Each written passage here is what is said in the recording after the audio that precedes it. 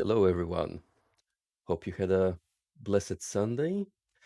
And speaking of, why don't we, on this holy day, engage in some Christian activities by blowing some demon brains out? This, my friends, is Doom 2, the sequel to Doom 1, developed 1 year apart from its predecessor, so 1994. 26 years, damn. I feel just mentioning this number. But unlike the first Doom, this is the one that I have more memories of playing.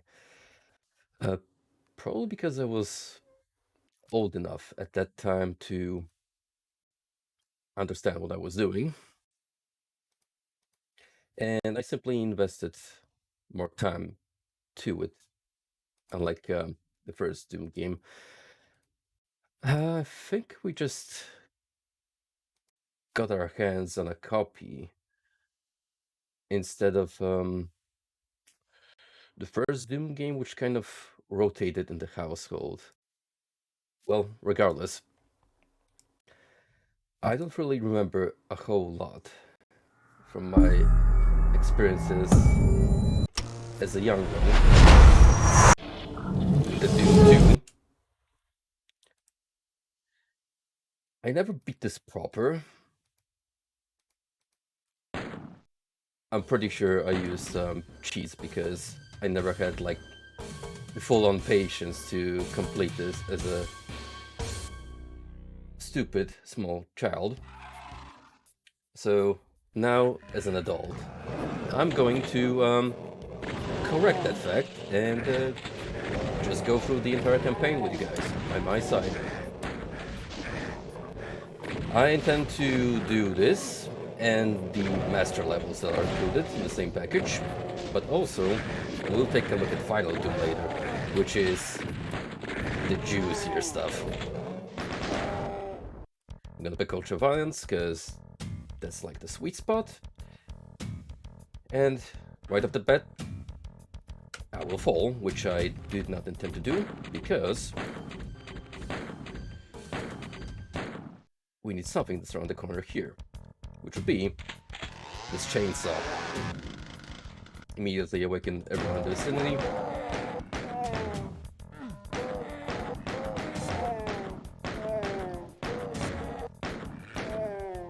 Now the chainsaw is useful against demons who particularly only rely on melee, which would be just the pinkies. Sometimes it's a good clutch against singular enemies, but it's a very situational weapon, so we're gonna be using it sparsely. Also, what's up, Dine? I haven't seen you in a bit, partner. You've been doing okay?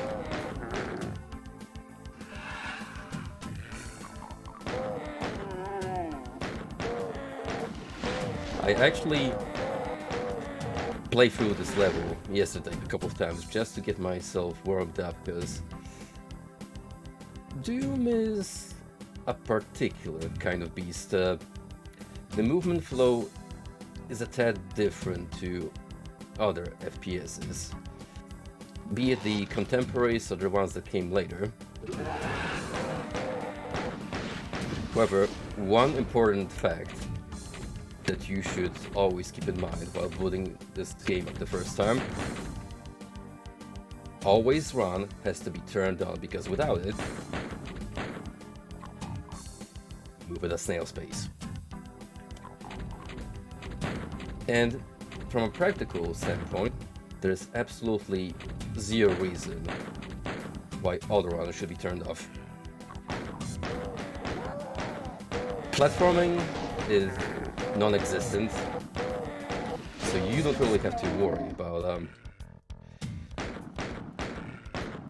careful navigating through maps, unless you're moving through like very tight ledges, which is few in between.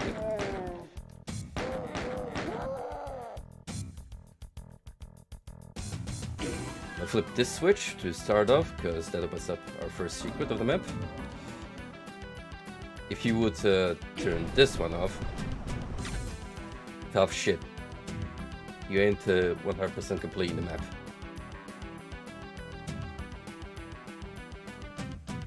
Now in this chamber is where most of the meat of the level lies. I'm gonna get rid of the impulse. Good old imps.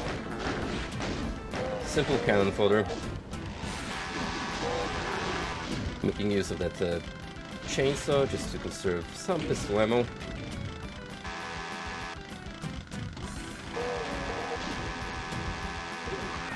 Immediately move on here, where we have another secret. With 3 dudes just chilling.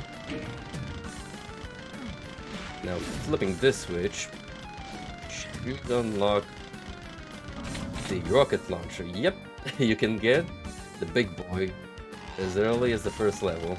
Not that you'll need it in particular, but it's nice to have. Yeah, truthfully, the reason why we've moved on to Doom, besides me having this plan for a while now, is I needed a backup plan due to Middens just completely crapping out on me when I try to freeze the game save the game progress. Which is a darn shame because I was absolutely in love with the game's aesthetics. It is a visual treat through and through. But you can't really predict these things, so you just gotta move on, and well, we have a whole lot more on the plate. So no worries. Anywho, that nets us all the kills, secrets, not all the items because I can pick up these medkits, but it's pretty much as if I got everything. And boom, there you have it. Now level number 2 is a little more extensive. Only 1 secret and almost 100 enemies, so quite a significant boost.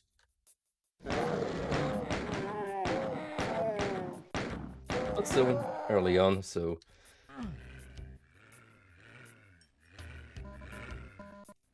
just getting on with the flow.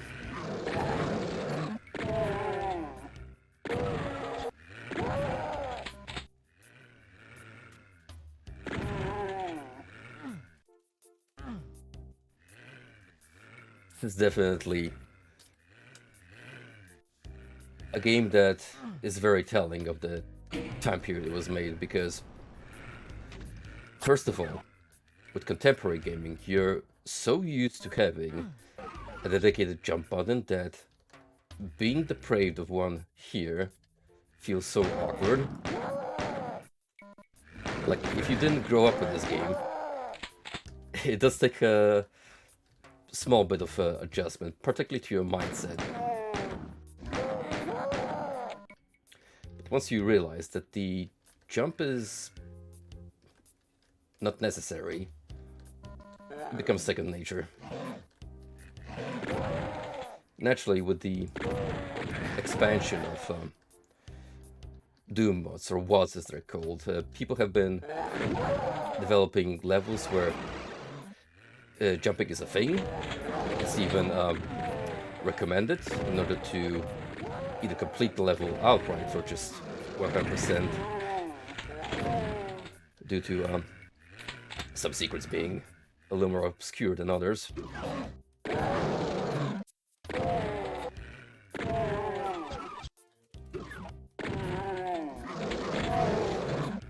Now, even though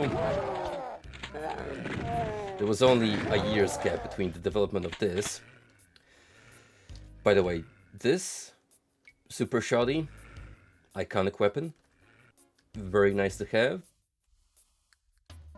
A good supplementary weapon to the big boys they acquire later, and it's gonna be pretty important in disposing mid-tier to high-tier demons. There's always a use for the super shoddy, but for now, I'm gonna stick to the regular one just to conserve ammo. But anywho, a year's difference between the release of the original Doom and Hell on Earth. At first glance, you would assume that not much has changed. It's pretty much the same game on the box. But once you actually get into some details, you will notice that ID Software has tweaked up the coding between the two instances. With Doom 2, we were allowed to create vastly more extensive levels, just because of how more efficient the engine became in processing memory, allowing the maps to become bigger and the engine as a whole to contain more assets, which is why we have a few more enemies and extra weapon.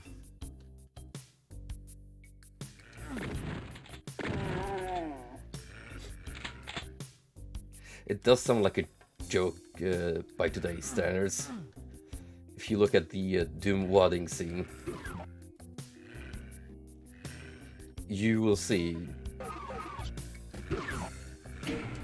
just what kind of incredible things people have been doing with the original open source, and it's not even about the several instances of Doom builds that allow you to run Doom and its custom content with a quality of life changes. But there have been entire new games built on the Doom engine that look nothing like the original.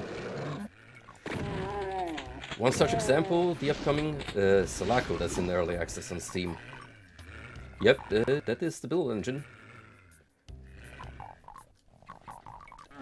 Makes you think, doesn't it?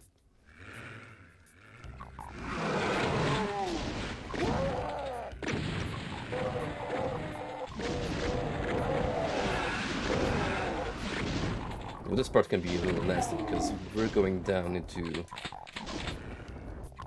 the dark chambers infested with monsters and exploding barrels, so kinda wanna blow these up.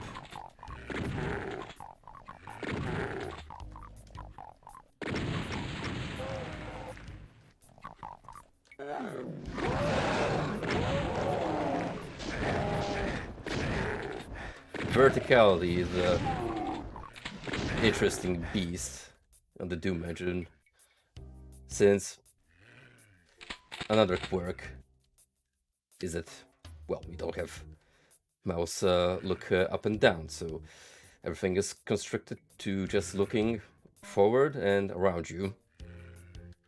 So that means that auto-aiming targets becomes a necessity by default.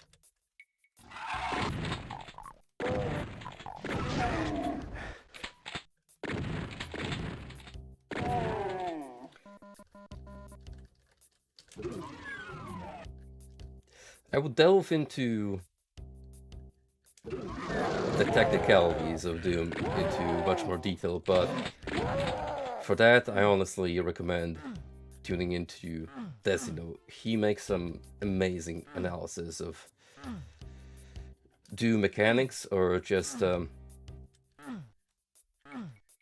interesting things that have to do with how the mechanics work. For instance, one thing that blew my mind is how it can potentially stun enemies before they manage to wake up, because the way Doom is laid out is that all the flooring is laid out into sectors. And the monster AI is designed to, after a certain amount of ticks, choose a tile next to them that's not obstructed by, say, a wall or an obstacle such as a barrel, and they just pick it at random. However, there is a way to stun enemies. If they don't have any other tile to move out, then just one. For instance, if this was sealed off with an underwall here, and we had, say, an imp here, I could walk into it before it wakes up and basically keep it stunned until I kill it. Because the AI is just incapable of making a move. It's essentially destined to try and move the mob before it even attempts to attack you. So I'm trying to find this one remaining secret. Lord knows I don't even remember where to look. It's been absolutely ages since I've dabbled in classic Doom. But, you know, it's the memories that matter. I can really feel the nostalgia building just from exploring these, as you pointed out, Dine, dark Drake hallways, because if it's dark, then it's dark.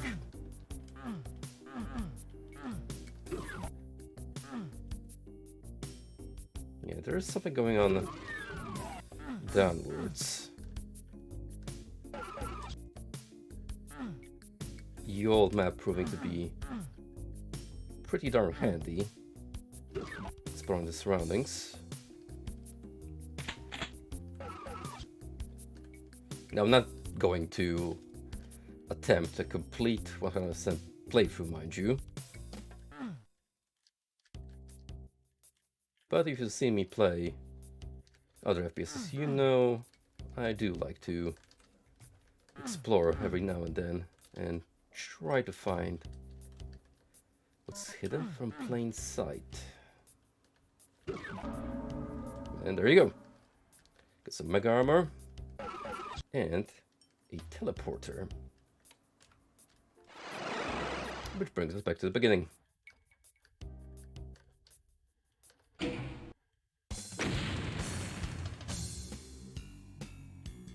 Now this is what it means to be a gamer.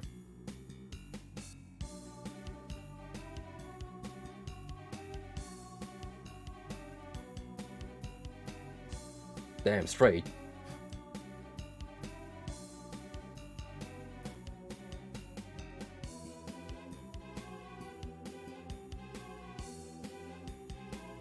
Anywho, Dine, I went back to Nocturne today. By the way, this right here, Countdown to Death, one of my favorite tracks from classic Doom period. There's just something so sinister about this tune that legit sounds like a clock ticking. So I went back to Nocturne today, attempting to explore the second layer of the Amala Labyrinth. I had Daisojo's and Hellbiker's Menorah, so I could very much access it. I pretty much have everything cleared, the 2 Death Stones acquired, but feeling particularly ballsy, I went straight for the Cursed Maze bit without saving, and let's just say the RNG was not in my favor. I felt that.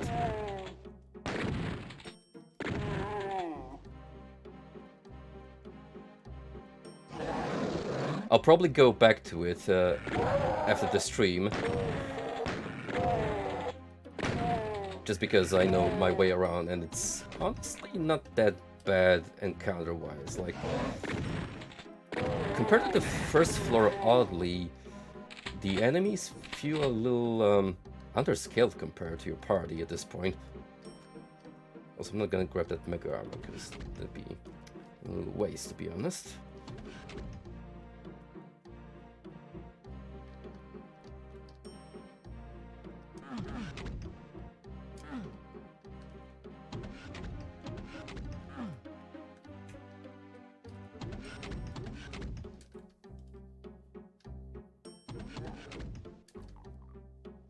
Let's go up.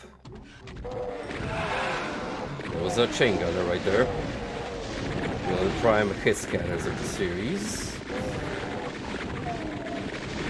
Can shred your health away. Higher difficulties, like it's no one's business. However, now I can be the hit scanner.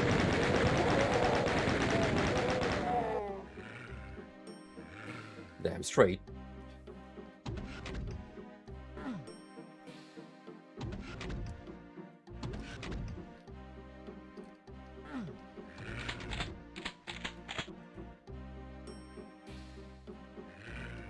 Yeah, there's no real scaling in Nocturne, is there? Like, if you go back to previous locations, mobs are still gonna be how you first met them. At least that's the feeling I get when venturing through the world map and going back and forth between locations.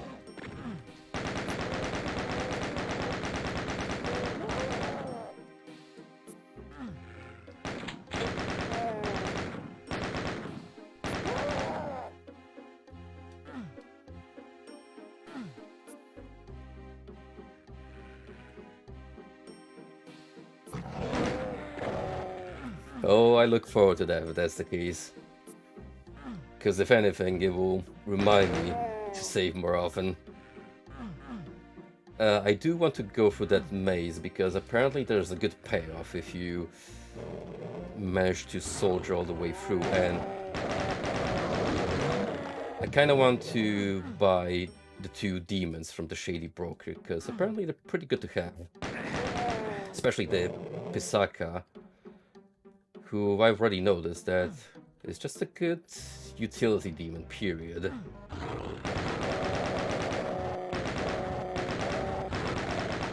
You know what else doesn't discriminate? Specters, because you can't see these fuckers.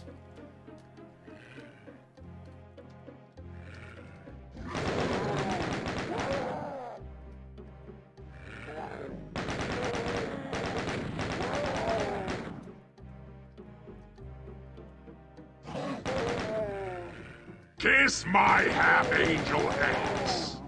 Hey Moo, thank you for supporting me for well over a year now, buddy. Man, when has the time gone by? How you doing tonight, pal?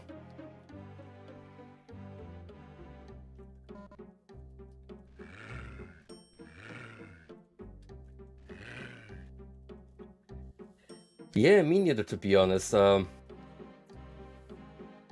But the one thing I do remember, which was also refreshed once I saw the transition between levels, is that unlike the first Doom game, we don't have an episodic system.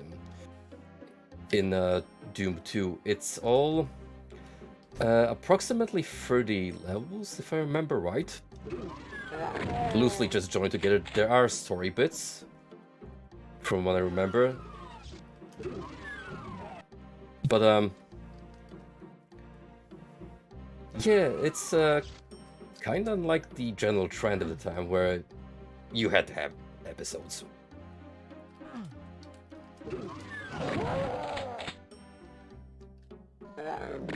ID Software breaking trend they set themselves. Upload something. I don't know what yet.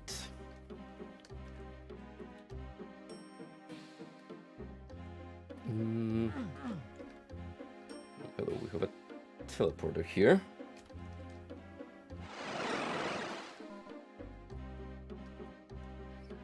But yeah, going back to SMT, I'm pretty pleased with the party I currently have, which is Matador, Principality, and I forget his face, the Aztec-looking totem. So I don't really plan any major changes until I think they Sojo really, because he sounds awesome.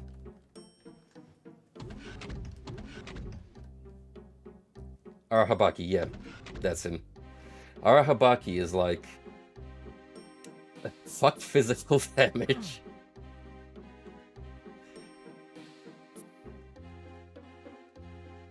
One thing I have to do about my dudes, however, is just get all of their skills. Particularly focus for Matador, because he's gonna need that damage boost. I mean, he's a pretty good AoE-based demon from what I can tell, but he needs that little bit of extra damage boost, and focus is definitely gonna help him in that regard, I feel.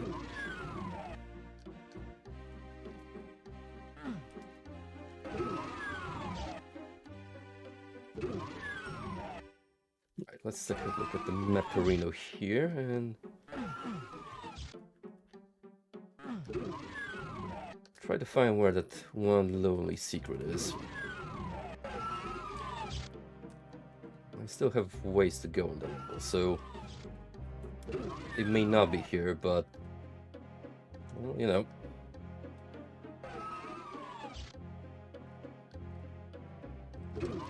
Gotta feed that sense of exploration.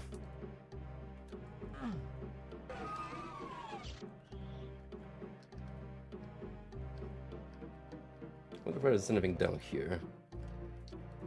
Feels like supposed to go down here. Hey! That didn't even count as a secret, but a backpack? Now that is a good utility for Doom, because now I can pick up a whole lot more ammo.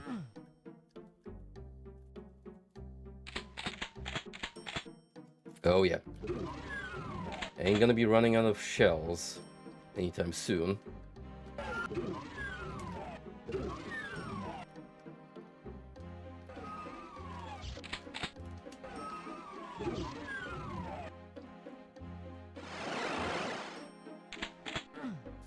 No, then let's see.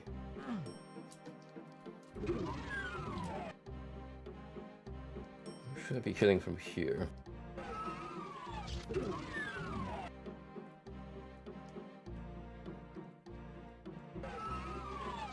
There was an area with pinkies, but I kind of blanked out on it already.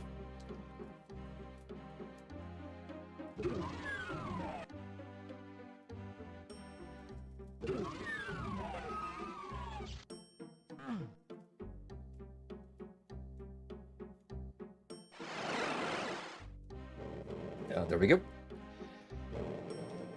Actually, let's have some fun with these dudes.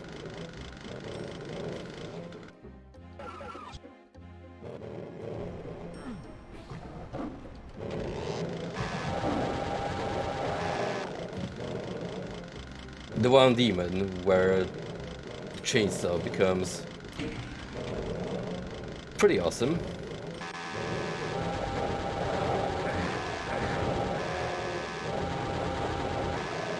Works best if you can get them to 1v1.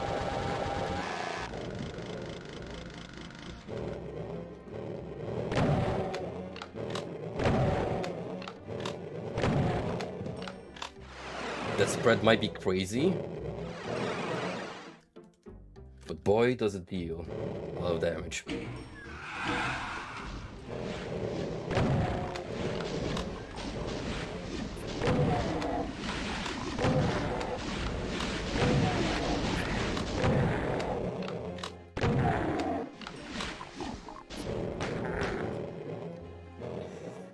That is true. Doom has great sound design, period.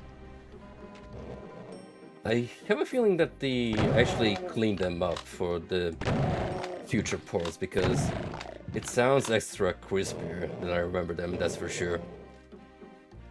I mean, audio formatting makes a whole world of difference.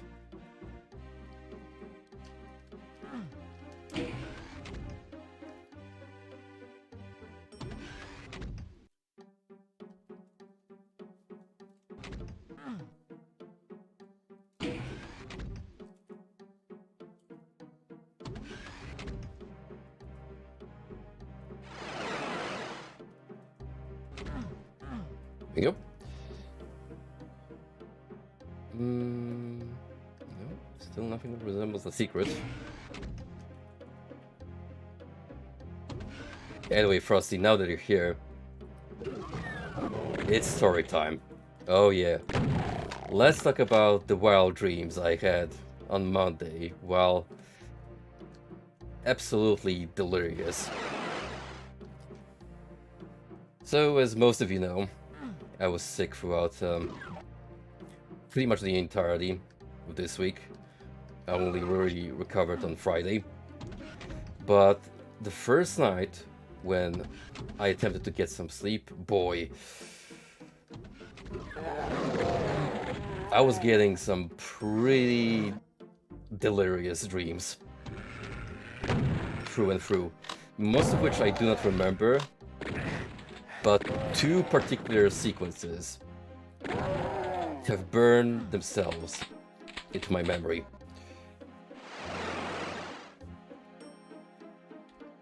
Ooh. Ah, so this is where you normally get the backpack without accessing from this door. Interesting. So, dream number one. I am back in my hometown in Poland, visiting an area near the town square. I am supposed to be meeting someone, but as I get there, my dad calls me and basically tells me that my whole visit there is pointless and that I should come back. And I remember being pretty upset about that, because I felt I just wasted time. So I take a glance at my phone, and any of you who are even like vaguely aware of how lucid dreaming works, or well, just of the nature of dreams, know that your vision is kind of blurry in the dream world, but as I glanced at my phone screen, I could actually feel my vision sharpen, and I was starting to make out more details. And that's when the lucidity trigger clicked within me, and I'm like, hey, this is all a dream. So I quickly look around me like this, and I have this inrush of thoughts like, okay, I don't necessarily get an opportunity like this every single night, so how do I make the most of it? So the first thing I do is reach out my hands in front of me and envision myself holding a gun. And with sheer willpower, I summon a Beretta into existence, gripping onto it. And I'm like, well, that's pretty cool, so what do I do with this now? And for God knows what reason, I don't get the thought process I had at that time, but I look up into the sun because it was a nice sunny day, and I'm thinking to myself, what would happen if I shot the sun in my dreams? So I point the firearm, pull the trigger, it goes bang, and good lord, I feel like I unleashed the rupture because that motherfucker went wild. The sun started to increase in size, blazing its rays all around, and the bloom increased like tenfold. I could genuinely feel my eyes burning, and my last thought before waking up was, well, this was a mistake.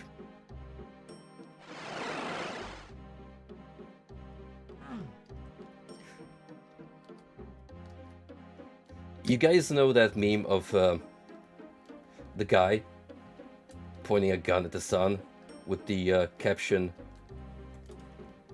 "I'm about to end this fucker's life," or something of the sort. Maybe we're fortunate that he didn't end up pulling the trigger in the end.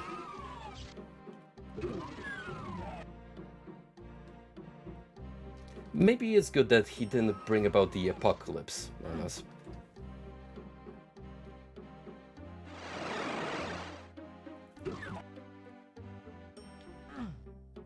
I generally don't know where the secret is, so I'm not gonna really put too much time into it. So let's move on.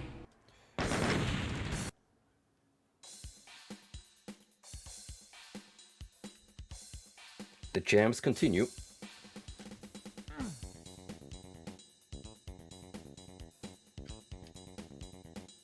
I think it's a proper time to bust out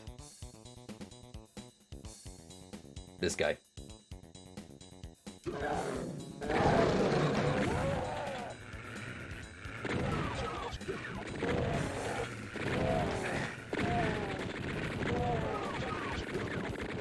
But if you guys thought that the dream I just described was pretty insane, we're not done here.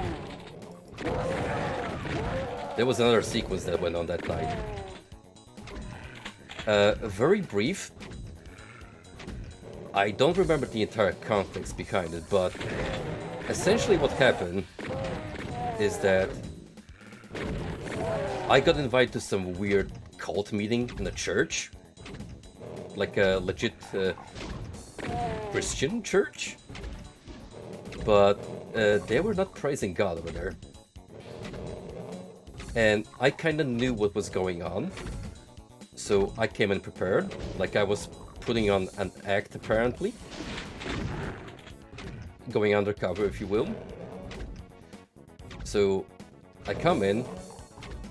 It's dark as hell, like candlelit. Pretty much as you expect from like a cult setting. And then, out of nowhere, this giant skull that resembles Cheddar Skull from Nocturne, speaking of, just randomly shows itself out of nowhere. Levitates to like mid hallway, turns its attention towards me, and basically challenges me to a duel. And here's the deal. I came in prepared with a copy of the Bible and a bottle of Nestle water because my dumbass thought that I was gonna consecrate it on the spot and use it against the fucker.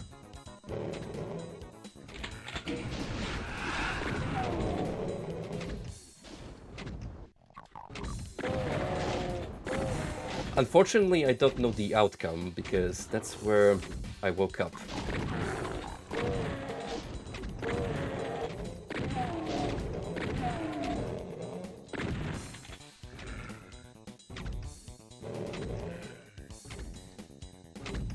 Kinda ironic how I decided to choose Nestle as my on-the-go water, because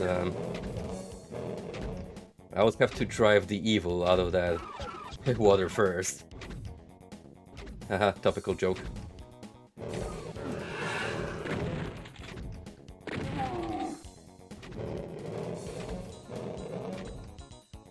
There's a lot going on down here.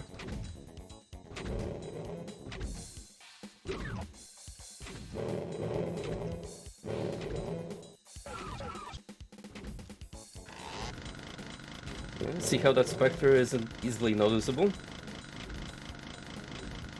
You can only really tell that he's here because of the reticle turning red.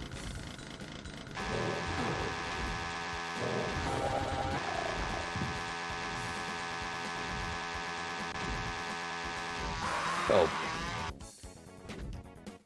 I thought there was another one down here, but no, it was just the murky water. the click wheel button.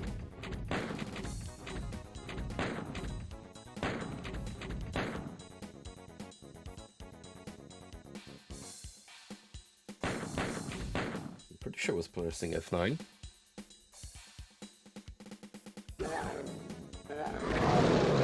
Ah, right, because I didn't save up until from the beginning.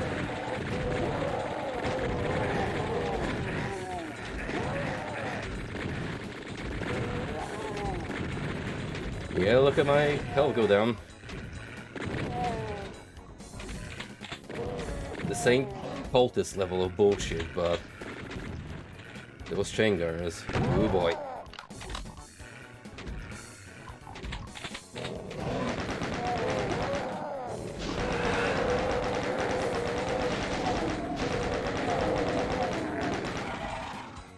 I don't know if you guys were aware of, but rocket jumping actually exists in Doom in some capacity. I learned that from one of Decino's playthroughs of an Intelli Doom map that involved a lot of platforming, and it requires a specific rocket jump in order to progress from one bit to another. But because verticality is very limited in Doom, the way that rocket jump is that it just propels you forward. So you can totally use the blast damage to move your character. It's just kinda clunky and not very practical.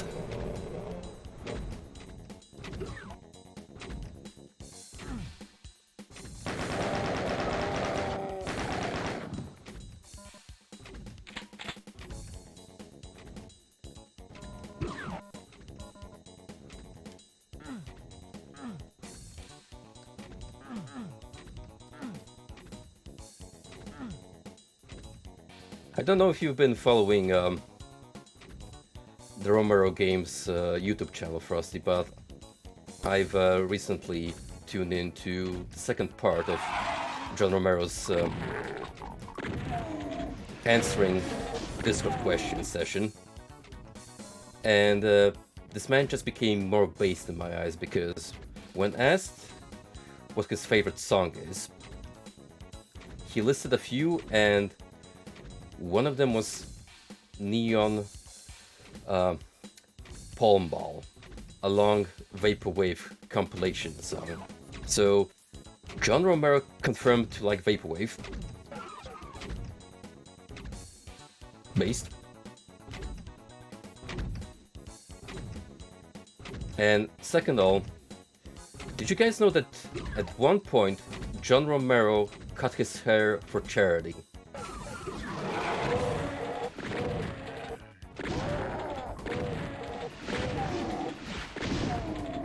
Not only did he do it, which I was not aware of, he included a picture in the video, and let me tell you, this is incredibly cursed. There's something deeply wrong with this image. This ain't the Romero I know and love.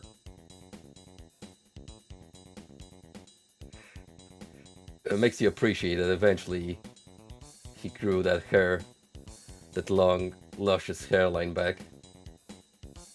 You know, the longer I look at this image, it makes me think that you took a whole bunch of young Keanu Reeves photos, together with Romero's, dumped them into an AI and told it to recreate John Romero based off memory, and this is what we got from splicing the two guys.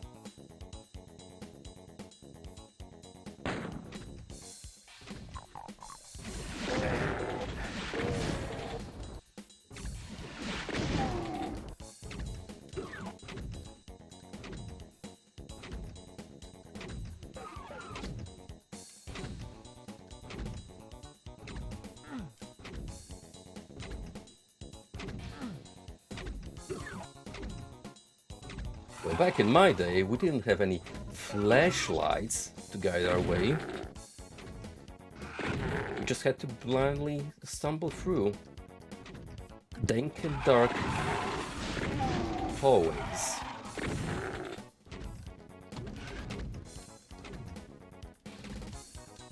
I keep saying this, and I will keep saying this.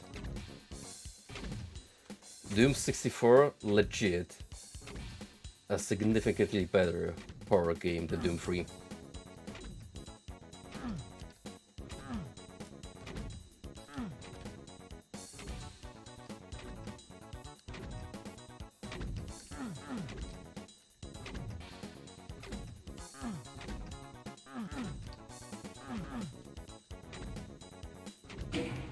So what does the switch do?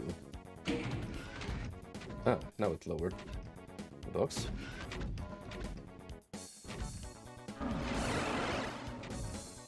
Oh, nice. Well, that was a secret that I just completely swooped past.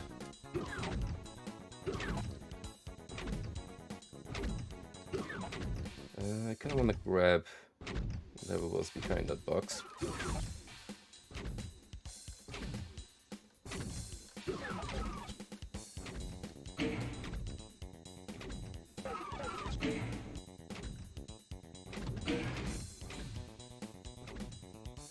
So Frosty, have you messed around with that Duke Nukem build? How is it?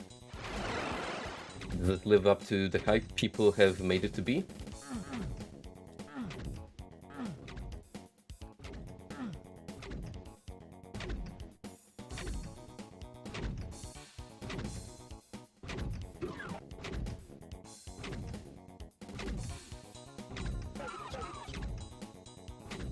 The smells of trap just reeks.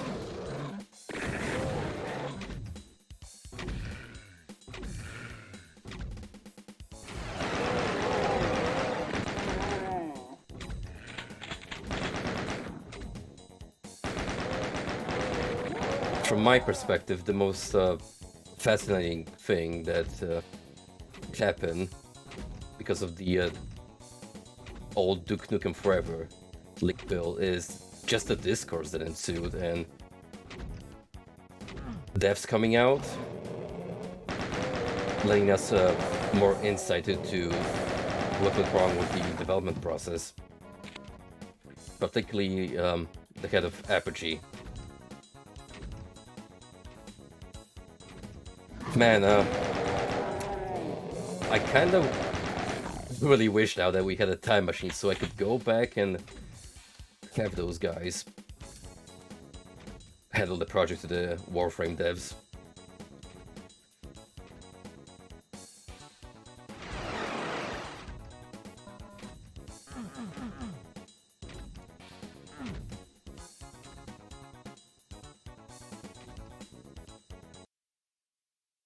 Ooh. Well, now, Doom just crashed on me. Randomly. Huh. Imagine that.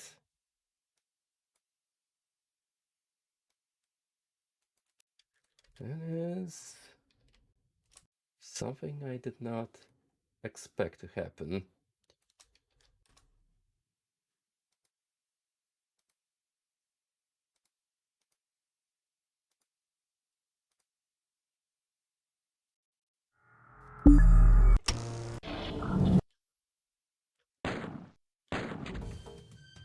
Good old Bethesda quality.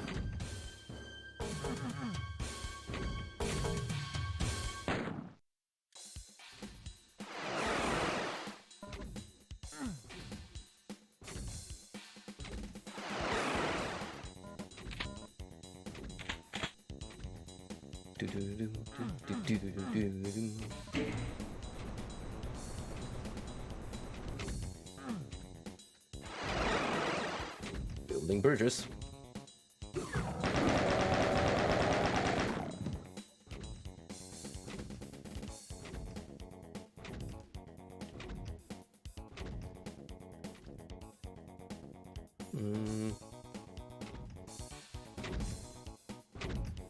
have one more look.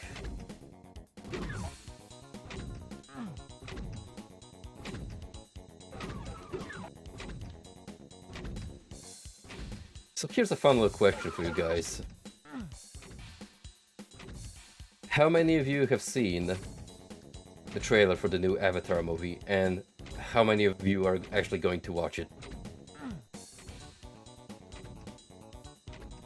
Because I'll be completely honest, 100% unbiased. I watched the original one on a plane flight, and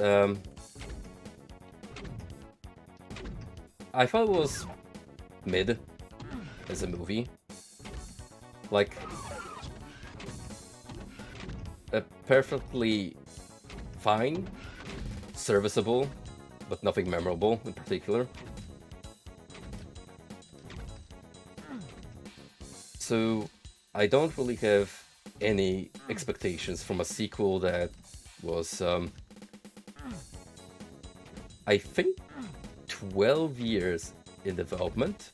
So we got that Duke Nukem Forever cycle going on again.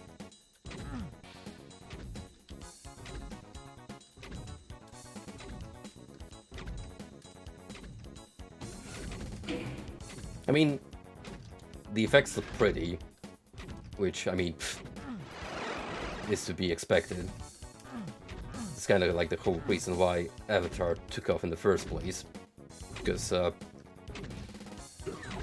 like it or not, it did contribute a lot to CGI.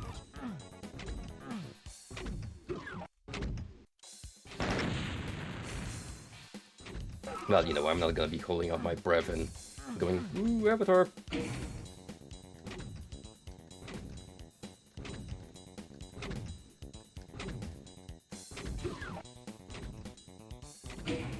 Now, what I am interested in is a supposed Alan Wake TV series that AMC is working on. It's too easy to make a cast Keanu as the main lead joke, given Alan Wake's Control DLC / Alan Wake 2 look. I mean, technically you could have him go through young Keanu to current Keanu for both iterations.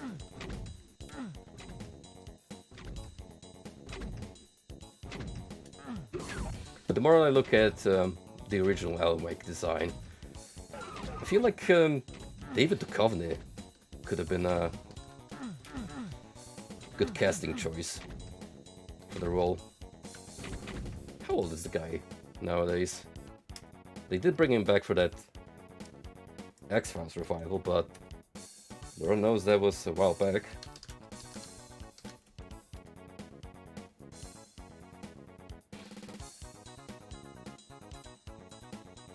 Uh, 61. I mean, maybe. Maybe.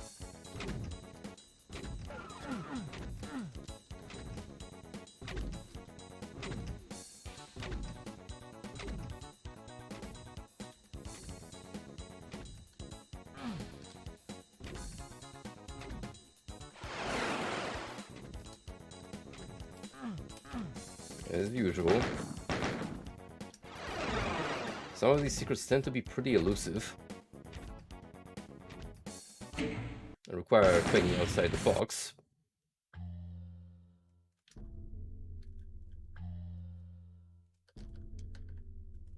Oh, this has some good fast lines going on. Doom.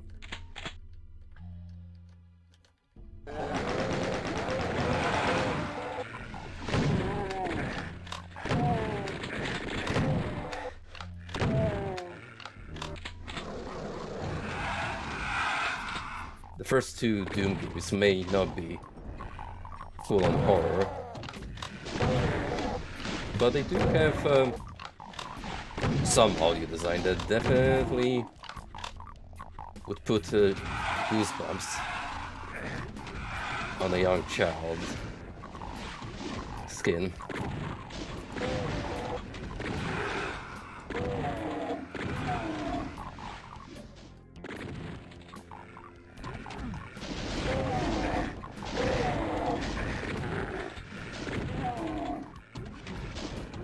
Clever use of elevators to turn them into traps.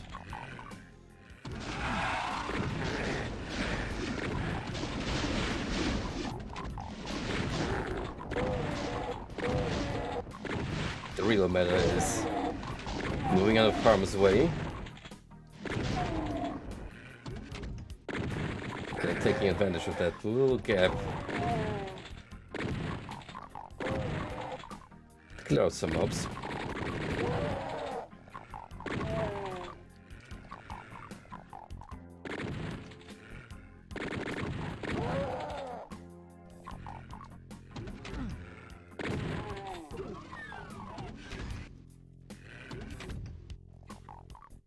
Gee, it's kind of dark.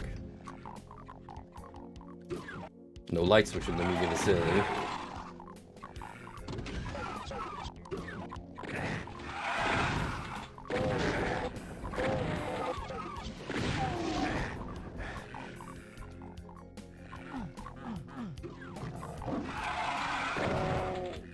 Super shotty.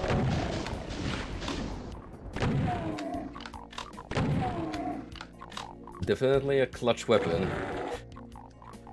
tight corridors.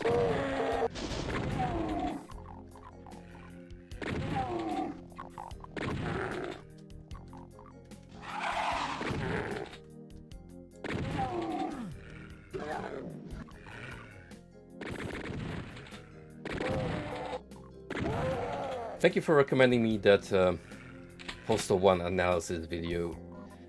It was a treat to go through, and I actually didn't know that the audio that was sampled for the in-game ambient tracks, it was such a commonly used source.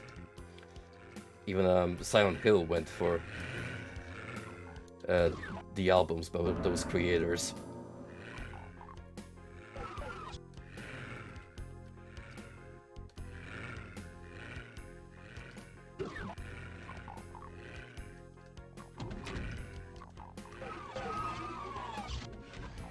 Berserker is nice to have, but this red tint here, it's definitely not easy on the eyes.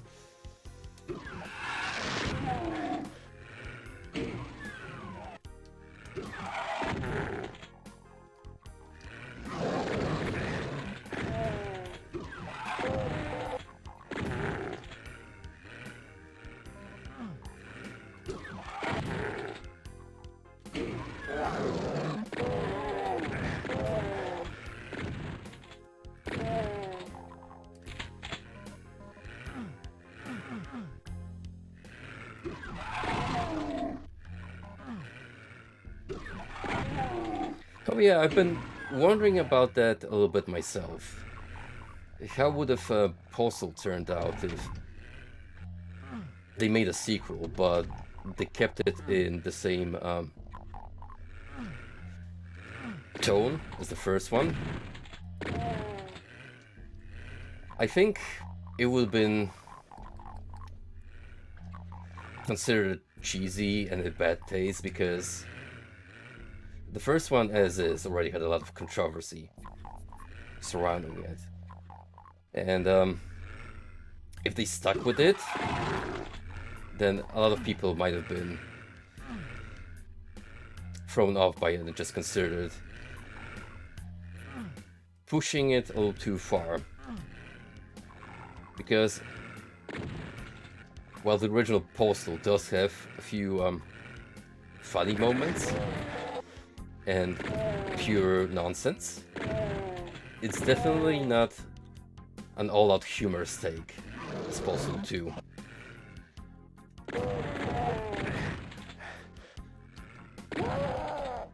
Postal 2 is more like, what if the movie Falling Down with Michael Douglas, but we turned it into action comedy.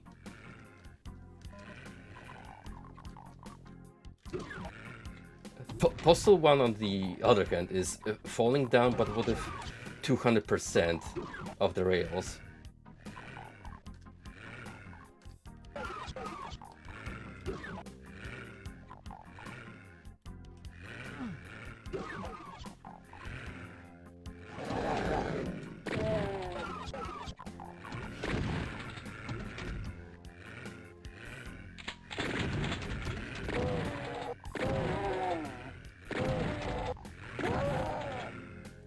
Yeah, that is true. I mean, a couple of years back when Hatred came out, I was genuinely baffled by mainstream reactions. I'm generally thinking to myself, what are you guys raging all about? Postal 1 came out so many years prior to this, and it's basically the same game. But after watching the analysis, it kind of opened my eyes to the difference in mentality among the devs, because with Postal 1, you can tell that they had some sort of thought-provoking idea in mind, like including that elementary school shooting up scene that doesn't come into fruition, which one of the devs later points out that we basically wanted to include a scene that seemed just so out there and improbable at the time that it would generally induce feelings in people. But then, after the Columbine shooting and similar tragedies, they took it down because it was no longer a possibility, it was just plain brutal reality.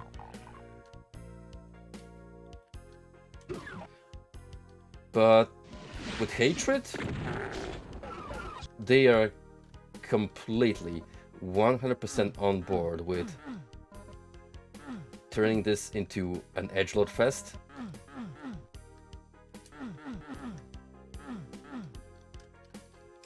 And I kind of get why that caused distaste among reviewers and players alike.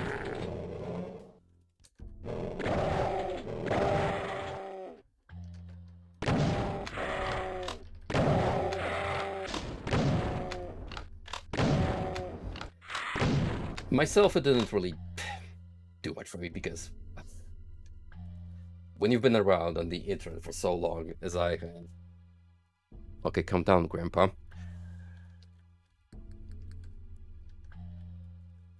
You just become less fazed by a lot of things.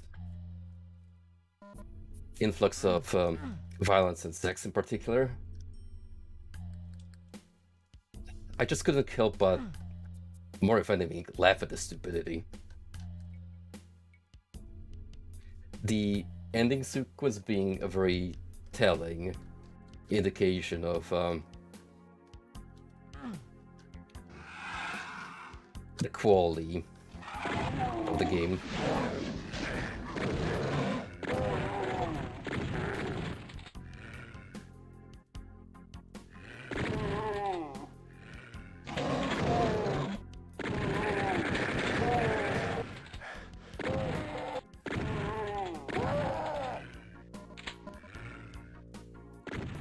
It's not even a bad game mechanics-wise. It's actually kind of fun, and I appreciate the vehicle sections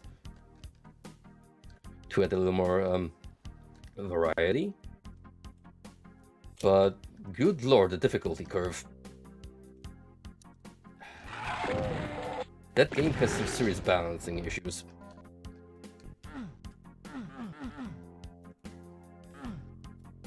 The amount of camping you're required to do, especially on the harder difficulties, that was really fuming at points.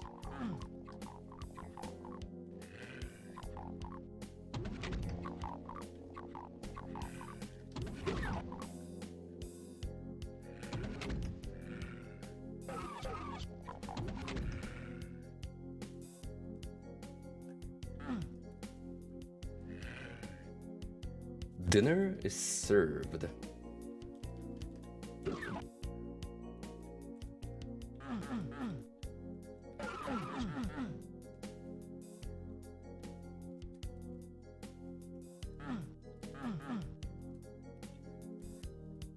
You know what's actually a funny thought? The code he inputs to start the nuke launching sequence, I could totally see that happening IRL.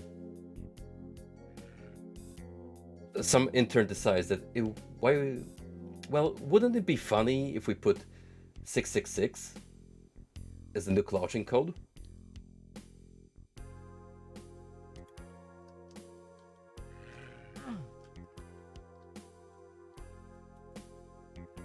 I mean, people are pretty asinine about their password security day to day, so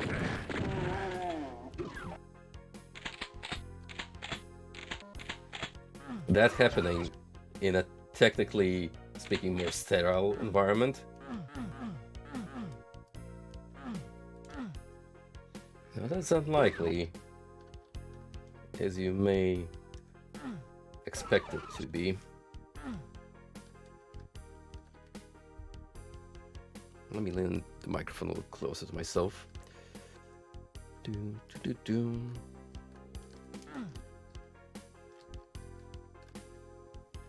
Right, I think I'm pretty much done in this main section here.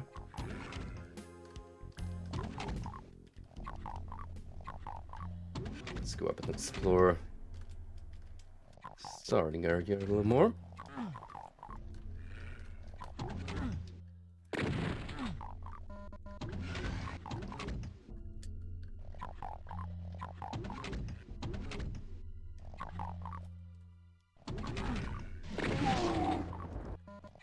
It's also here.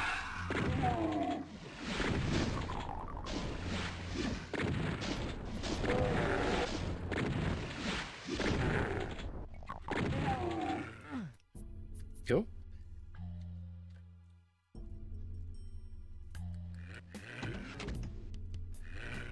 On to the next greater stretch.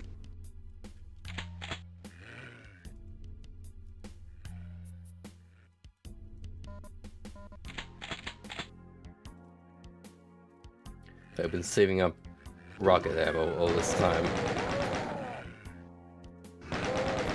Truthfully, haven't had a reason to pull out the big boy yet, but I may have now, because here comes the Hell Knight.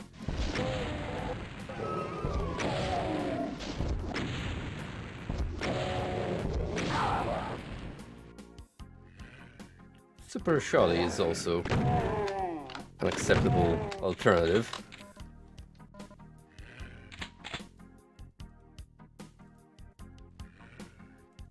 Kind of made these guys a little less intimidating than they used to be in the first Doom.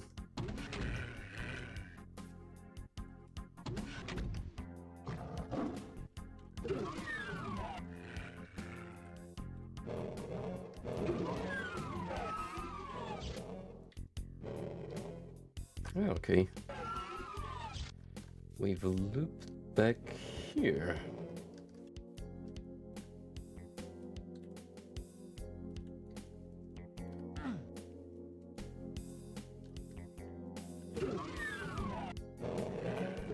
Well, onto the blue door area then.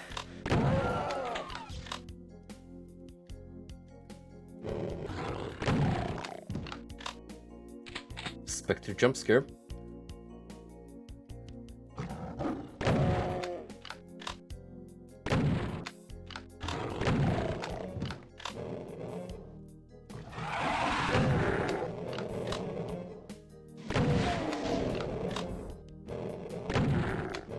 How many of you were actually frightened by pinkies and specters as a child?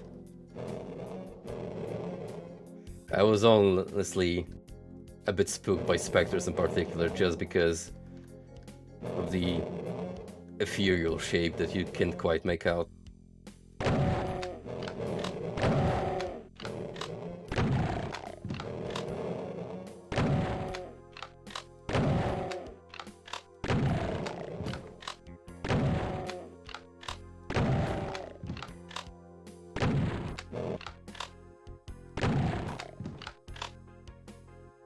There we go. Easy peasy way of dealing with mobs.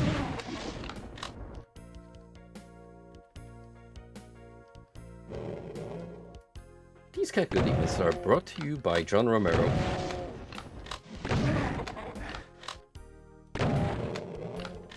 No, really, the guy loves his Cacos and Cyber Demons. As if a sigil wasn't indicative enough.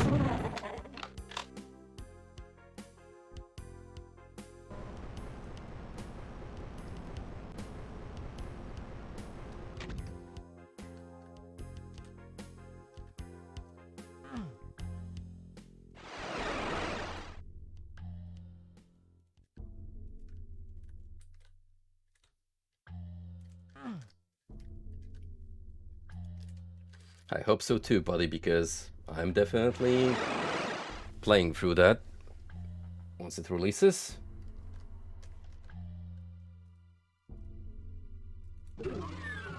I know John is bringing back Buckethead to work on the OST, so it's gonna be a treat to listen to all those jams again.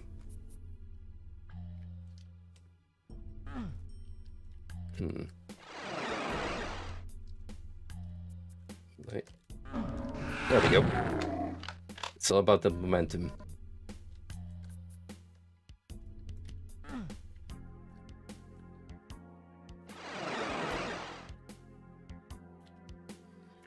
There's one little secret that I have not found yet, regrettably.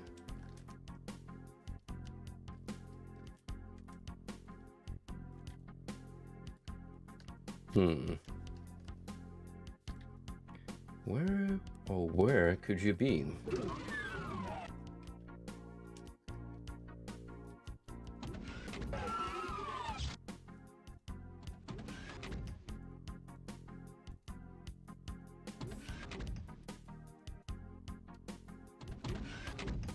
Oh.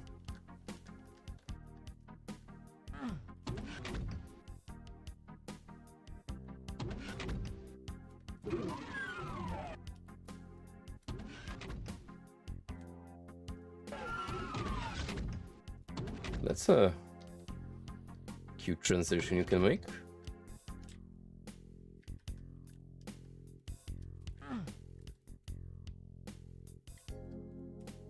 Usually a good way going on about looking for hidden treats, as I've mentioned on the Iron Fury playthrough. Oh, there you go. We got a plasma. Just waiting for me to pick it up. But yeah, as I've pointed out in the Iron Fury playthrough, with Doom it's a whole lot more reliable looking at the map to try and determine the hidden tucked away chambers and potential placement of triggers unlocking them.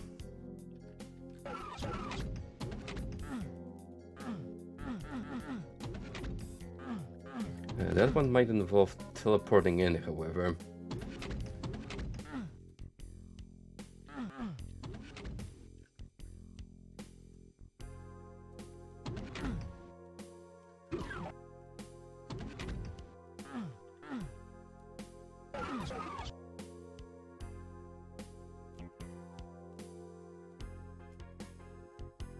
Well, I heard the door opening.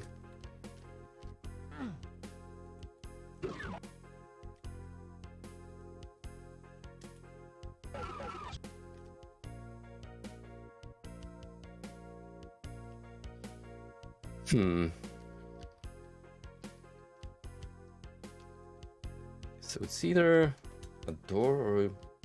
Wait, I have an idea. What if we go here? Take this lift.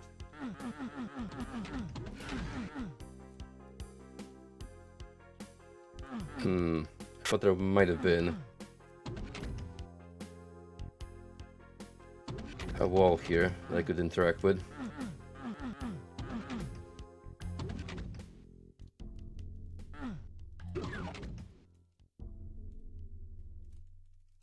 Yeah, you're a tricky one. Oh well, I can live without the plasma. For the sake of keeping the flow, let us move onwards.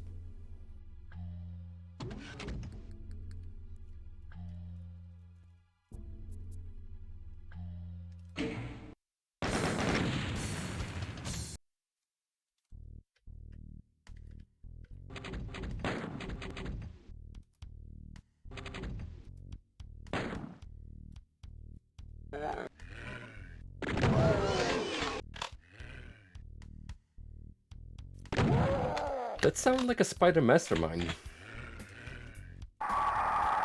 Also, introducing the Boner. One of the newcomers in Doom 2.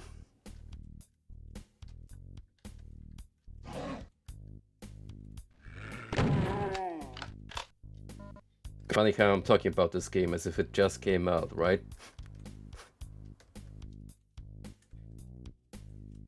We all went back in the time capsule.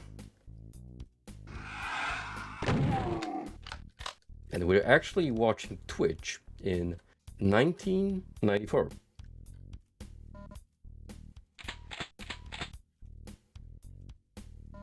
On our dial-up modems.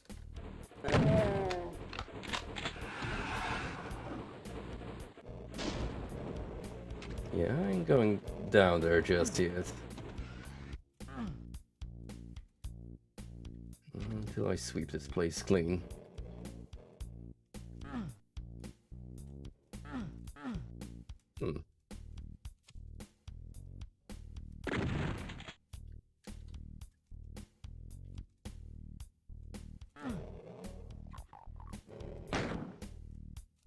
Sometimes shooting objects can open up passageways.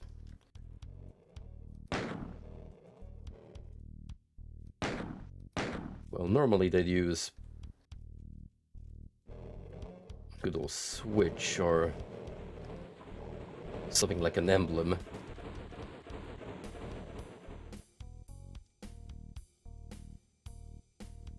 But lampposts, torches, sometimes that's likely.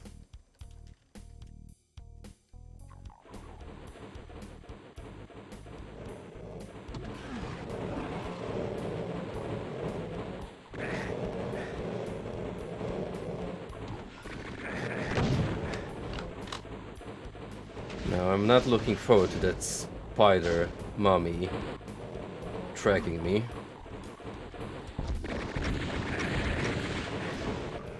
So gotta find my little sweet spot here where she can't hit scan me, and oh boy, what's your footing?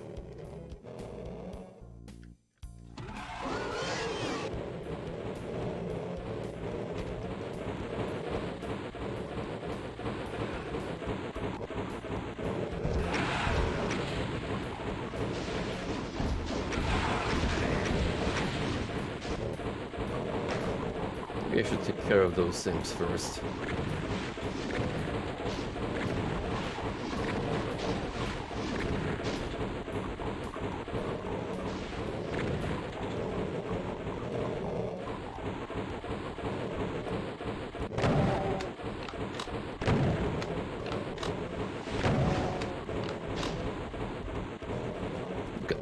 there.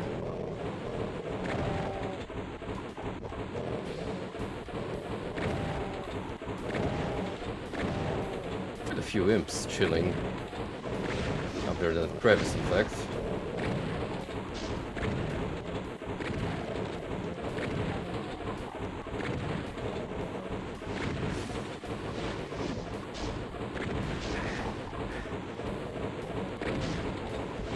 Well, it sure starts off with a bang, just throwing a spider mastermind right around the corner.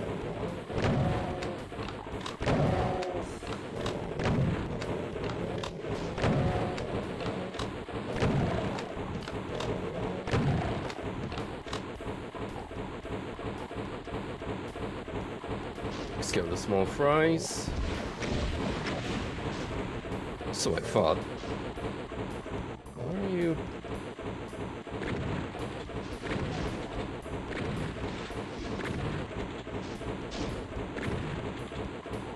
It's a fucking imp party up there.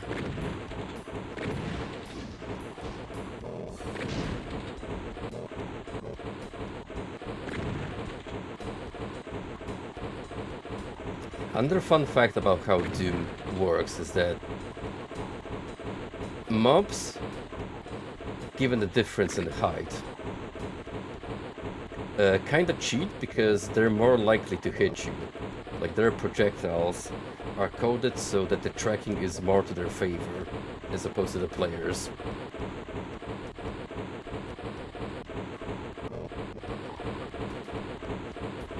Good old school programming. Fair and honest.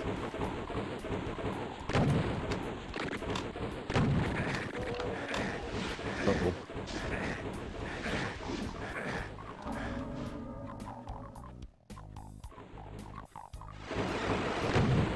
Oh lord. Oh. Hey, I got the imps to infight.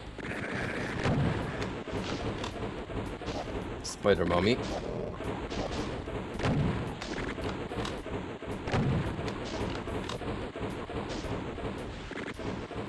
I could just wait for them to kill her eventually. I don't think she can shoot back at them. Oh, no. Now she is.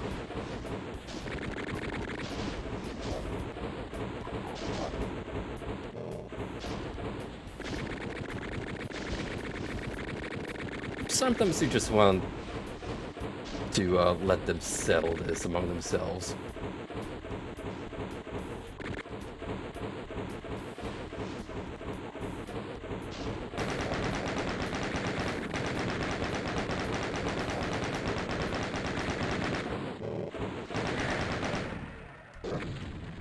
Boom.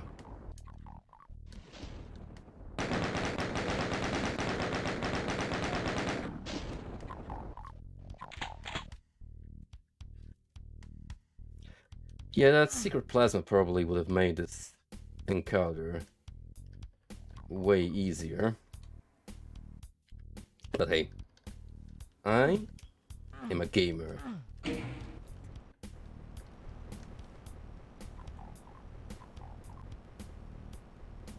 And a gamer does not notice the obvious crusher that was right next to him.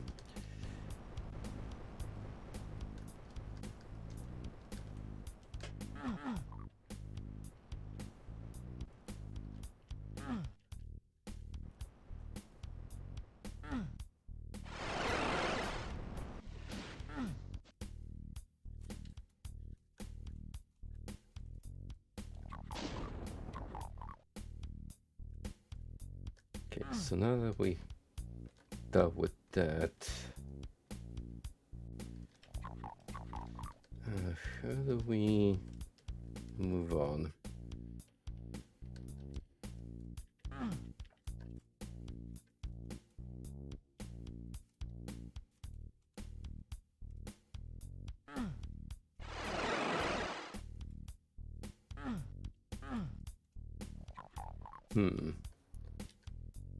See a switch up there.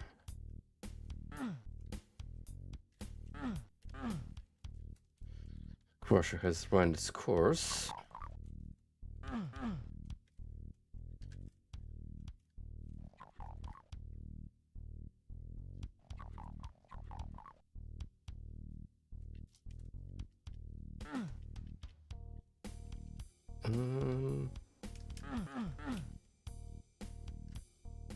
Yeah, that switch is likely there to lower the lift. Just gonna figure out how to get there.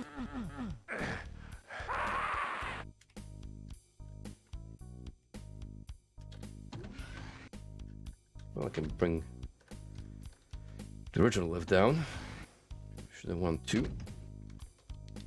Oh, I know what I'm supposed to be doing. It's not obvious at first, but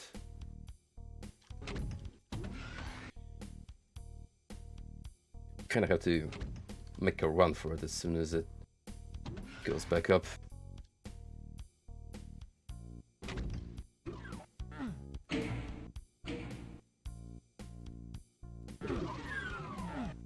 So I'm pretty sure I heard a door opening.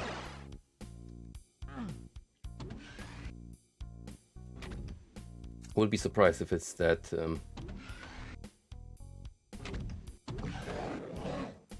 Oh yeah.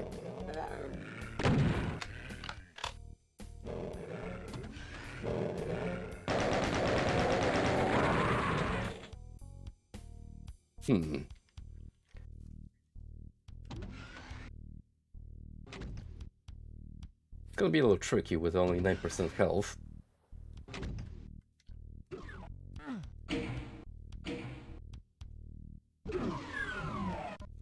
So let me grab these stim packs at the very least. And this plasma.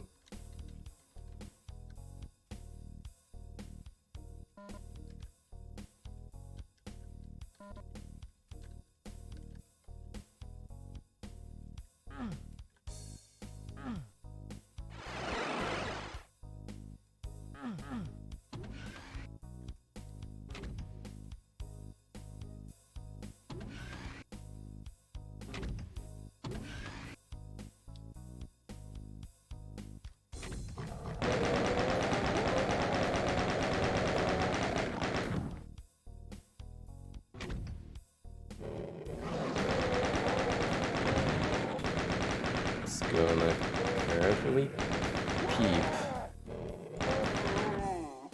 Take down these hit scanners. Watch out for the specters too.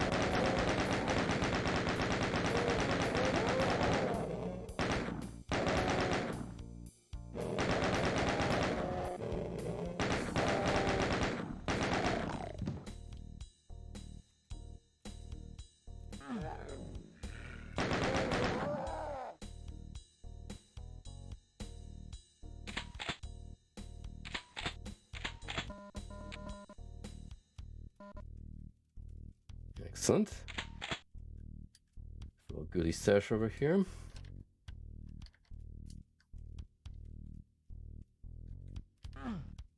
And a blue key door.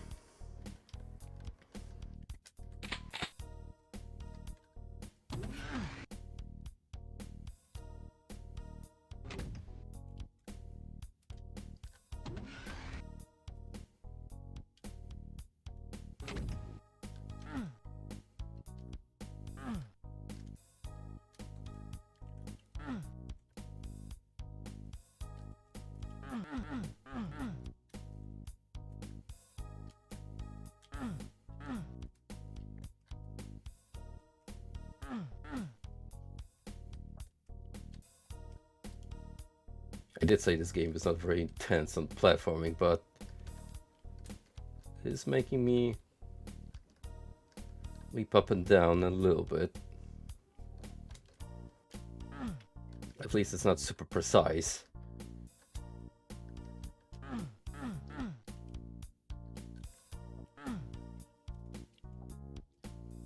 Imagine scaling platforms when you can't even look up and down. That is true dread.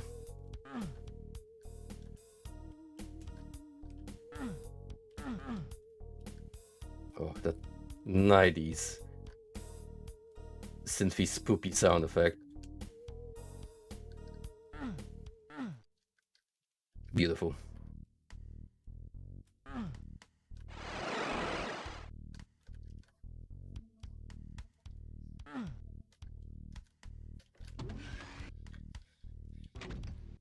Maybe you need to hit that switch again to trigger a reaction.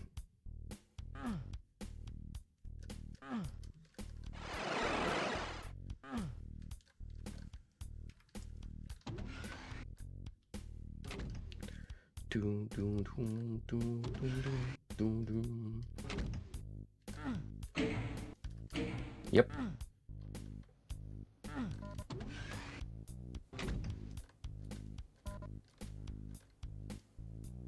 Anyone home? It's really because I already shot all the demons. Except this guy. Sole survivor.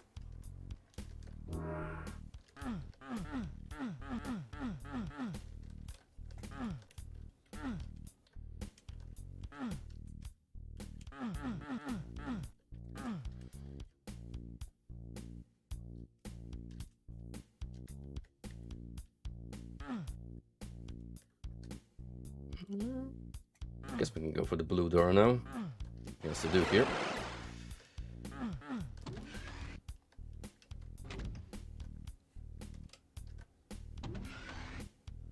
In other news, I finished up Ghost in the Shell recently, second gig, so I don't know if I'm gonna go into Arise, because that one's got mixed reception, and that weird 3D art style that they went through kind of rubs me the wrong way. I think I might wait for the second season to come out this month and then see if they improved in any way. But in the meantime, Space Adventure Cobra is definitely going on the viewing list, and I might actually watch it together with something else, just to go through more content.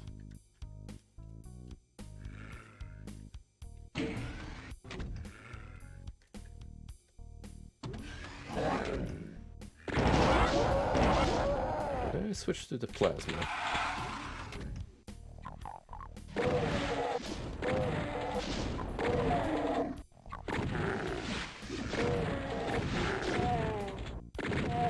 Really, there's only been one instance so far where I was almost required by law to crank out the rocket launcher.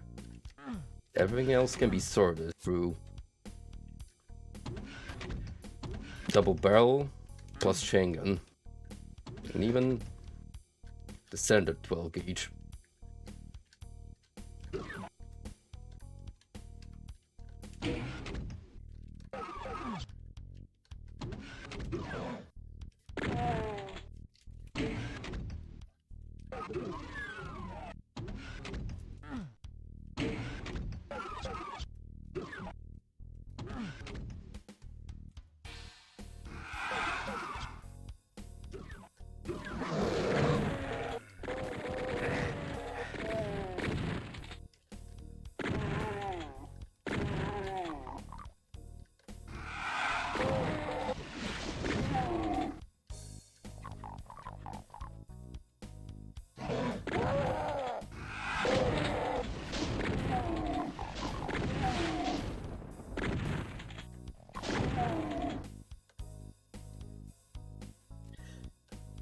So Frosty, now that you cleaned up pretty much everything that you had in your plate so far, do you already have a schedule lined up for the upcoming week? What are you looking into, pal? Oh shit. Boner alert.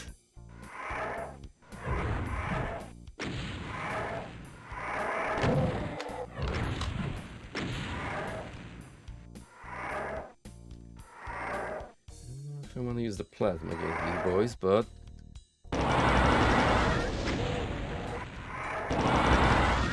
they ain't gonna pursue me.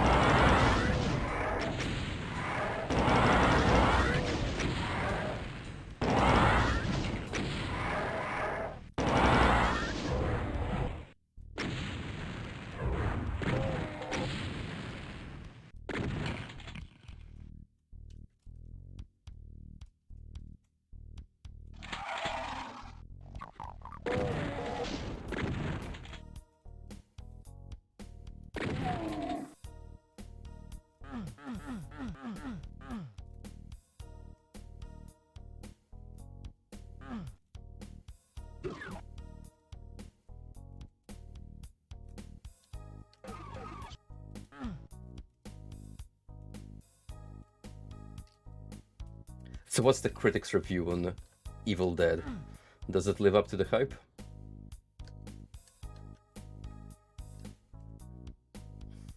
Wish I could experience it together with you, but...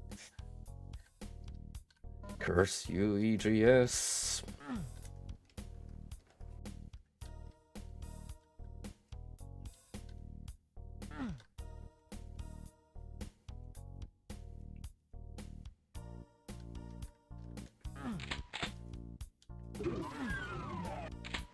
Ooh.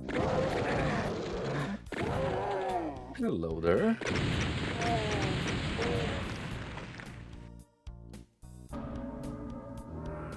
Nice. Look at all these juicy goodies.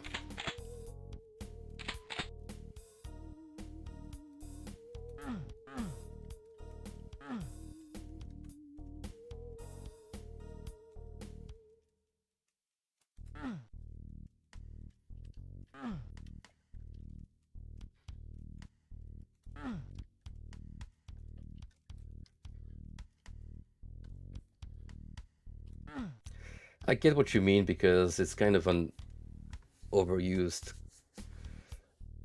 multiplayer game design choice these days. However, it fits Evil Dead. The only way I could think it would work even better if it was Left 4 Dead style, because you could do some pretty insane Sam Raimi camera shots at a first person viewing angle.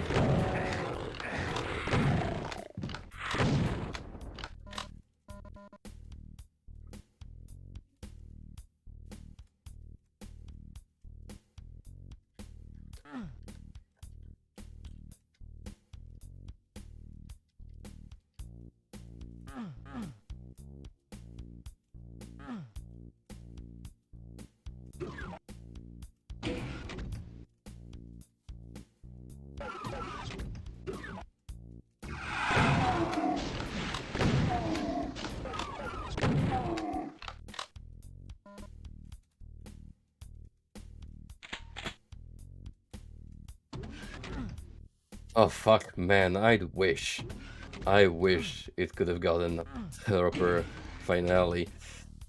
The fact that you get blue ball just when it gets into a post-apocalyptic scenario.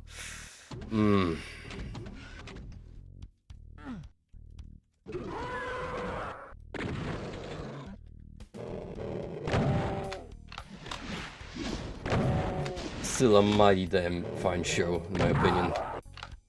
One of the best I've ever watched.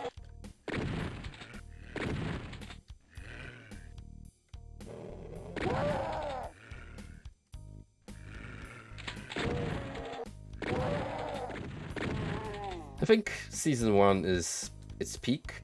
The other ones are also good, but you can see a little bit of quality decline over time. Not as impactful as the first season, where I feel it gets the most horror-esque, and then kinda, just like the movies, goes to more comedic transition. in season 2 to 3.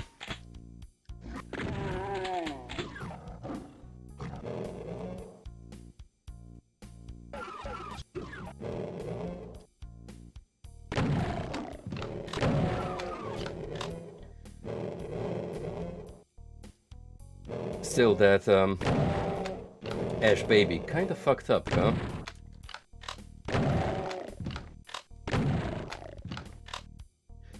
So we had Evil Ash, Baby Ash, Old Man Ash, given that he's a protagonist. What would be the next transition? Ghost Ash?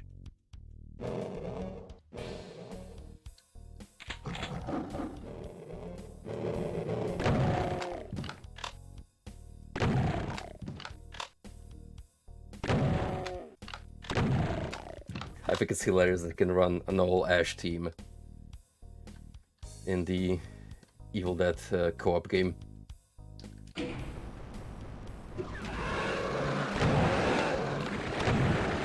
It's absolutely something that would even happen in the show, period.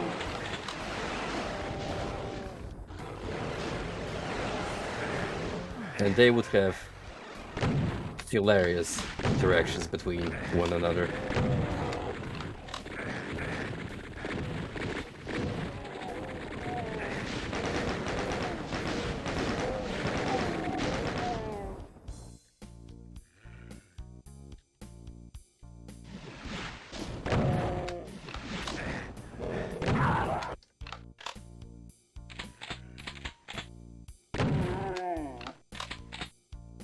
There we go. That's better as I expected it to be. We're only missing one mob, really.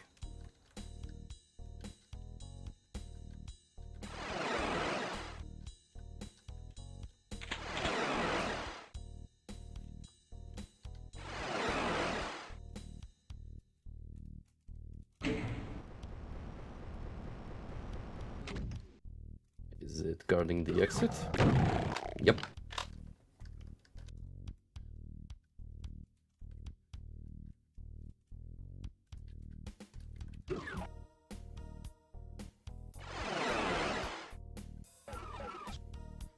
Once again, one secret is eluding me.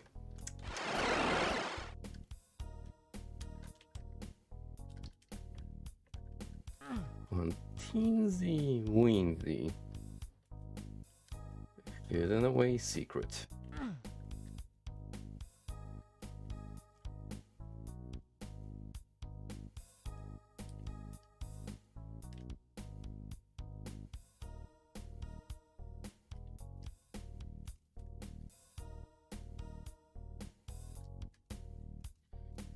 I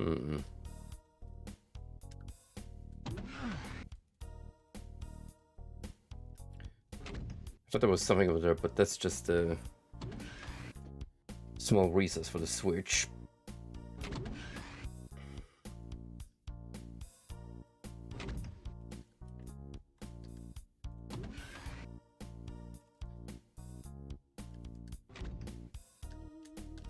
I think it's gonna be somewhere here, if anything.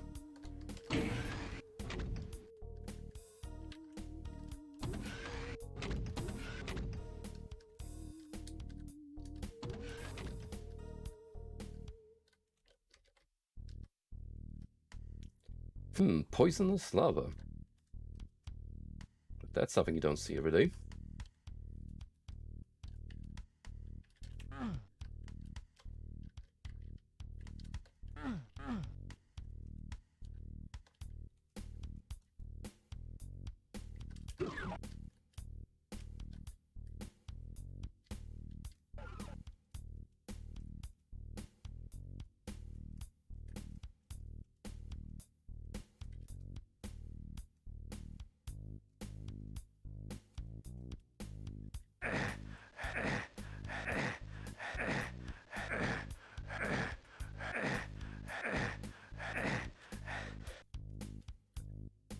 Am I gonna get blue ball again?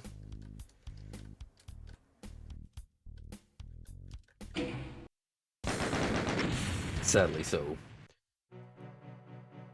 You have entered deeply into the infested starport. Something is wrong.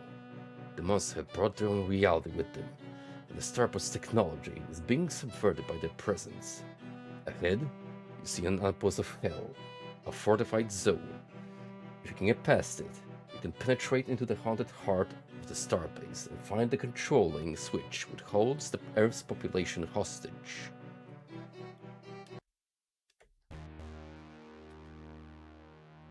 That's simple.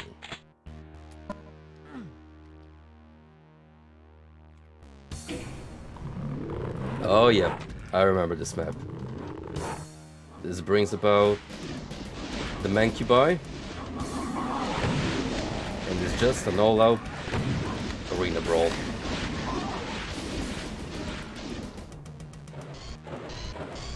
Also, baby spiders, which we will get to momentarily.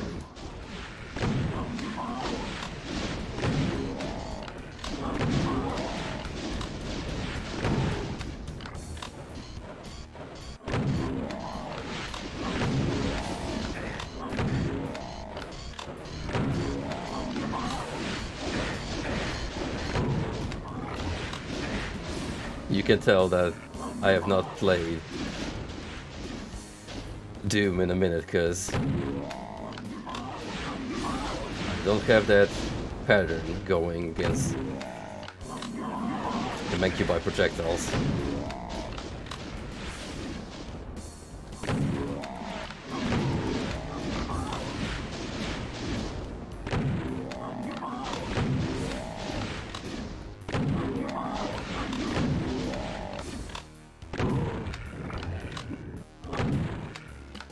Well, I have played the original Doom not too long ago, but that didn't have the Mancubi.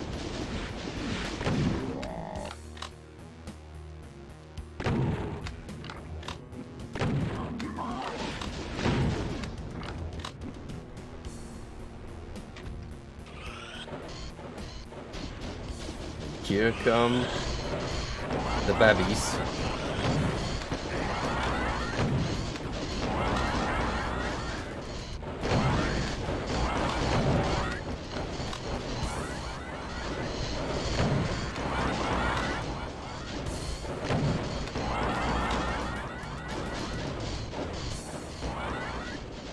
Here's a little classic fun strat you can do.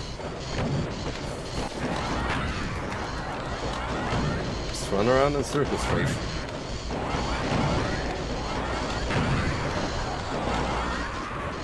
Not necessarily guaranteed to work though.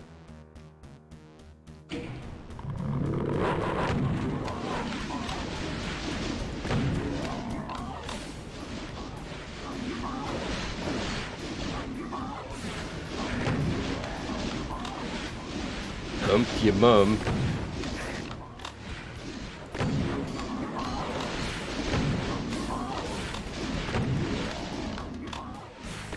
Gonna need a mega charge, that's for certain.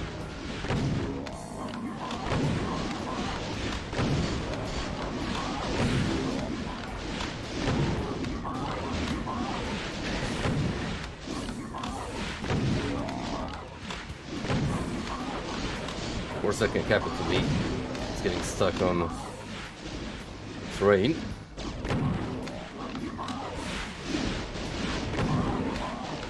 Okay, so you gotta keep on schmoving.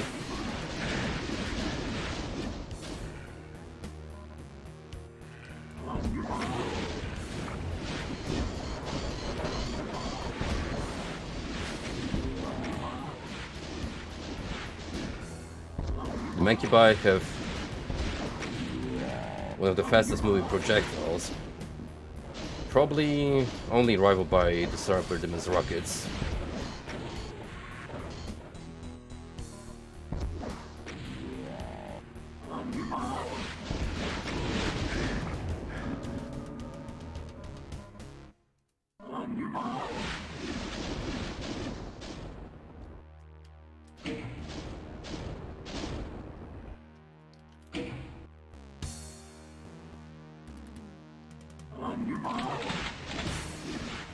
Get that charge.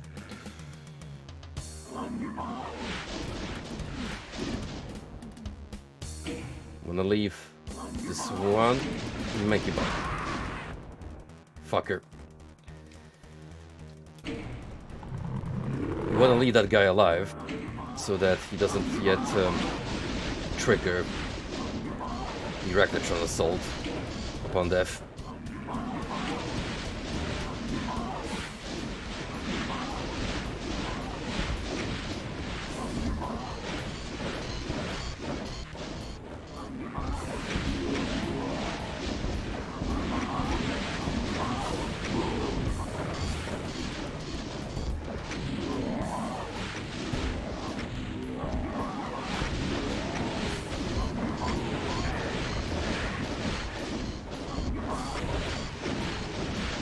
Okay.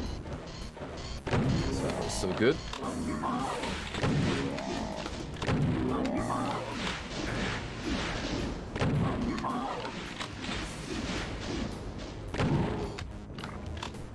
Okay. Here they come. The baboons.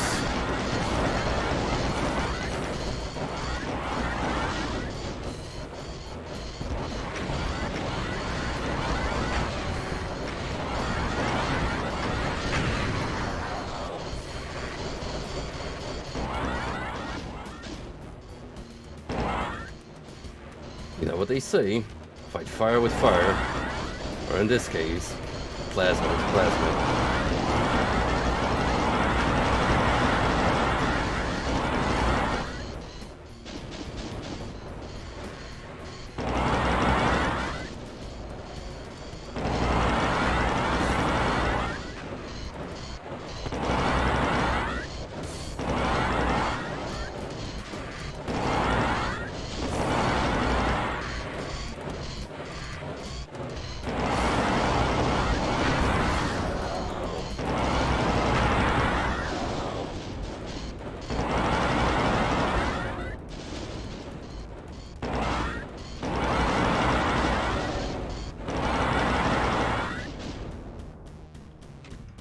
And there you go. Short but sweet.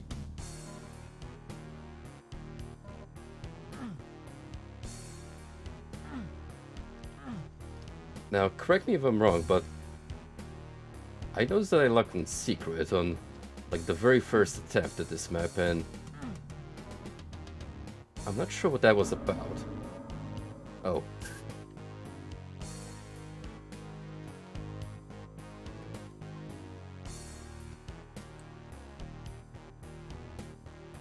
That explains a lot.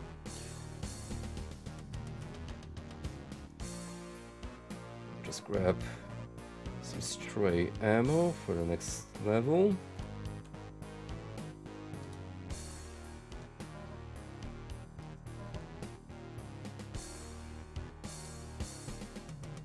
And there you go. That's simple. It's in the name.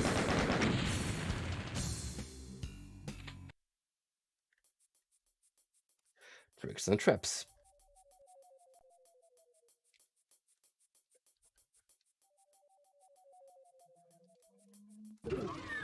Get choices.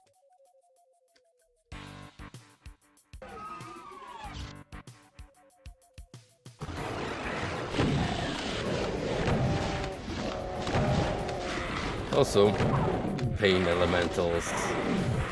The real pain comes in them spawning a shit ton of lost souls.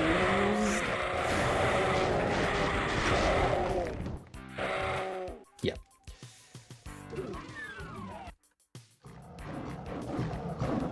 You kind of want to pick your battles carefully.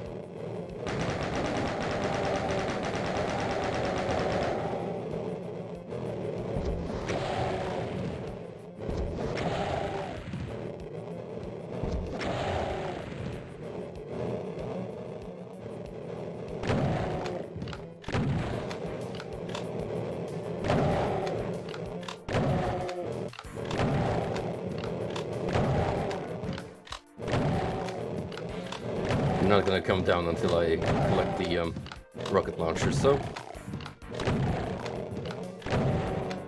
sequence breaking for fun and profit.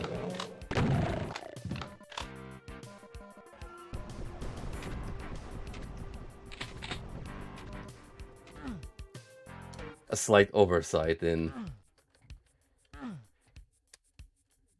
development process. But if you're doing like a piston only start, then I can see this being pretty rough.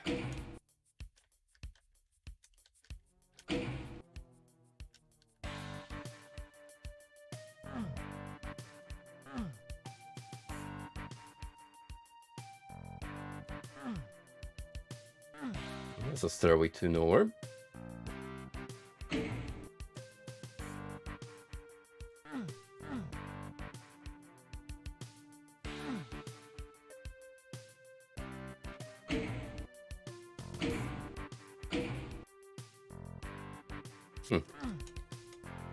Maybe we need to come back later.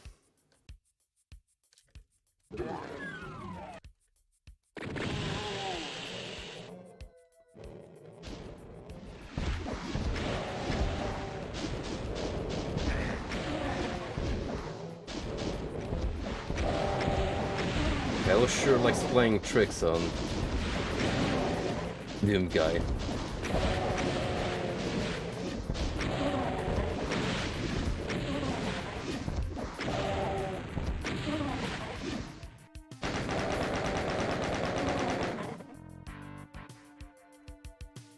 Oh.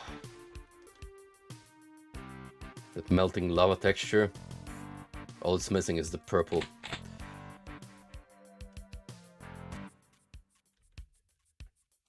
So look at that delicious stretch.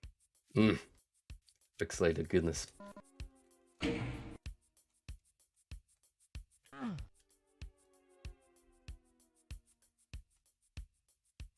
Yeah, I think you have to go back and forth between these chambers and gradually progress.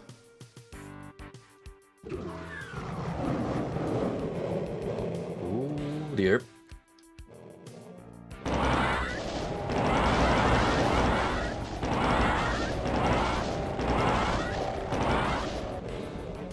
That's a lot more pinky than I bargained for.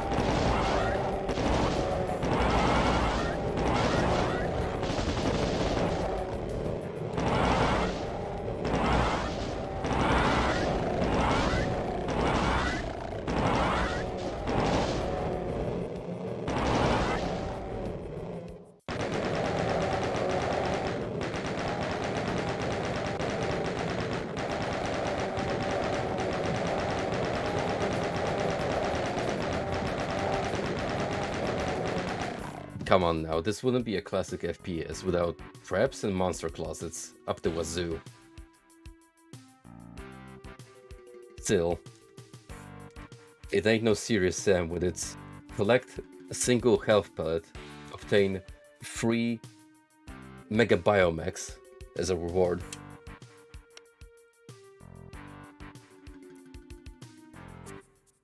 That is game design for you.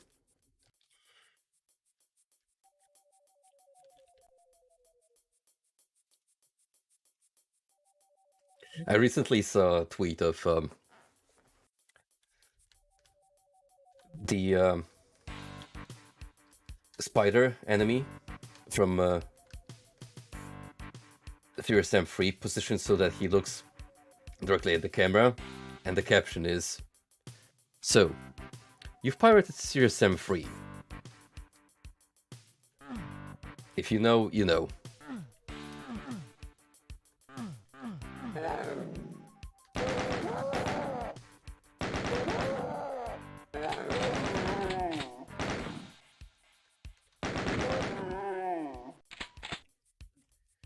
What in tarnation is up with all these backpacks? So nice little symbol we got going on here.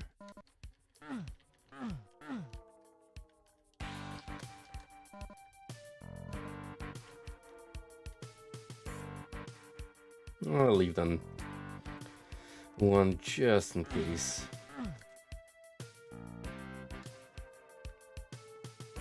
Plenty of ammo to go by now.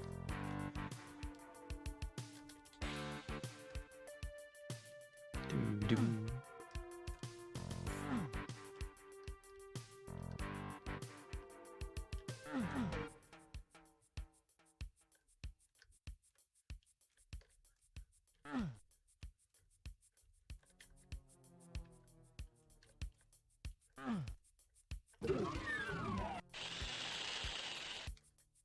No way this is a lonesome cacodemon. That's just the gatekeeper. Oh, that is devilish. I like that.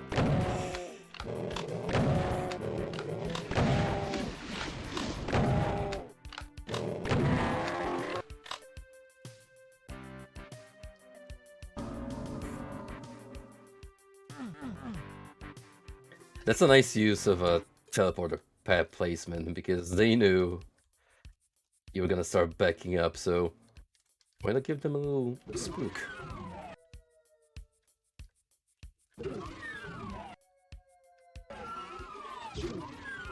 I'm gonna save that one for now.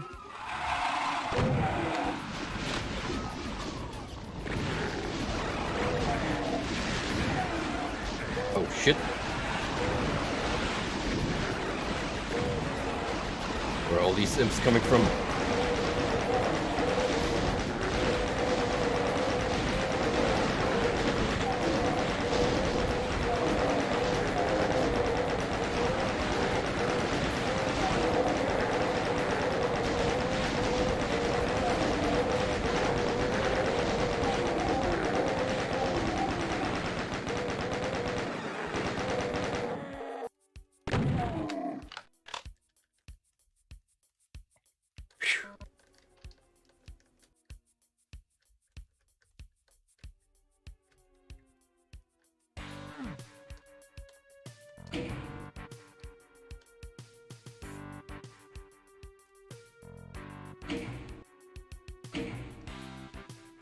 No idea what a switch did. I'm sure it accomplished something.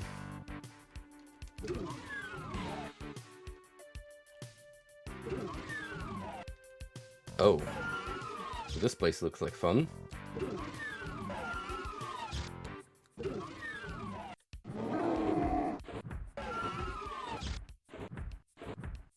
Okay,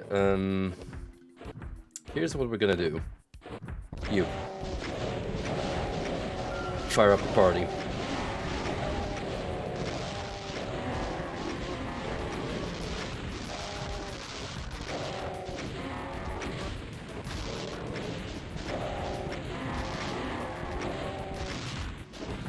Meantime, I'm just gonna chill here, take a few sips of my monster if you don't mind.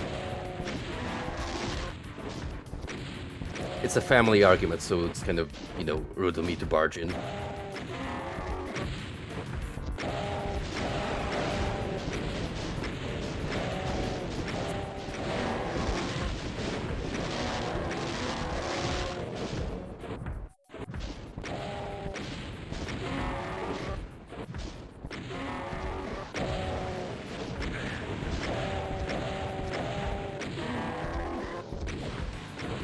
Alright, let's go.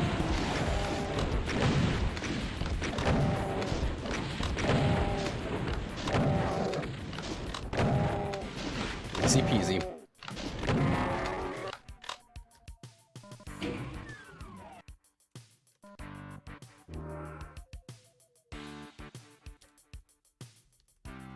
Monster infighting is a legit strat that will save you a lot of headaches.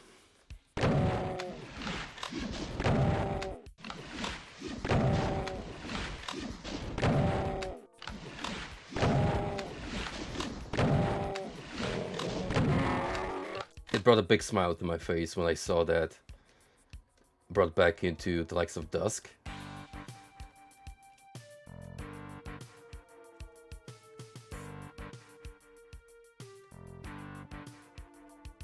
So there's a shit ton of secrets on this map I haven't found.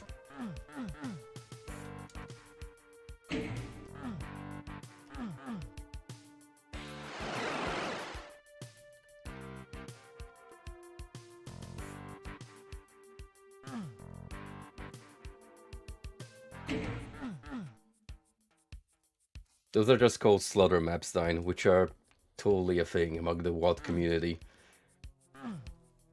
If you ever want a serious Sam like experience in Doom, you can totally do that. All you need is download the right mods.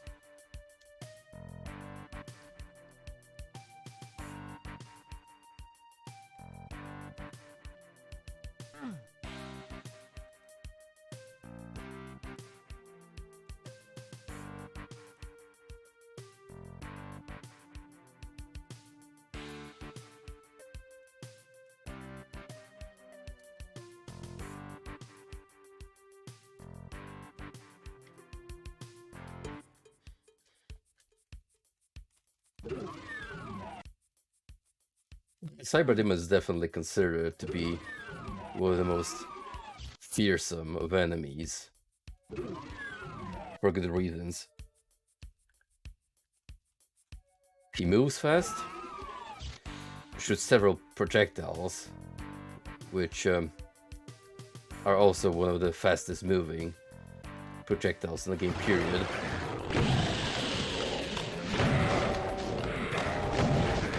Generally a fun and wholesome experience. There was also a wholesome and fun experience being stuck down here, showered with meatballs.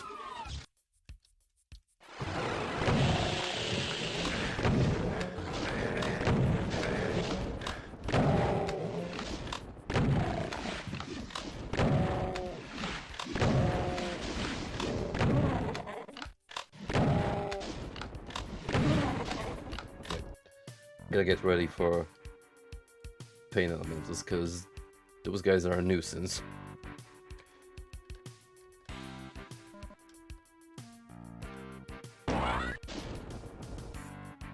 Kind of surprised they did not spawn in.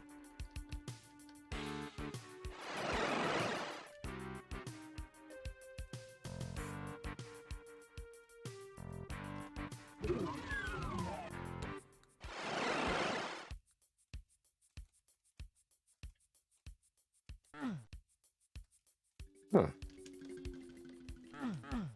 That's bizarre.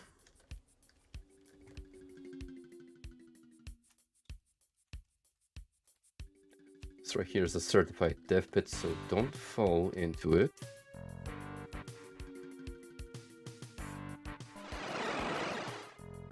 Okay, orange door, I suppose.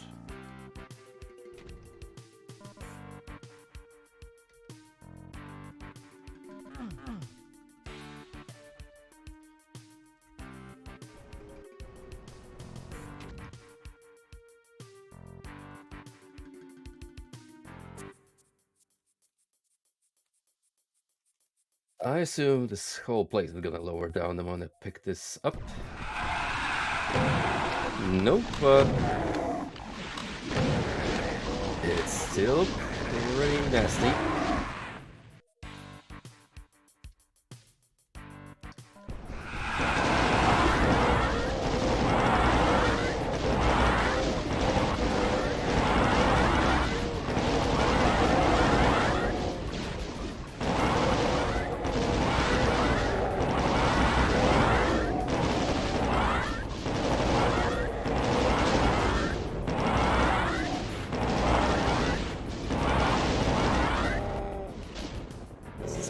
Wanted.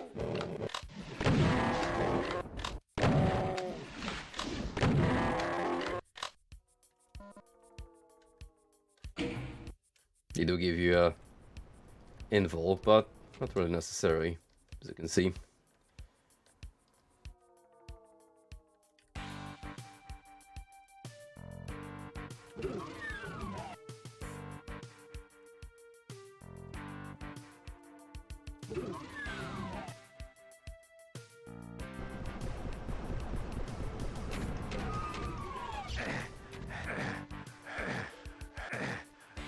Ah, so if you go down this path, you can't come back. Gotcha.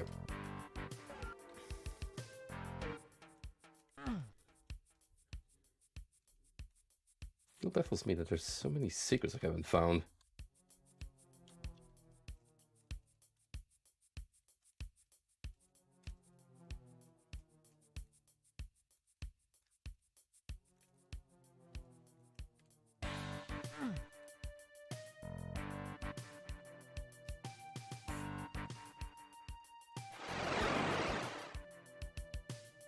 Certainly a lot of teleporters that shift you into other chambers in the map. So, I don't think I've quite figured out what's the display's gimmick.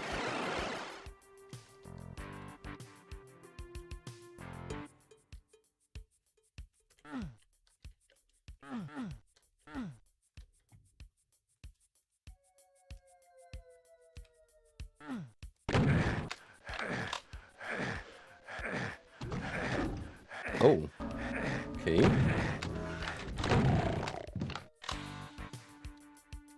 So there's this.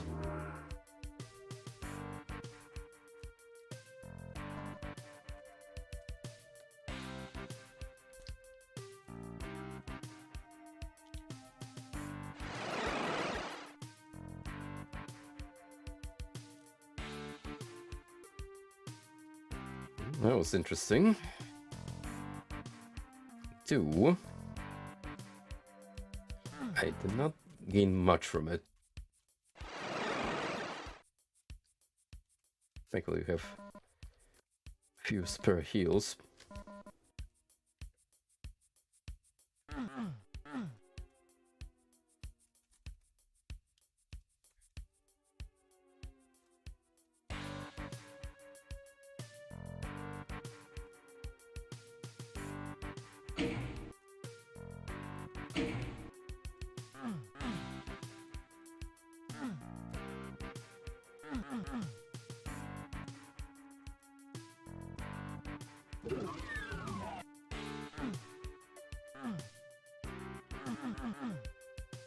When in doubt, walk around and spam that use button.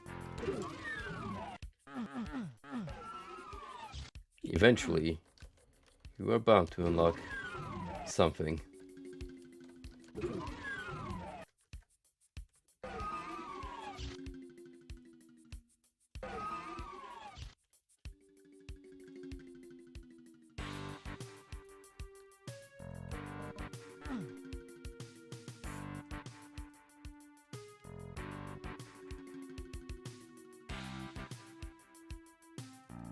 I have a suspicion that the remaining ones require some dabbling in teleportation.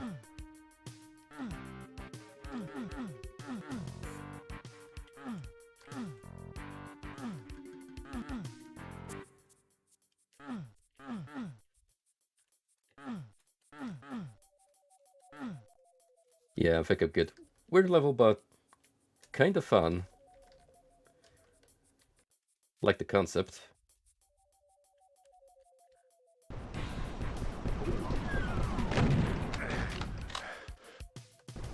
Was not what I intended to do.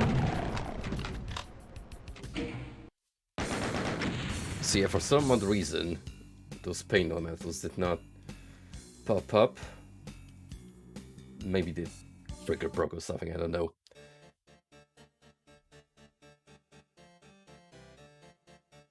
Another iconic music piece.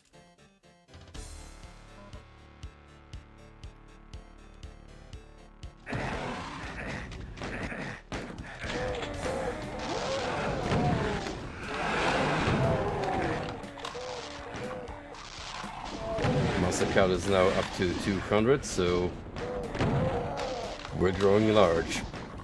Larger by the minute.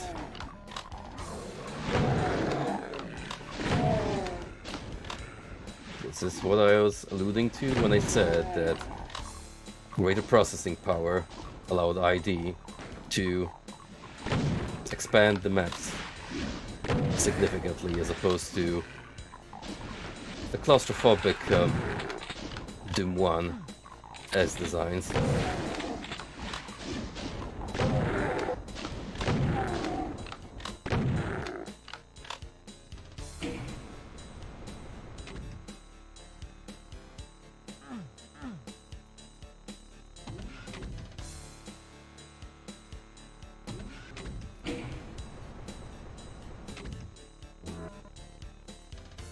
Okay. Appreciate the berserk, but now what?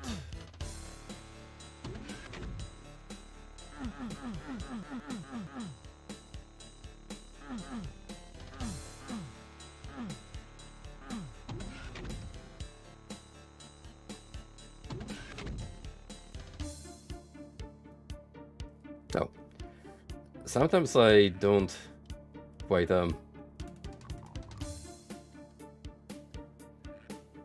comprehend that walk speed actually allows you to traverse greater distances than it might seem at first glance, because of how momentum works in Doom.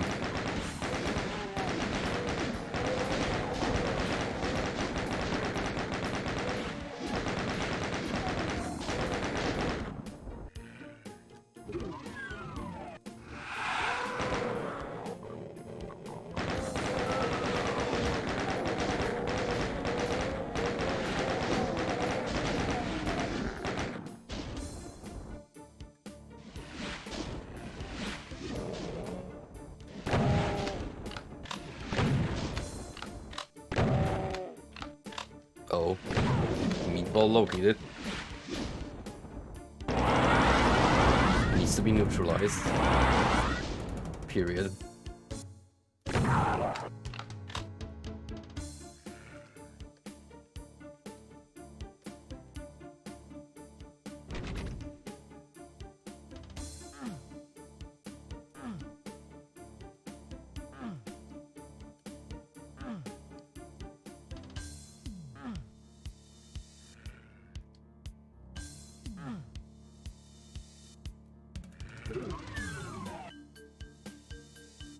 Because I kind of want you to play with the momentum here to bring about a case in point I want to just touch upon. Though it looks a little bit out of reach.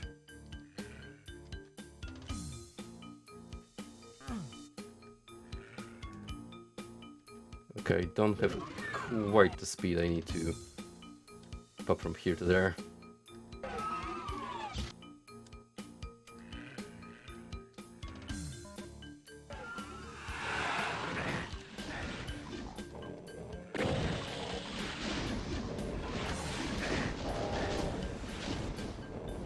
We can have that Mankey Boy do a little bit of work for us.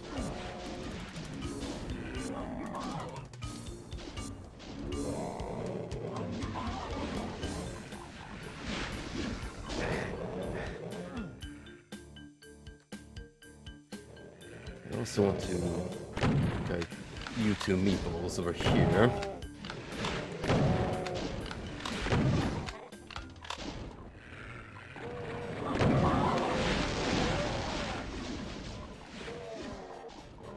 Let's get a little more friendly fire going on.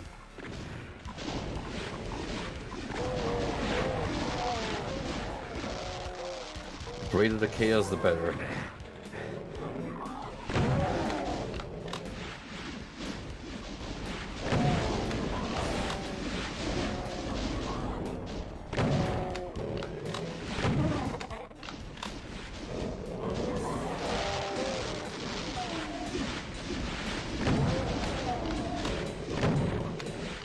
Now I feel we can start cleaning up the arena.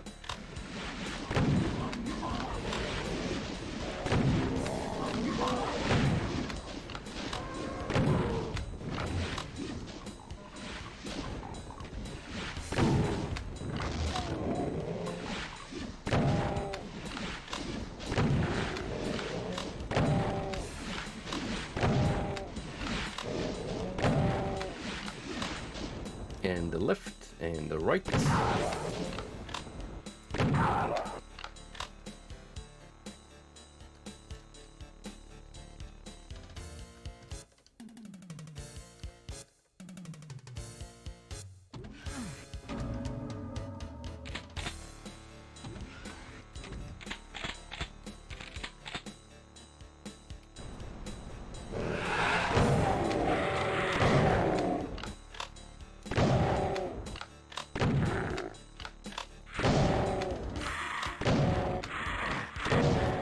Interestingly, Lost Souls are the only confirmed demon type in the game that can infight amongst themselves.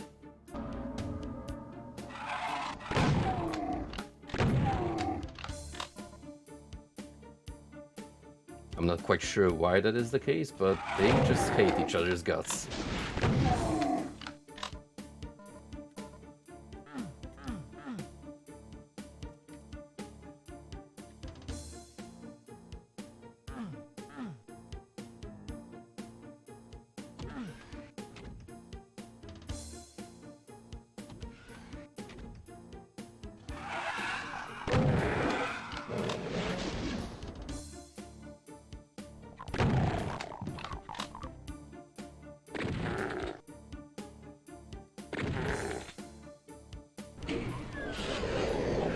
Oh boy.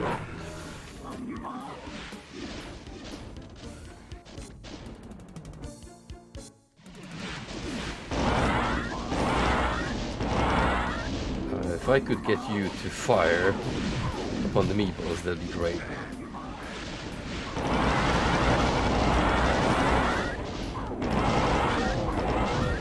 Yeah, there we go. Get him, boy. Sick him.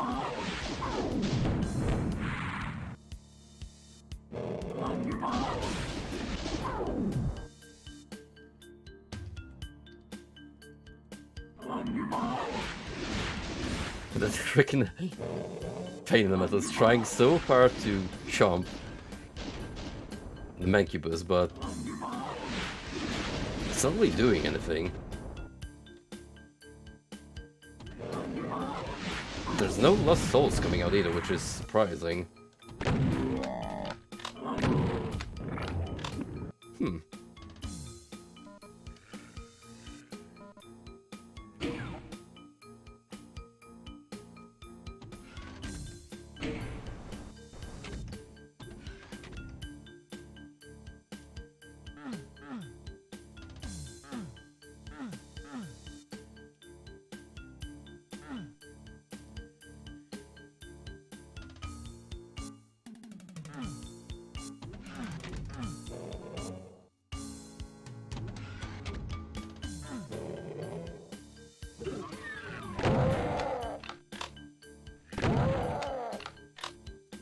Why are there no Lost Souls coming out of it?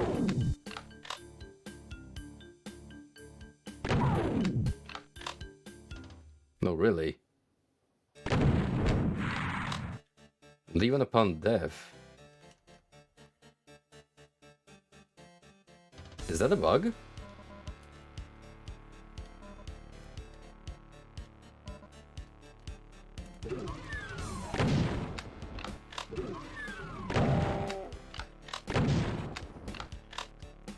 Surely it's not because I'm playing on Ultra Violence, right? Like, it should be spawning Lost Souls on lower difficulties.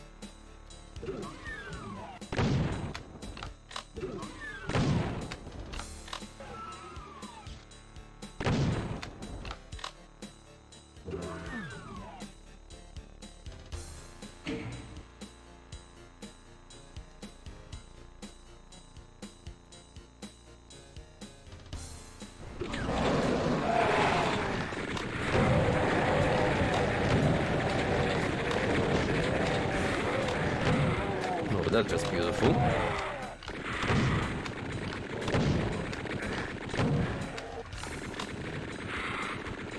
No, not the rocket launcher. It would have been pretty embarrassing.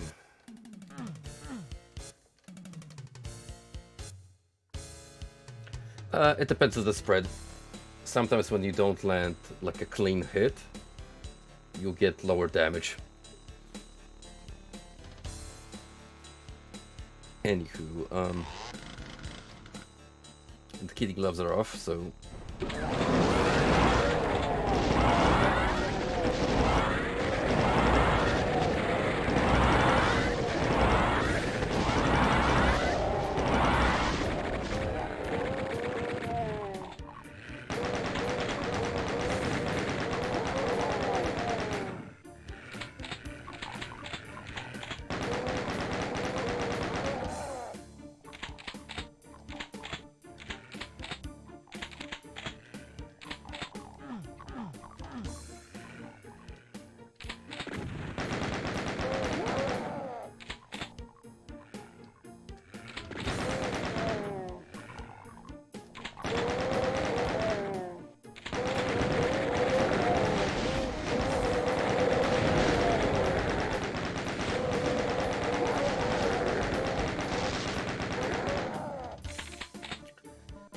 sure love getting caught in their own crossfire. Works for me.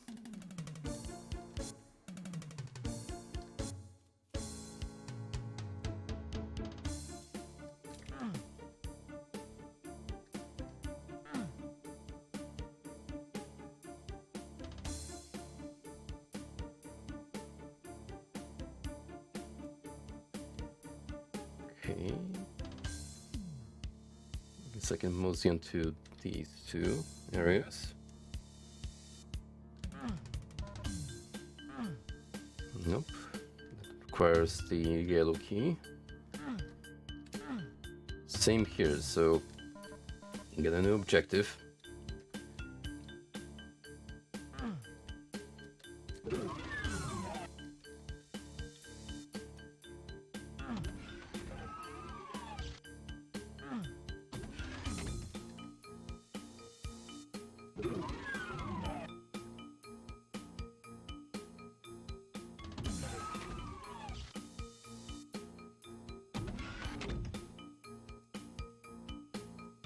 Yellow key, where are you?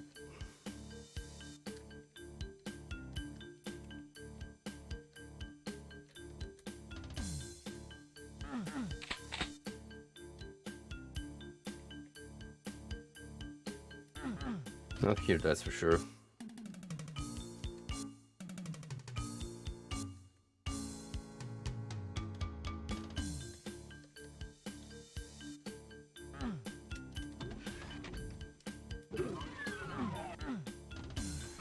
Oh, totally forgot about this door. Well, now the platform makes sense.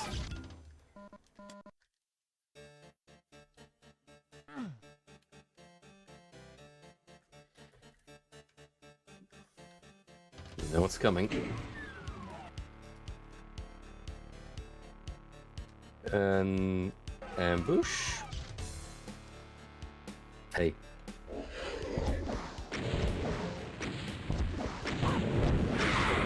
Oh, now they're spawning. Lost souls as they should.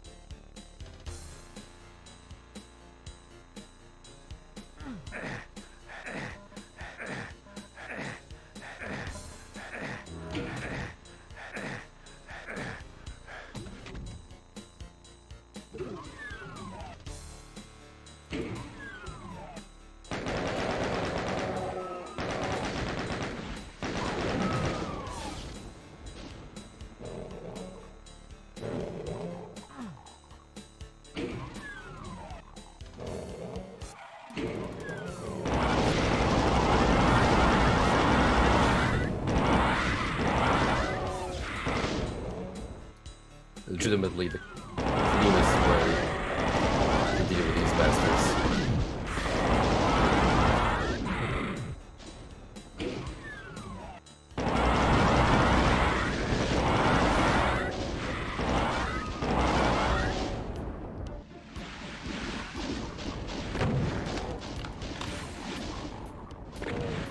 Yellow key detected.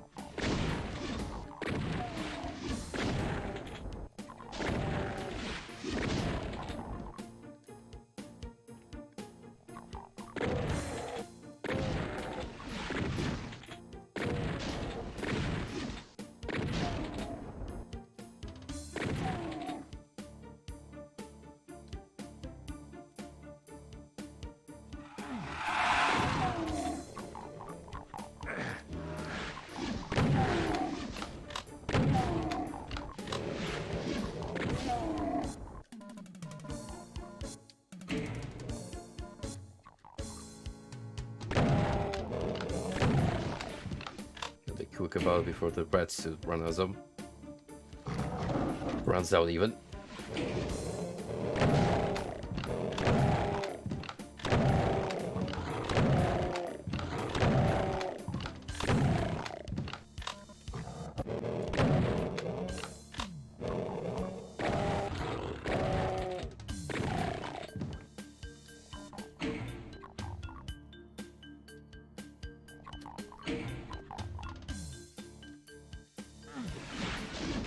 Oh, fuck.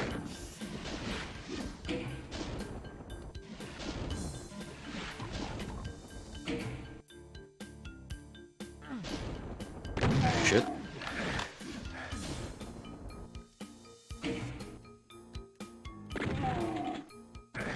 That's what I hate about these platforms that can't stay in place more than 5 seconds.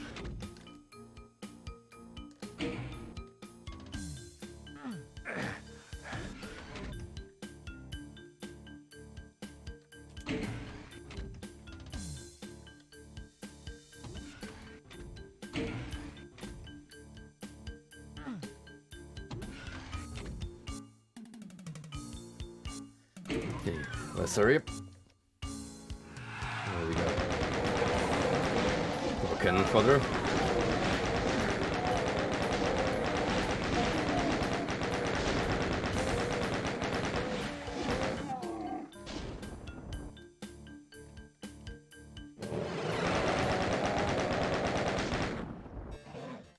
A nice view to show up of the blue.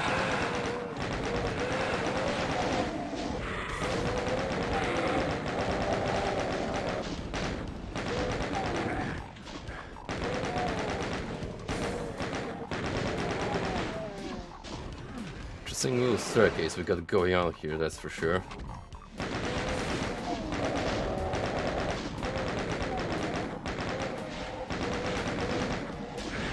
And a very peculiar timer as well.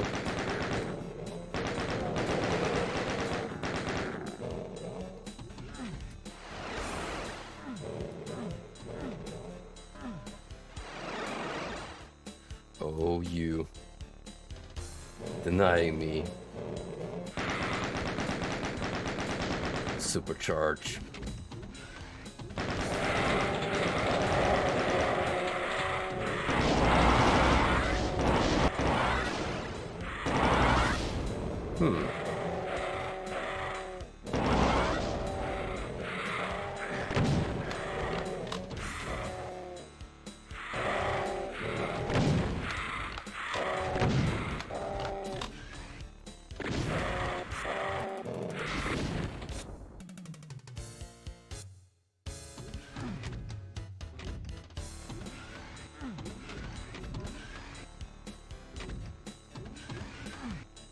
Maybe you gotta go about from the right spot.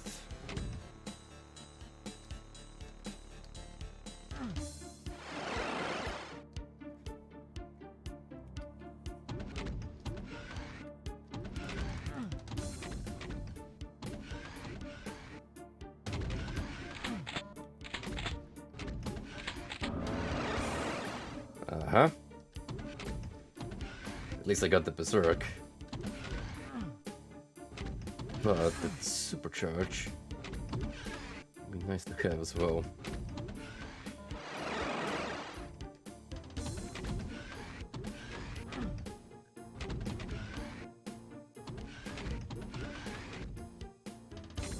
If I fall off the right angle. Not quite.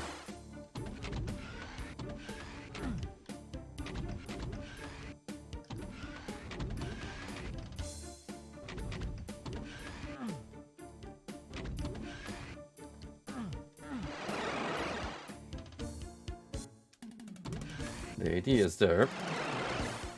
I just gotta make it happen.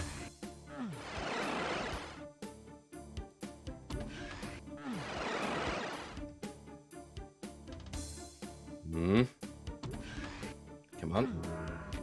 Hell yeah. That's what I'm talking about.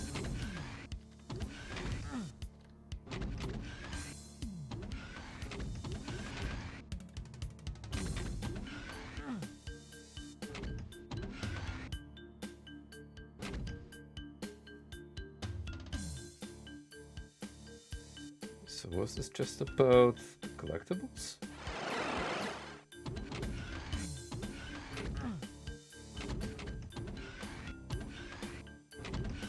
Weird. If the case.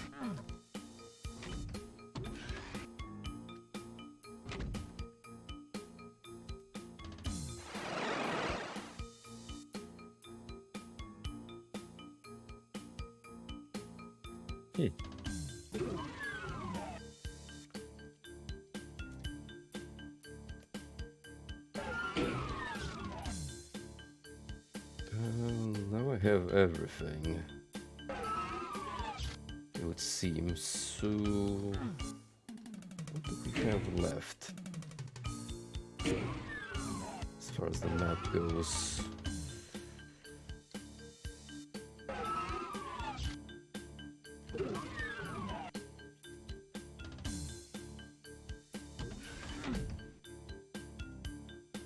Pretty sure there was another yellow door that I haven't visited yet.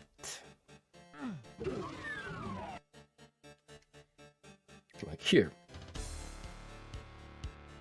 You know, just vibing.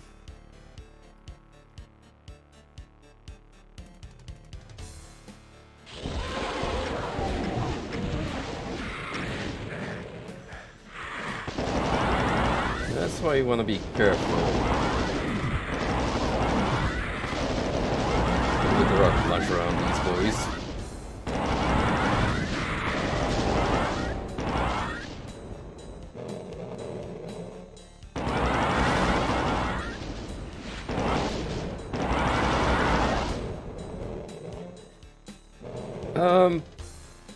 I'm indifferent to that band, to be honest.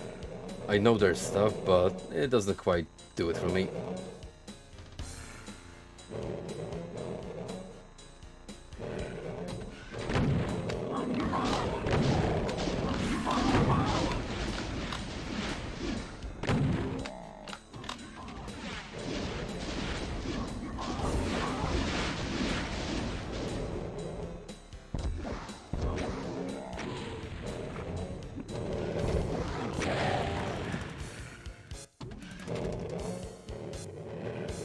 Nothing happened. Didn't see anything unusual transpire.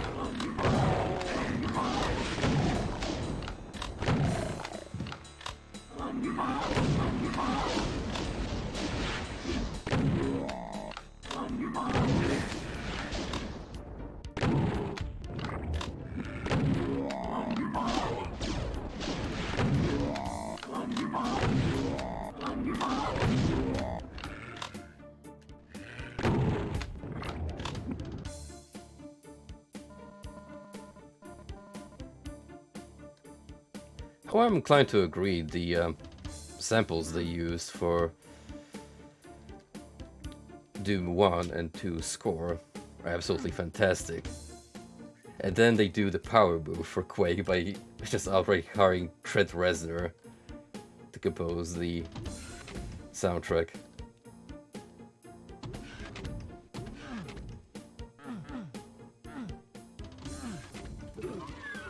From copying to making original pieces. I mean, at that point they had the budget for it, so why the hell not?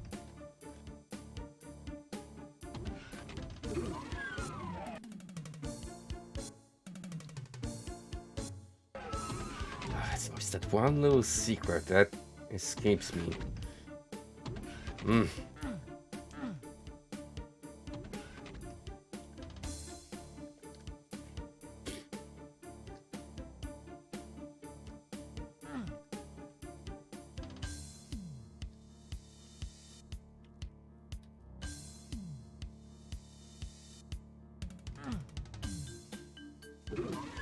These guys knew what they were doing.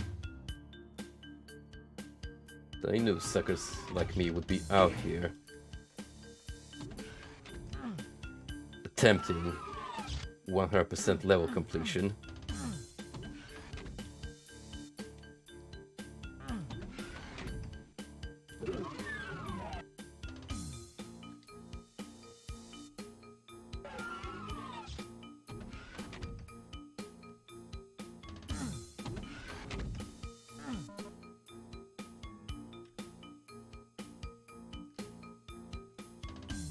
If I had much more patience, I'd be inclined to look out for them.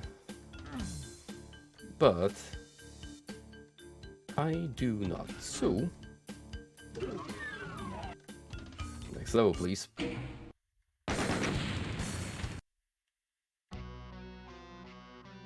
Refueling base. This one's got 18 hidden stashes, so I'm maybe gonna find 1/5 of them at best.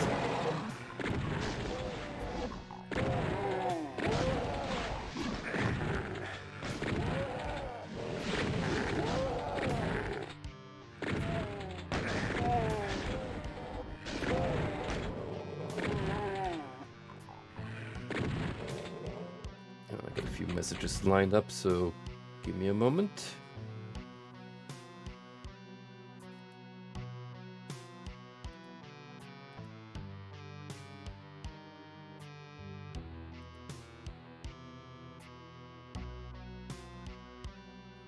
Oh, that's some nice artwork you tagged me with, Frosty. Love that Jason.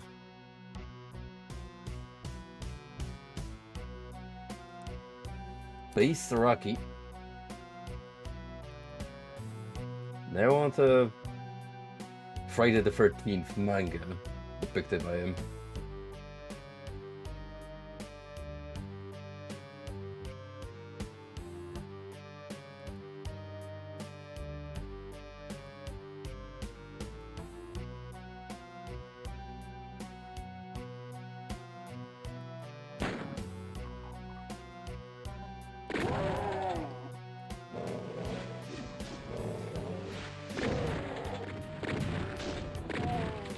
So in case anyone doesn't yet follow Keen Pixels on YouTube, I don't know why wouldn't you, because he makes awesome content, but that last Backrooms episode he released his magnum opus so far. The amount of detail to the setting and the storytelling, top notch. Absolutely love how the Backrooms lore is evolving.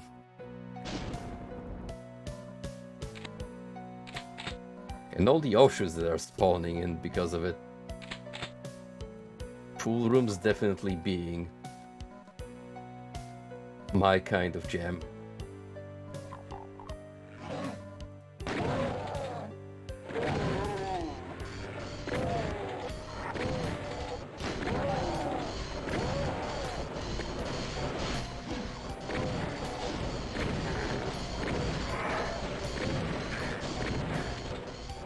There's like a legion of arachnochons behind this wall, and I already fear for my life.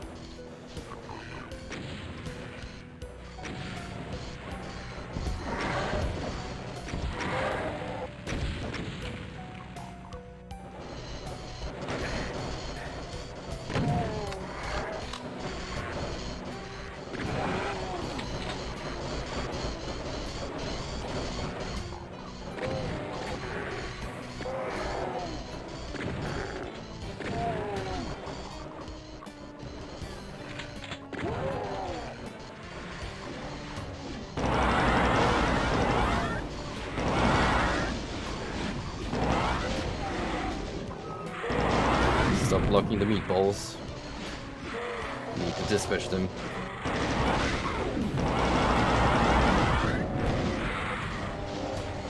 Costed me on my plasma reserve, but worth it.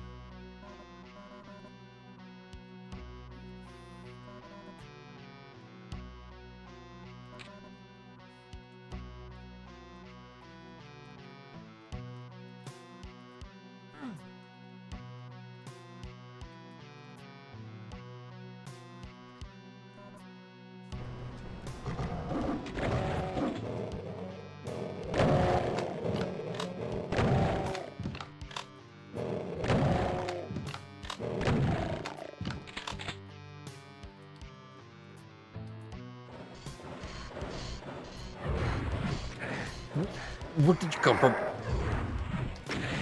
You swine.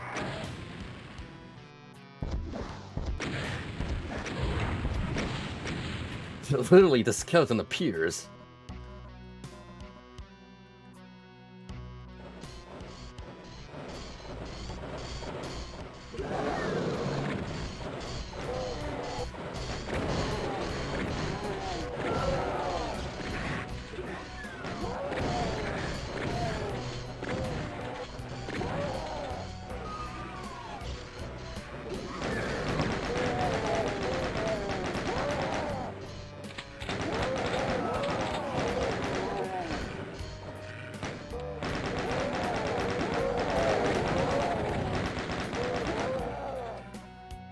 This is hitscan hell right here.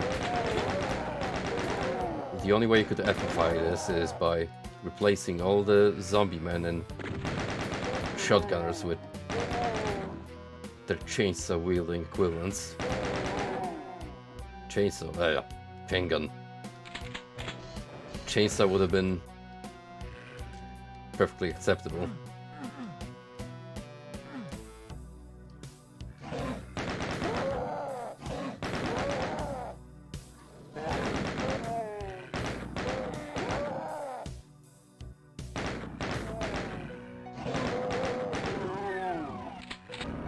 Thank you for that.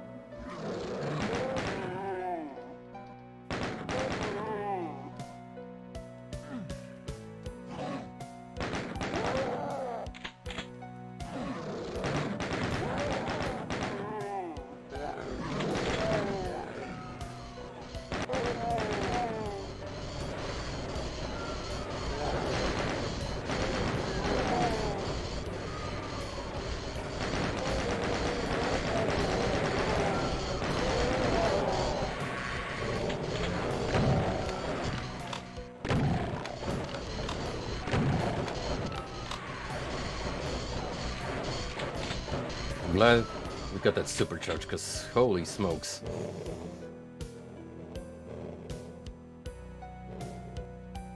Just straight up rush through this room. It's like certain death.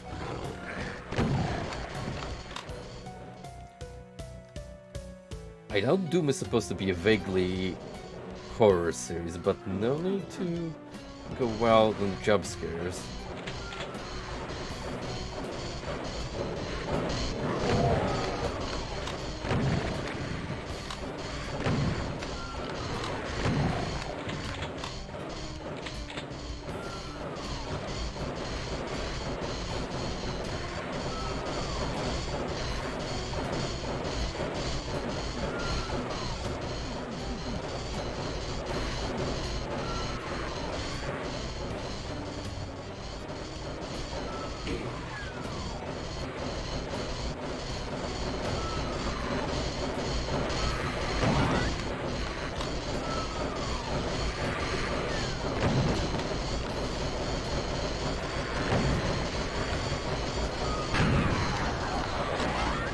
This is actually a good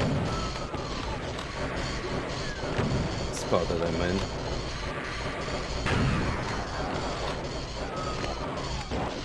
So essentially get to flank these saws, pack them full of shells.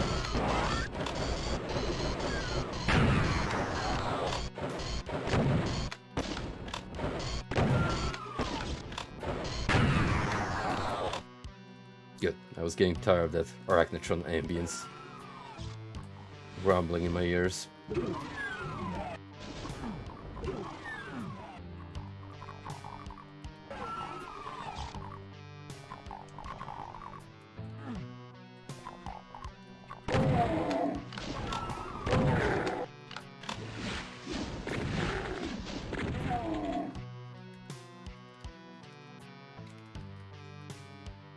Halfway into the monster count, mind you. I mean, I've seen crazier WODs where I think the pinnacle was about 2,000 monsters, but that WOD itself effectively was like an hour to beat.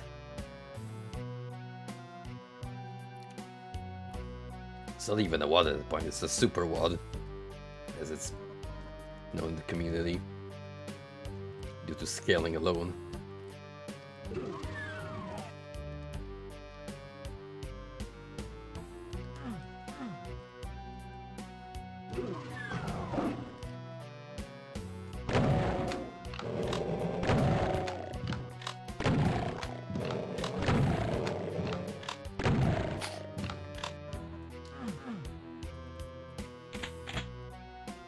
Well, fuck yeah. Am I gonna have to put that big boy to use in a minute?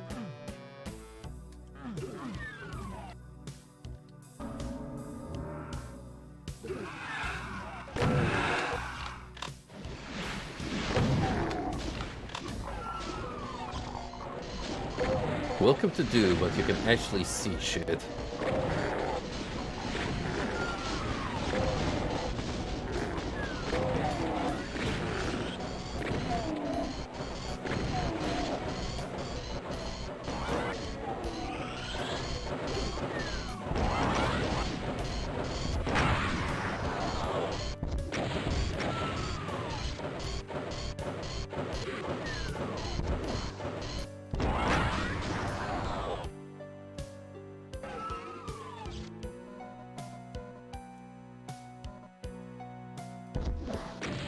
Just because I can.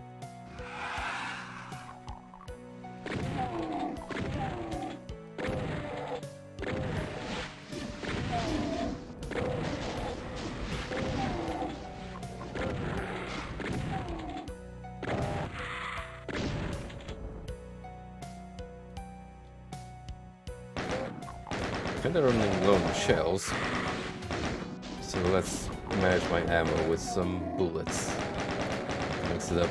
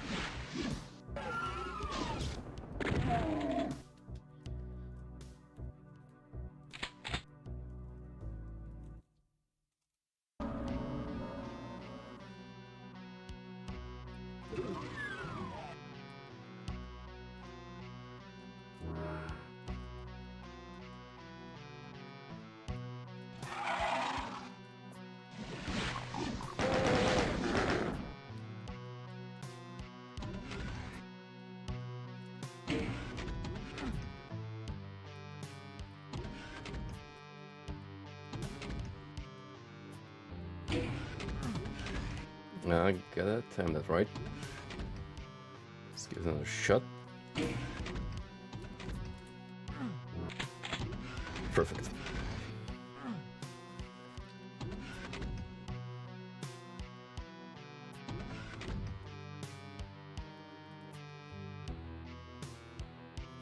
Now then, onwards to here.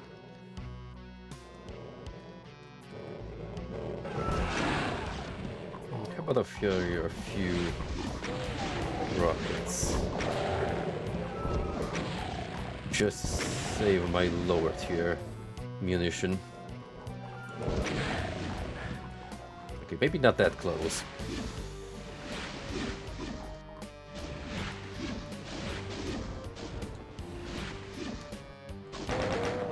Fuck it. Chipping away with the chain gun.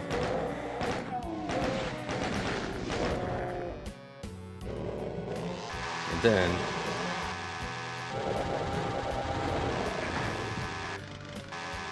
trapping that meat for consumption.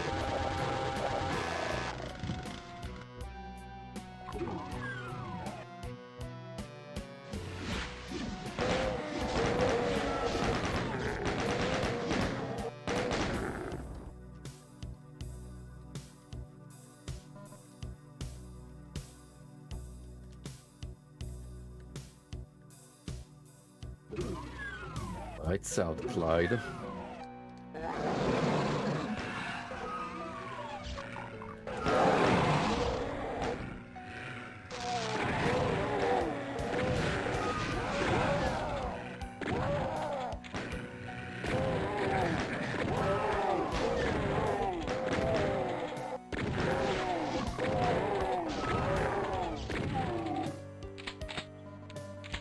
I'm super stoked for the concert tomorrow.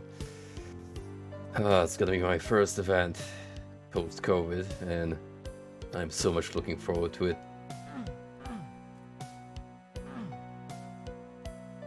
Legendary lineup, so...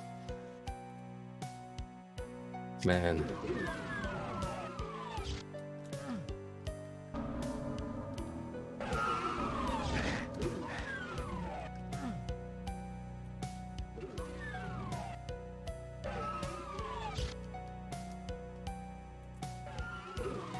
I'm gonna try to take some pictures and videos, but can't really promise anything because we're gonna be at the general standing area, so I don't quite know what the look is gonna be in the main arena.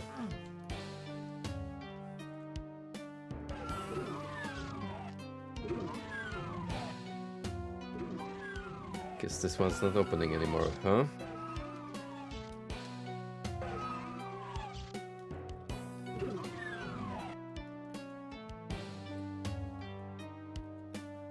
Nope.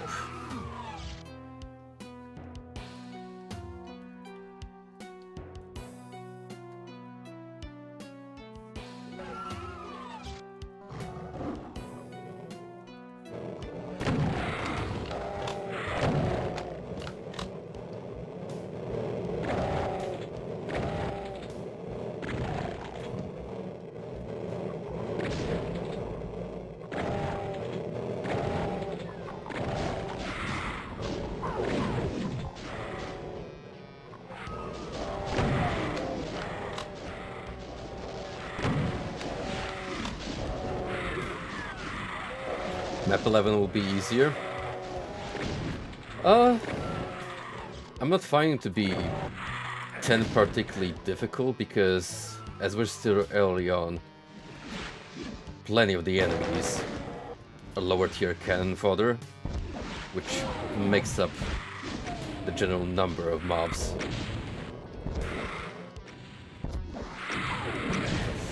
Fuck, that was a horrendous mistake on my part. Also, I assume, Mr. Internauta, that you are of Polish heritage, in which case, dobry wieczór.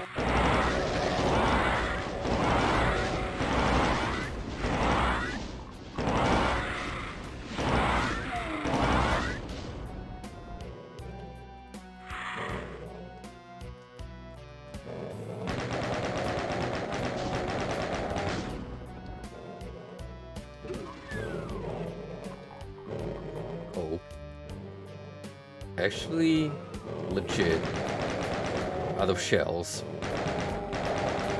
On God, in my Doom.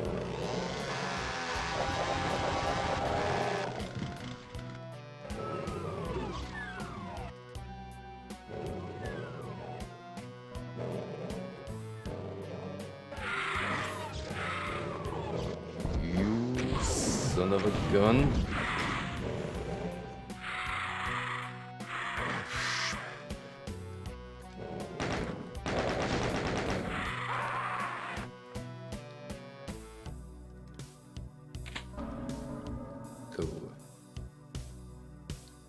Save in a minute, did I? Oh well. So we're doing this again.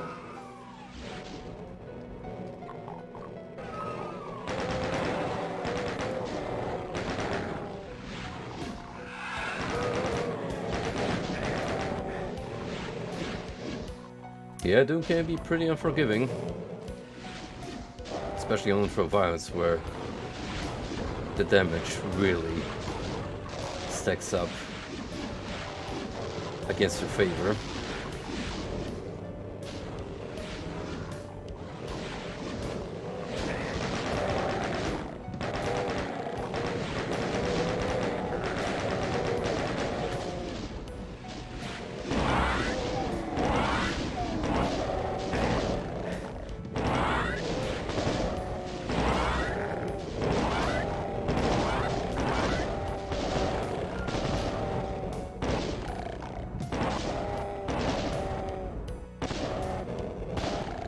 just fire away in small bursts to conserve as much ammo as I can.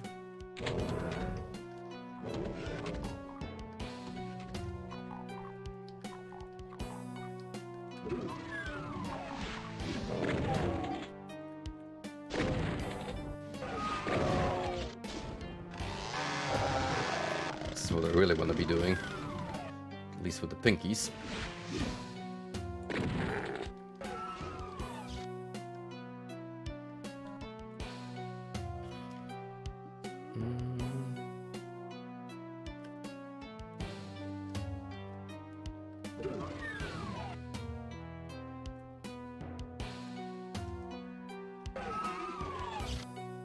Might have another shot at the secret.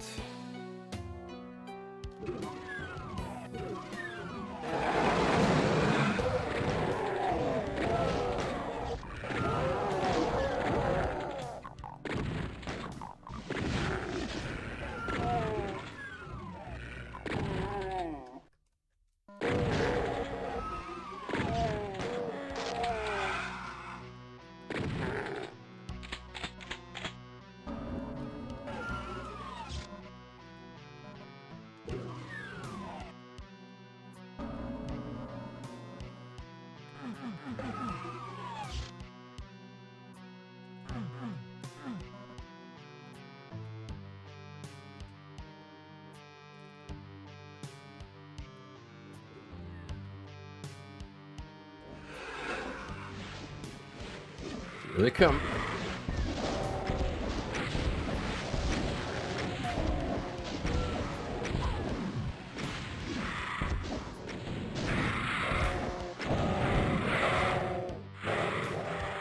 I could get those guys to infight, which actually is not a dumb idea.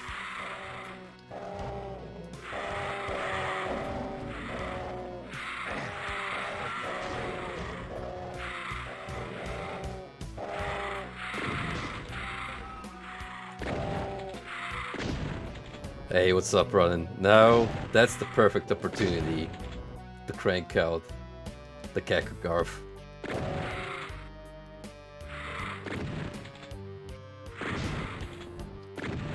Hailing from the same family of meatballs. Just happens to be lasagna based.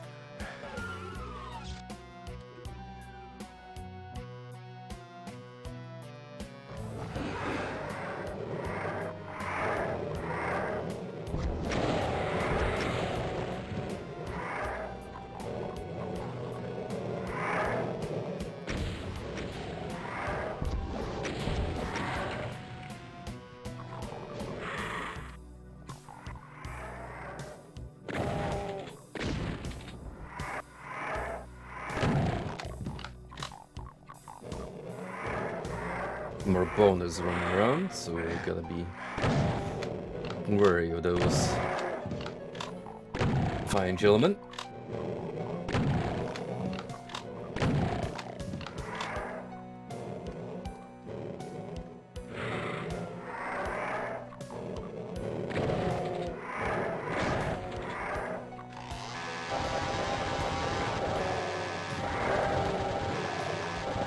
Into the grinder with you.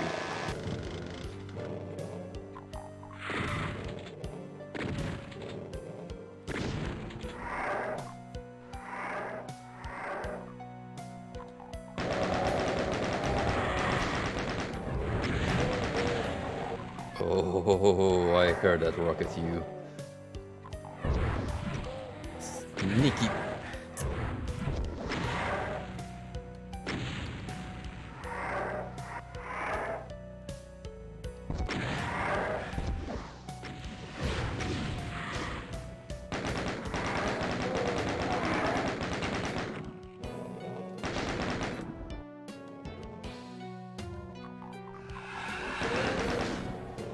I'm hella rusty, that's for sure.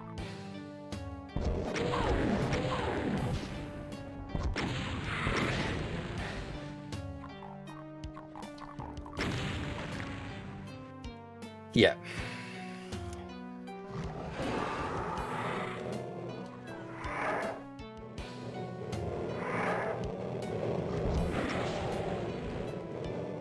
Classic gamer moment.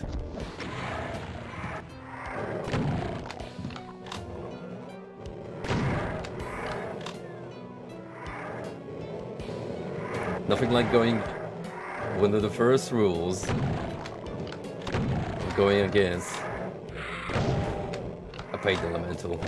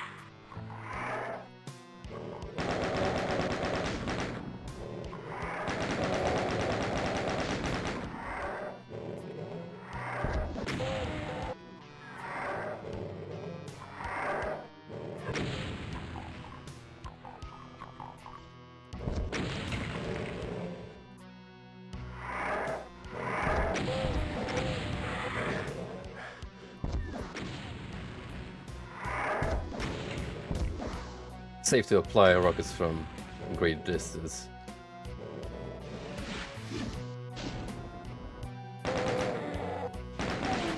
Listen, it was far away enough. It wasn't doing an attack animation, so I can be a little frivolous. Hamburger. Maranax Polax.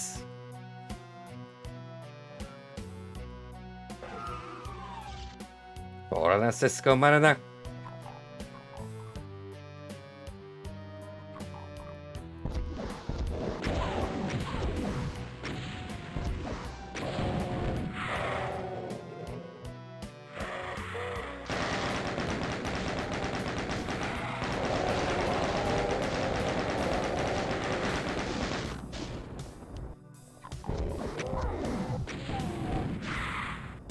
Okay.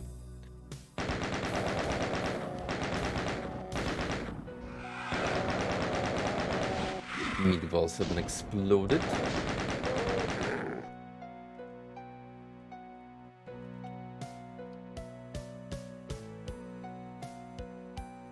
Pretty much almost done with the enemy count period.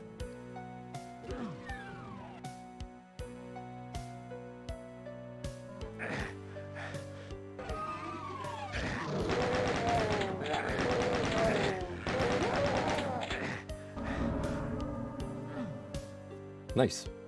Too bad I'm gonna have to sacrifice some of that Mega Charge.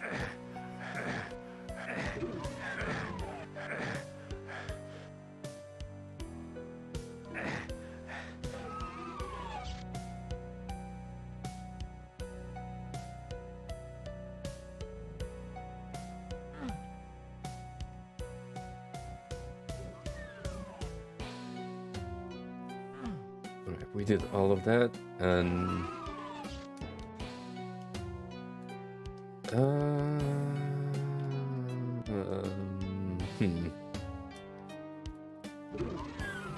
where do I need to go?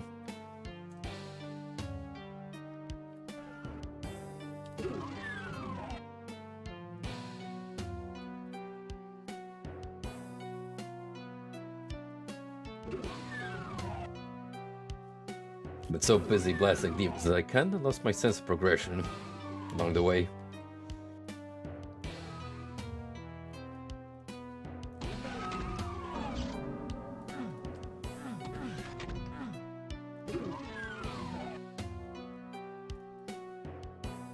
Ah, okay, got the 2 doors here.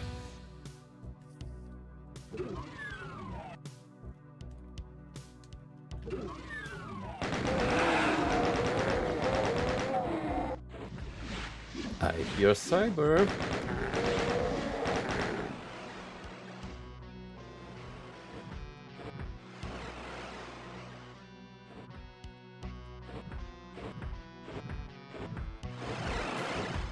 Oh, brother. Teleporting one at that.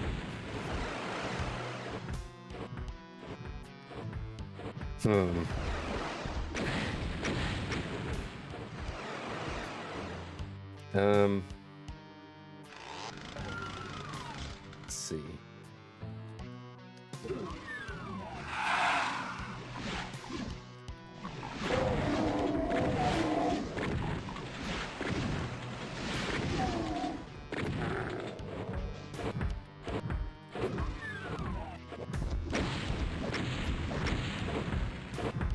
It's another one.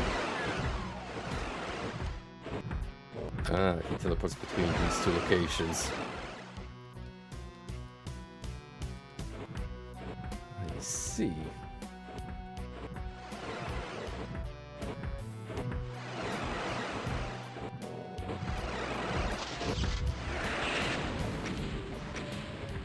Oh, you son of a...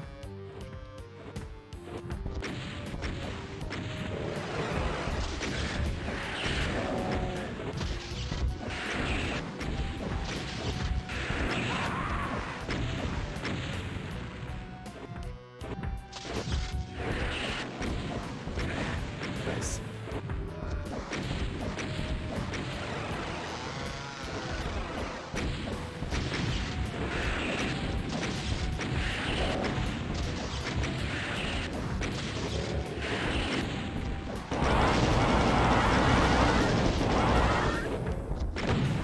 If you land a clean hit while it's shooting, that really amplifies the damage.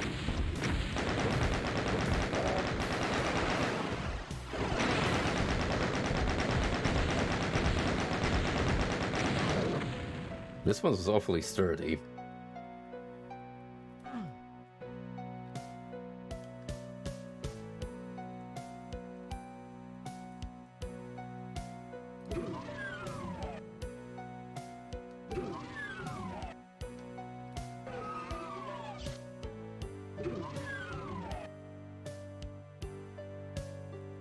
Everything has been everywhere.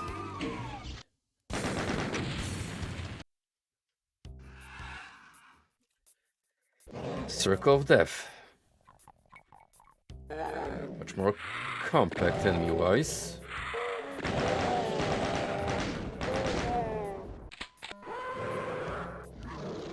Guess they're giving you a breather after the last one.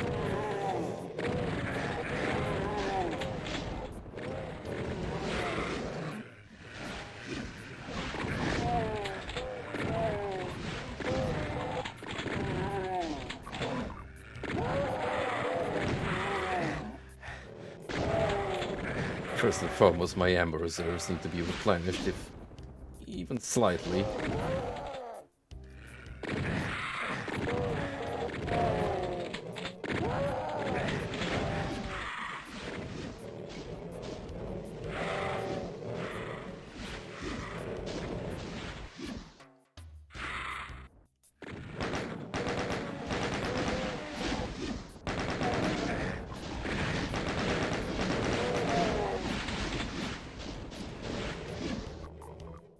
I think I still have plenty of rockets.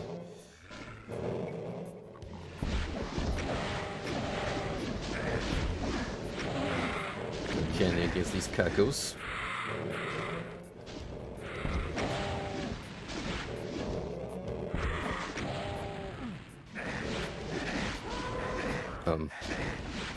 Shit. Not good. Quite bad even.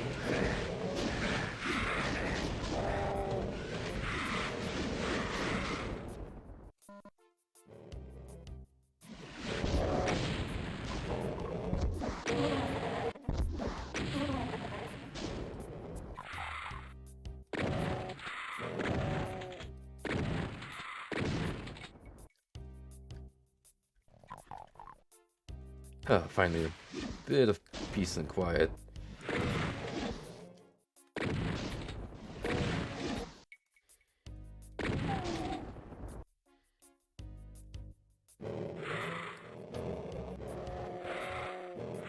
I could be living a comfy, stress free life, but these blasted demons just won't get off my lawn. Still one of the best Doom mods ever made.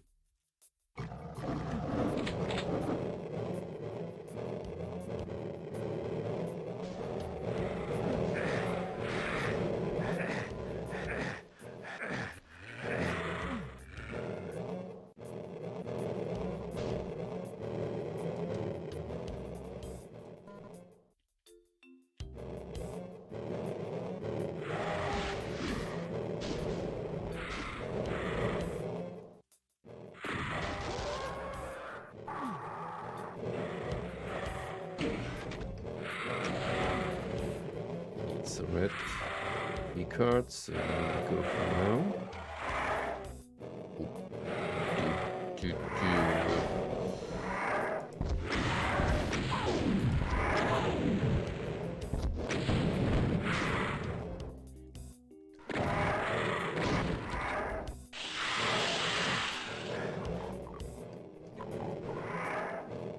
I think I upset its Cackle friends.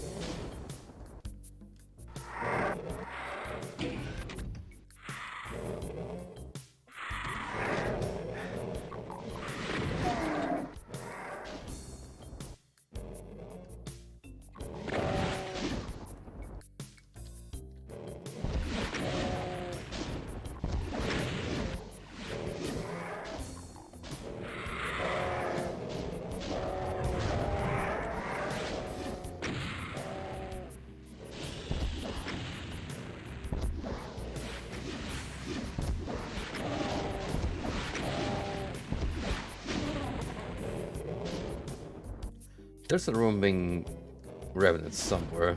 It almost got me.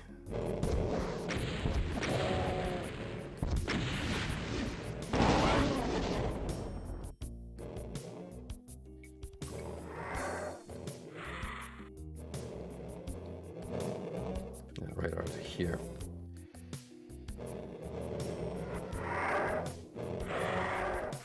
Maybe once I get a little more rockets, I'll come back to him.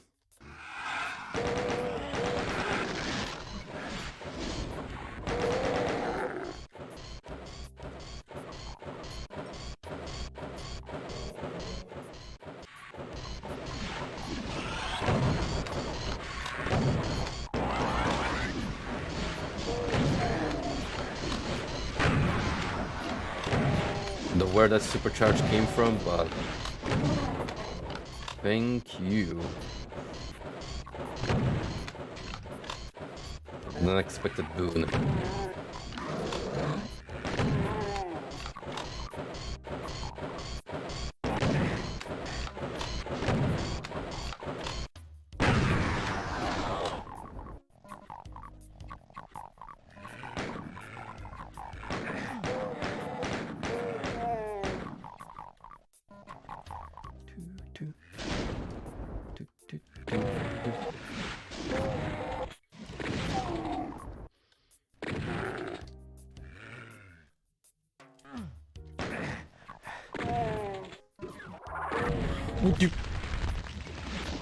Okay. I am very afraid.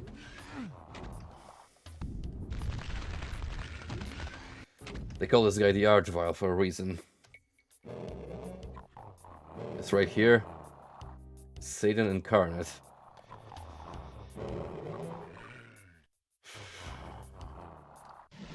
Listen, Keku. I don't have time to deal with your bullshit right now. I've got greater problems on my hands.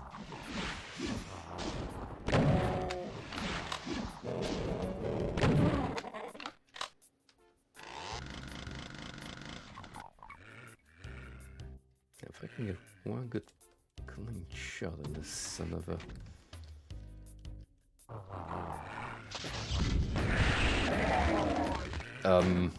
Okay, that works.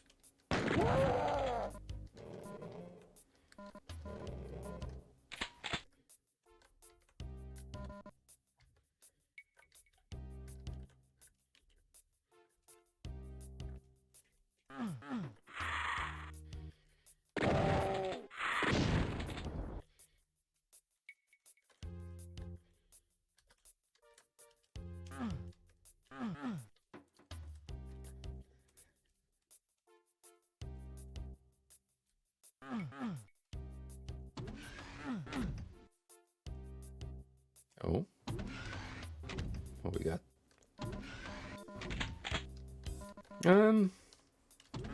Sure.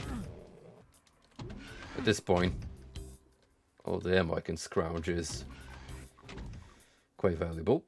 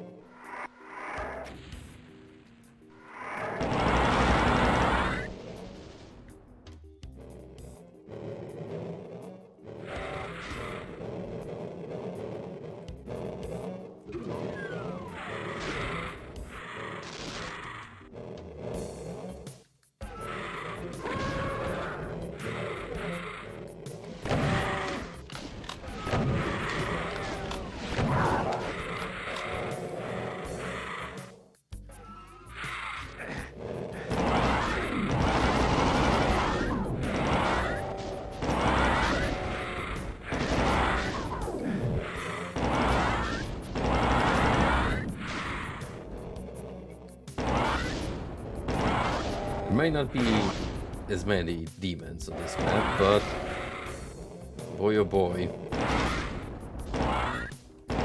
these pain elementals compensate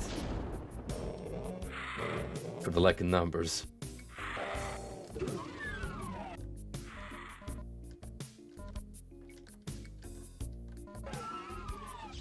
No demons.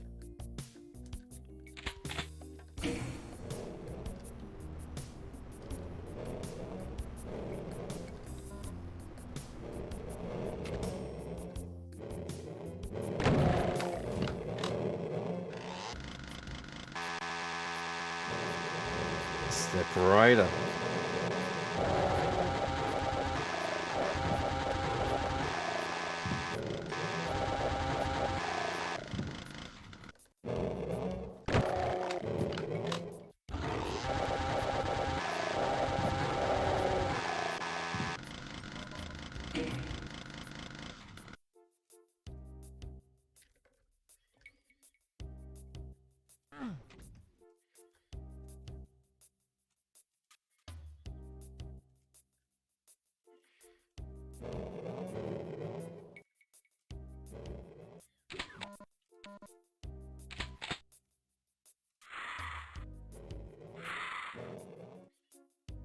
Something up here, didn't it?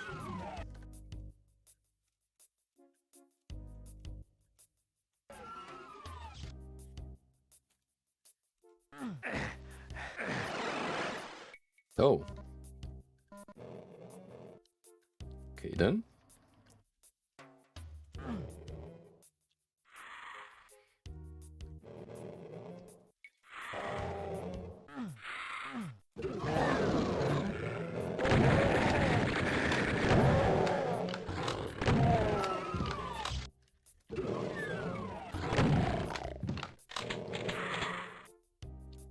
It's a rough introduction.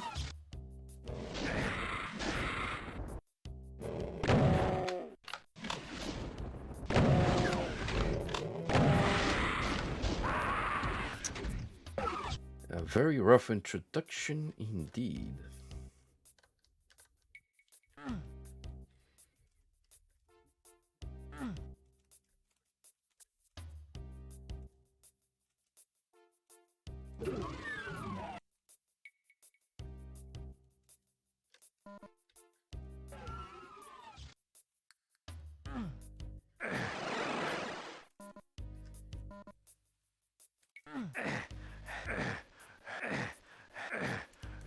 Where's the switch? Yeah. Not dealing with that.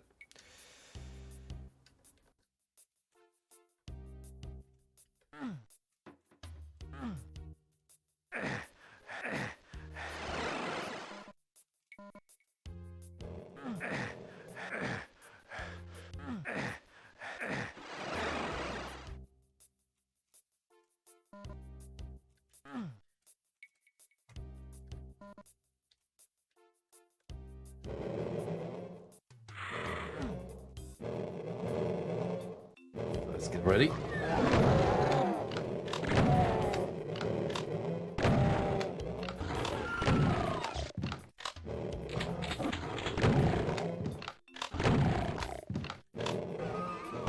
Blast them full of coals.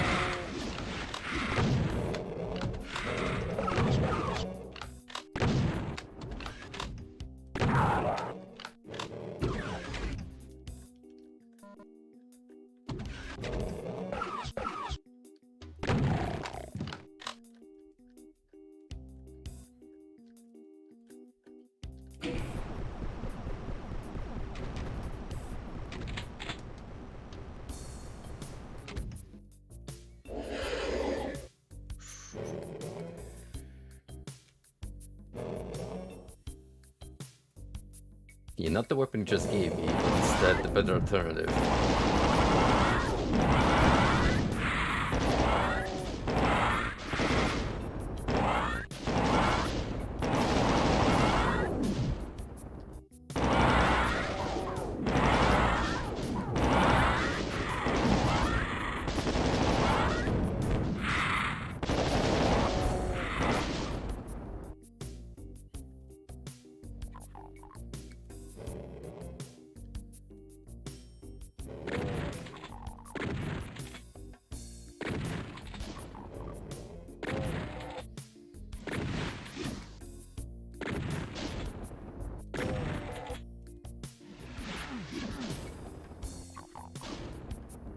Surely there's a better way of getting those imps without wasting too many shells.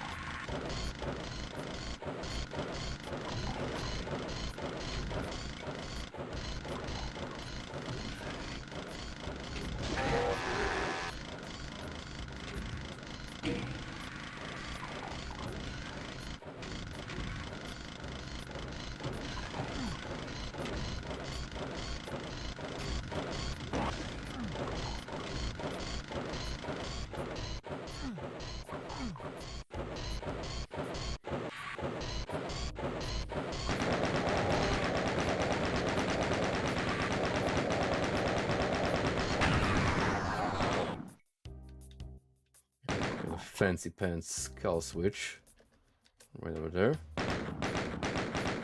Just need to get to it somehow.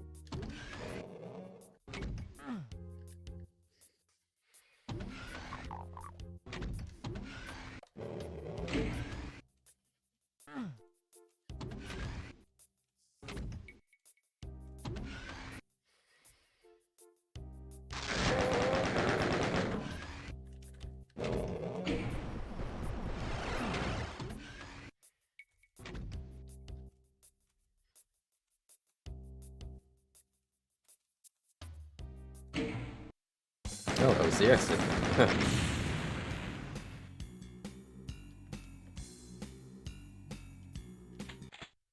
didn't even get to look for the secrets.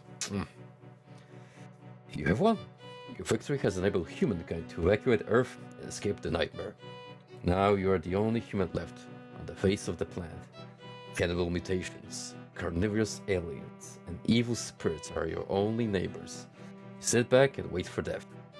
Content that you have saved your species. But then, Earth Control beams down a message from space. Sensors have located the source of the alien invasion. If you go there, you may be able to block their entry. The alien base is in the heart of your own home city, not far from the starport. Slowly and painfully, you get up and return to the fray. This man was literally just sitting down in his garden, drinking a beer, contemplating life, when Earth Control was like, nah man, you gotta keep going. This ain't no time for retirement.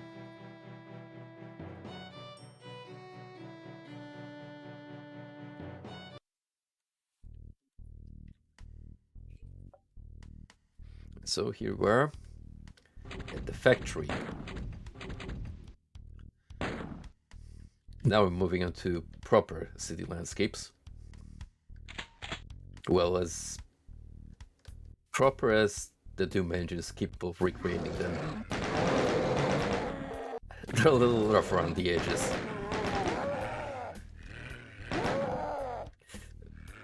Fan-made projects have made better use of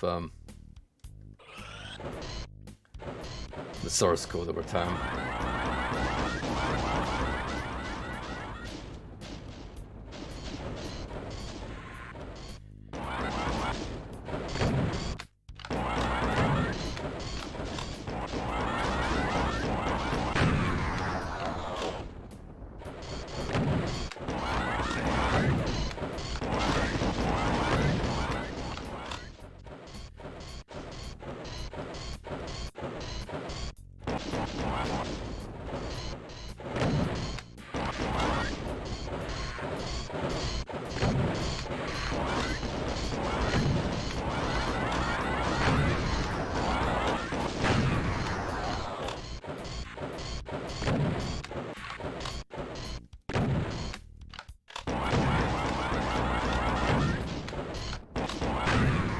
They're some of the nastiest snipers that rely solely on projectiles rather than hit scan, so the sooner I get rid of these, the better.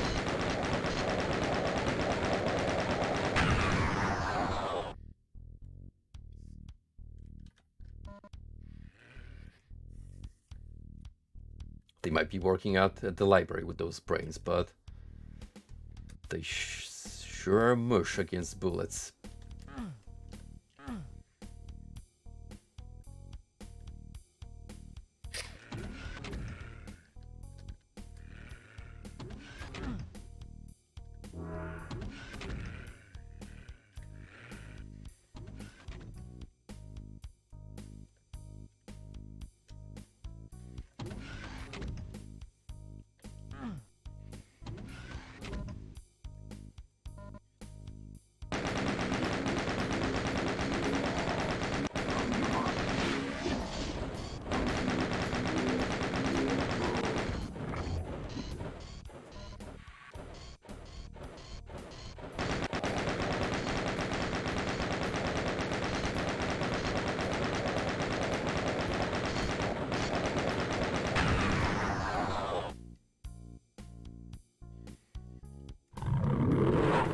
Oh, jeez.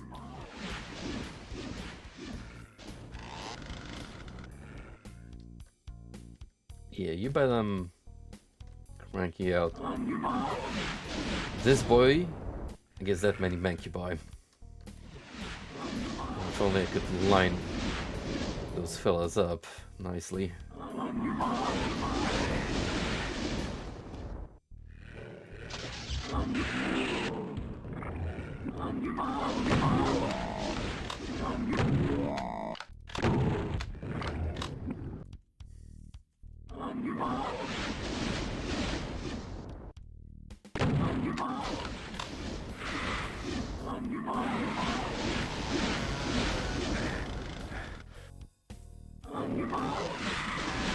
That fucking chainsaw.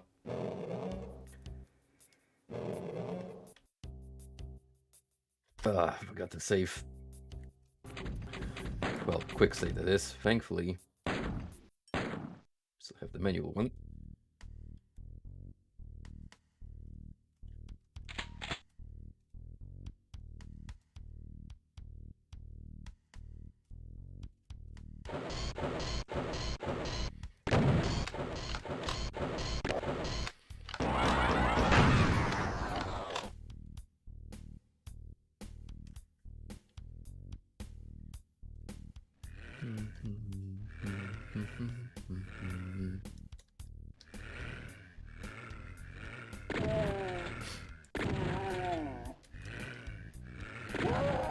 You can tell we're in an urban setting because of the lovely skybox,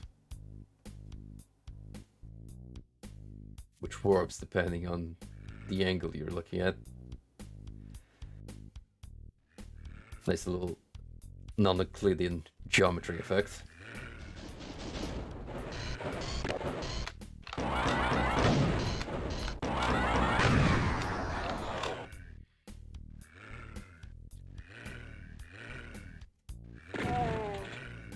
Technical limitation turned into a feature.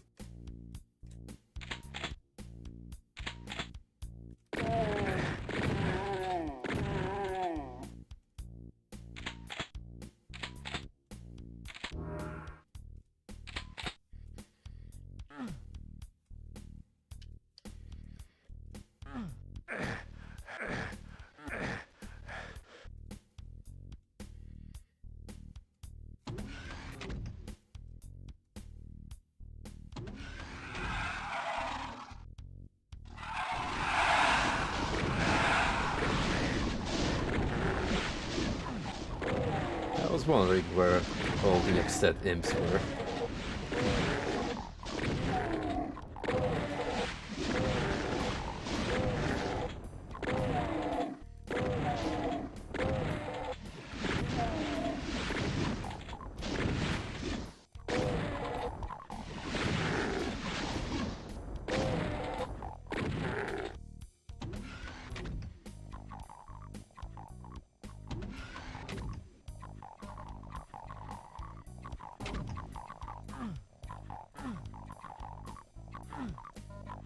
Fake doors.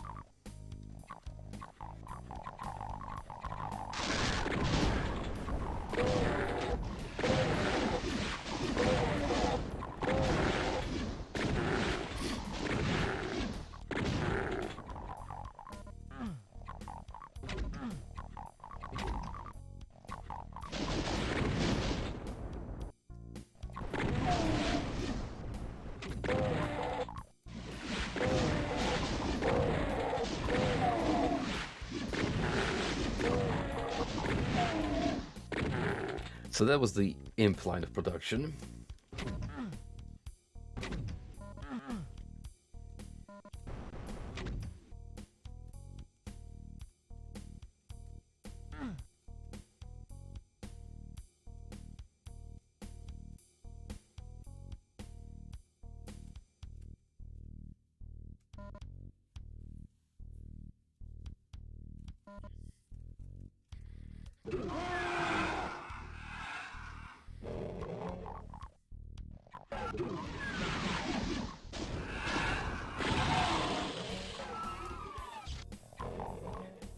It's a very open map for sure, but it does feel a little barren at times, given that, well, even with the improved source code at the time, the only still pack is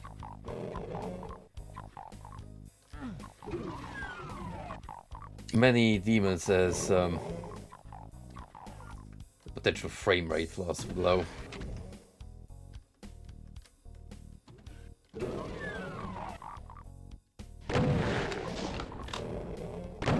Which wasn't quite a lot. Lord knows your computer back in the day, your trusty IBM, would still potentially struggle. But we're talking about running this bad boy on 640 by 480.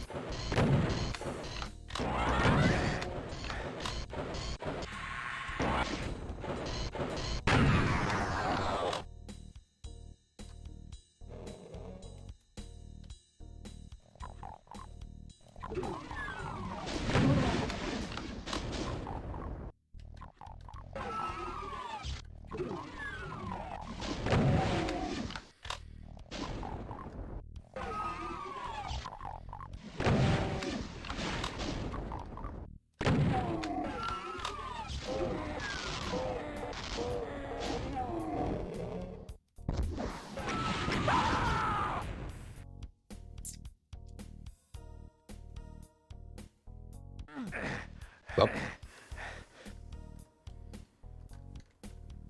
the rocket launcher is a double-edged sword.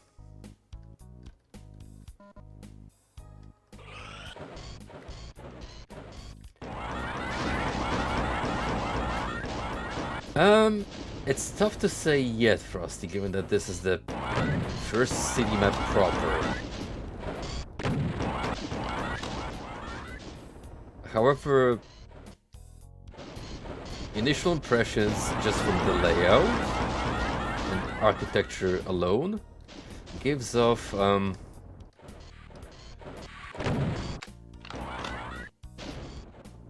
very rough, kinda amateurish at times. This is like someone's first attempts at making a more grandeur level, and you can kinda tell from how basic some of these buildings and architecture are.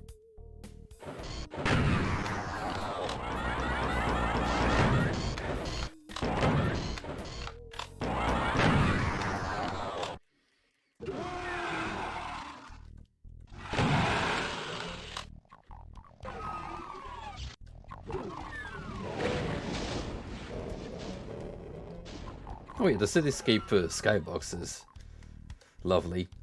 It's almost like I'm playing Duke Nukem.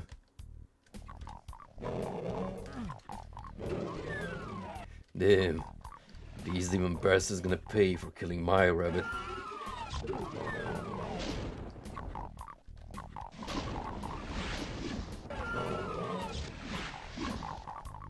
Technically, we are living in the Doom 2 universe because the manual says so.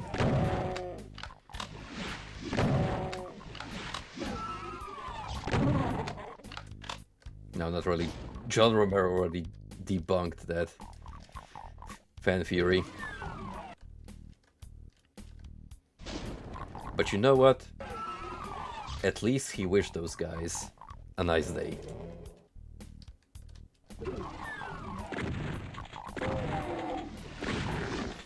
Just like he does to Sandy before dunking on him.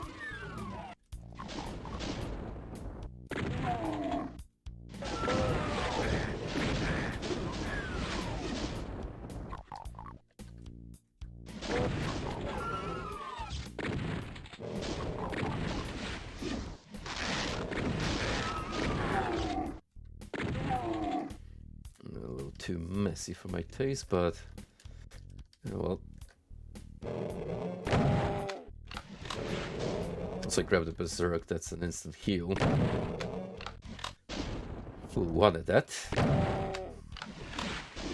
What am I gonna do with you?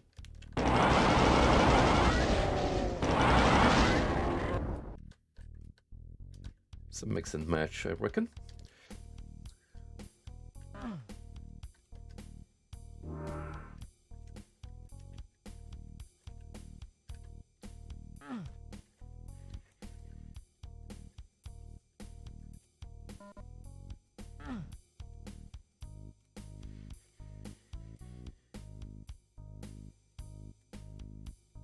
Yeah, once I'm done with the classic Doom stuff, we are 100% going to be looking into some of the more interesting WODs out there. Could make a whole living out of streaming Dooms alone.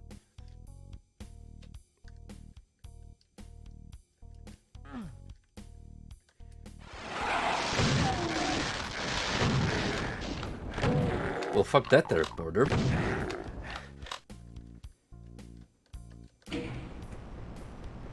That sucked. But, I guess there's some sort of payoff.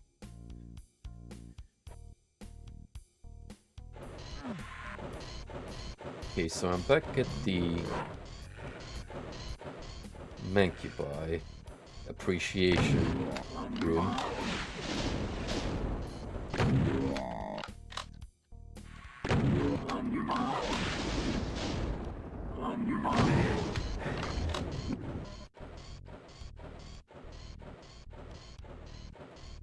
Let's see if I can make this work.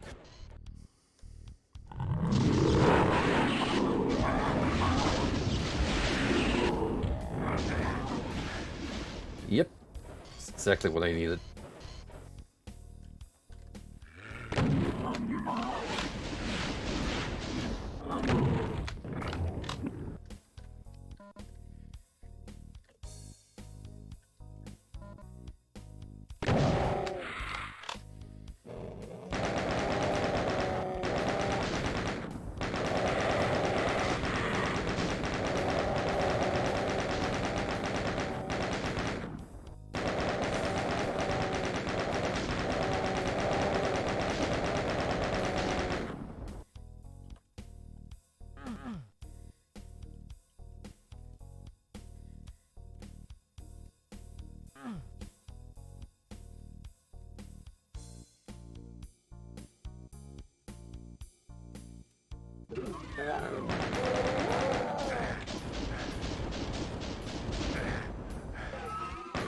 Yo, the rate of fire on this little guy. That's something you should sleep on.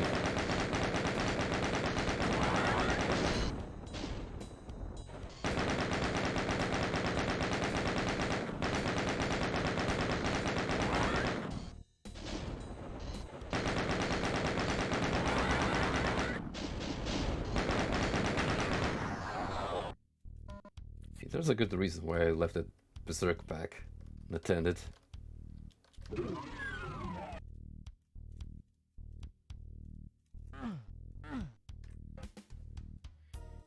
Sometimes you just want to conserve these pickups.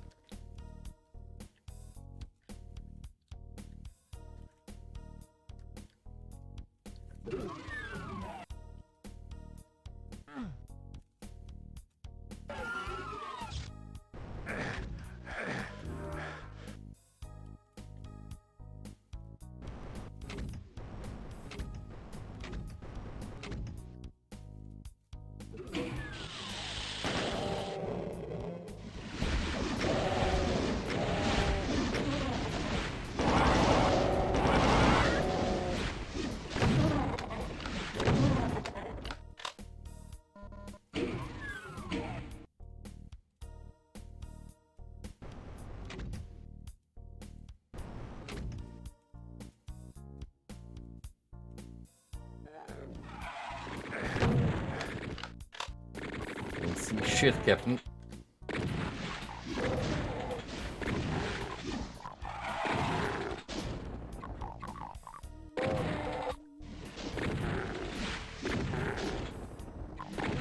Imagine a world where instead of the flashlight, Doom 3 had night vision goggles as a pickup. That would kind of make it a better game in some aspects.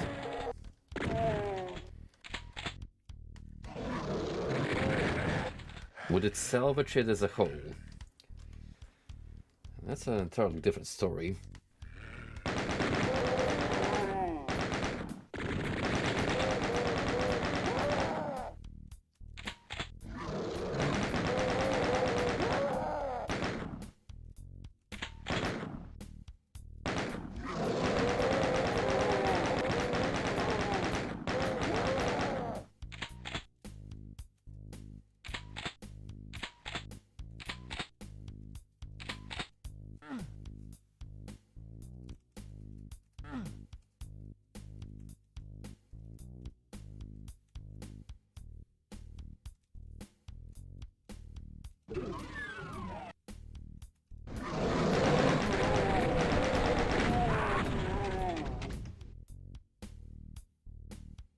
Okay, I can't quite rush this chamber.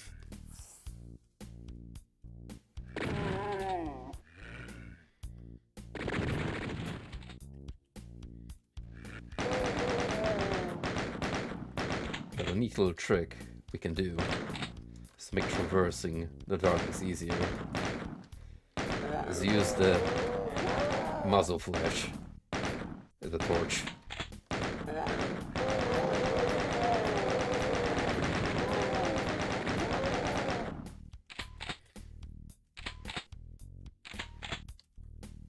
Sometimes it's the small little touches that really add to the experience as a whole.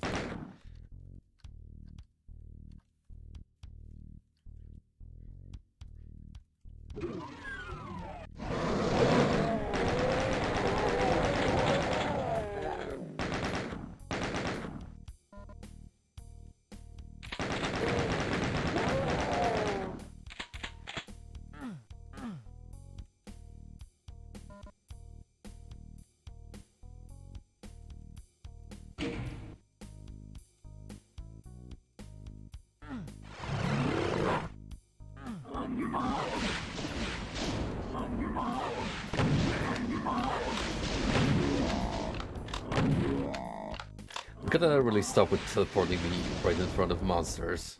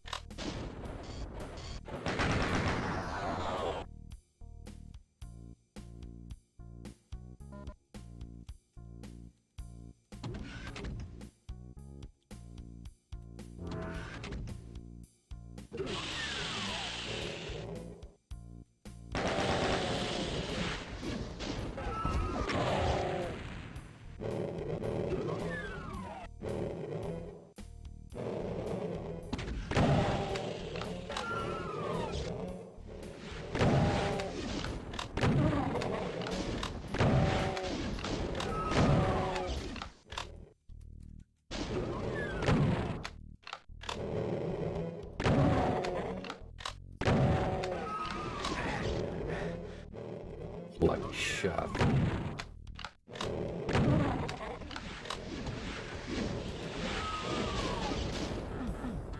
Oh shit. Well, looks like I'm trapped here with the Cacodines, or are they trapped here with me?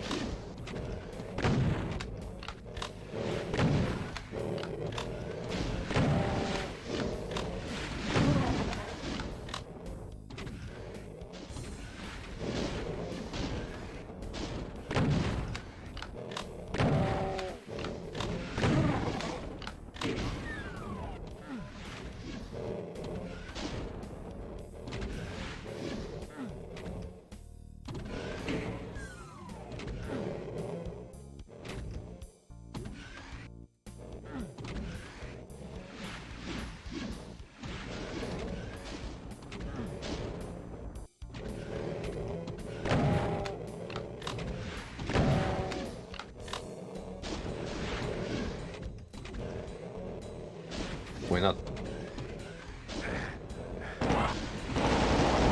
Plenty of energy cells to spare.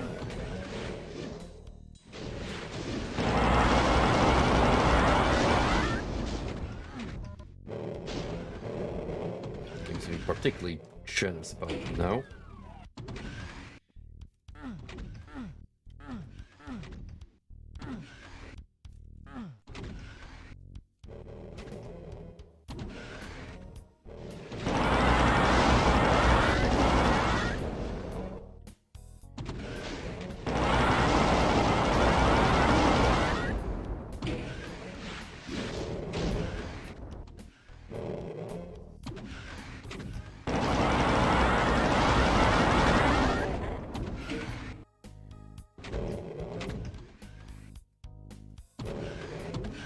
Simply making a passive way for myself.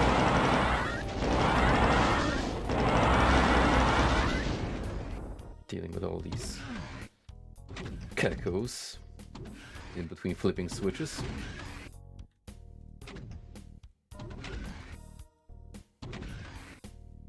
Any secrets? Can you go higher?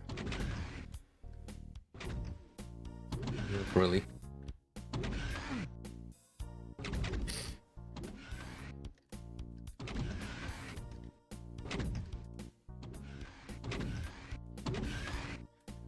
Nothing unusual here. No, it's just straight up the exit.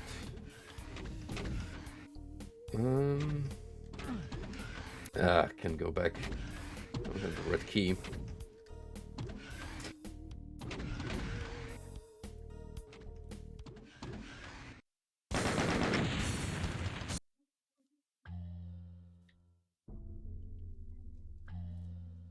Well, now in the city proper.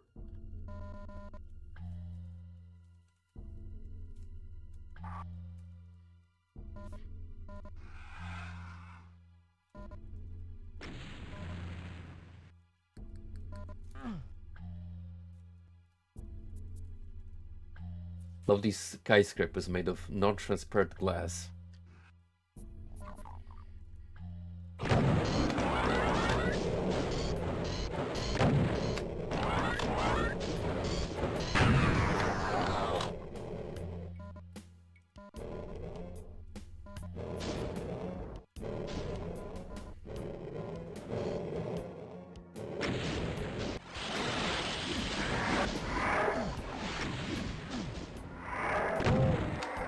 You don't want to teleport just yet.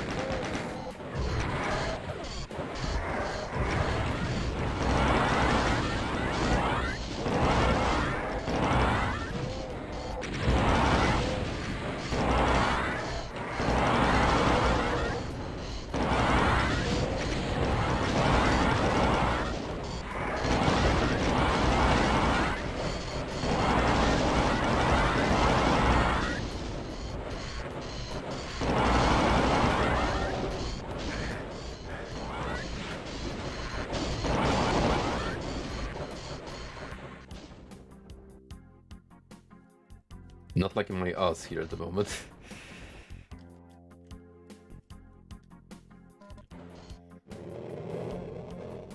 If I can find some health.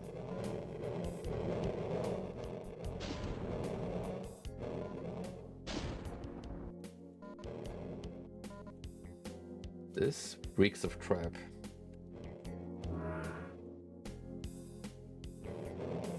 No? Well, you know what? I'd rather keep this little sphere just in case. Who knows? There might be a bigger encounter inbound.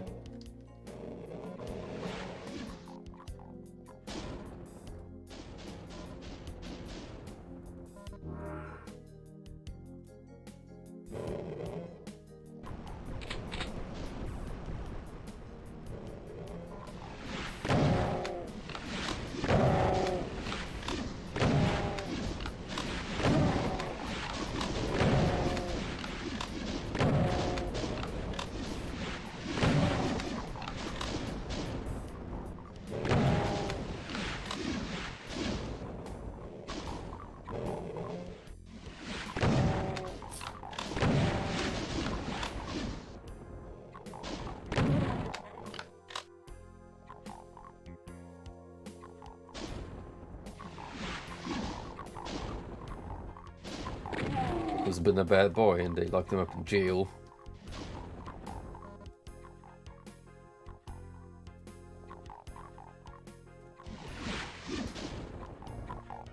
Should they have been committing tax fraud?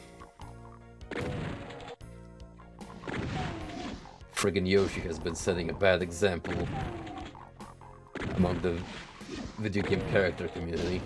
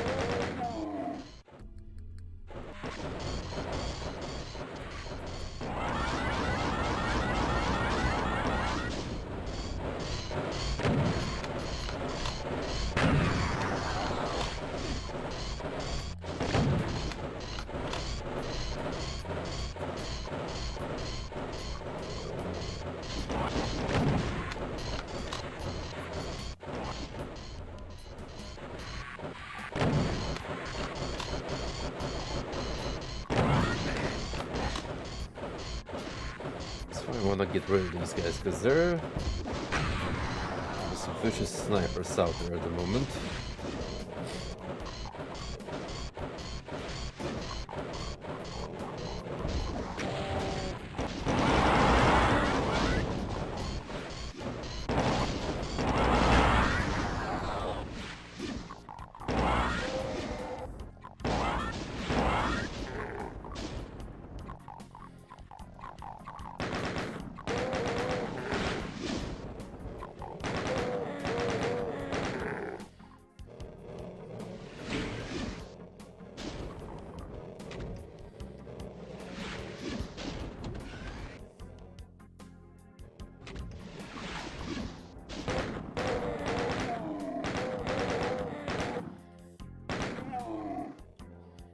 How many kills we got just from roaming the starting area and exploring it?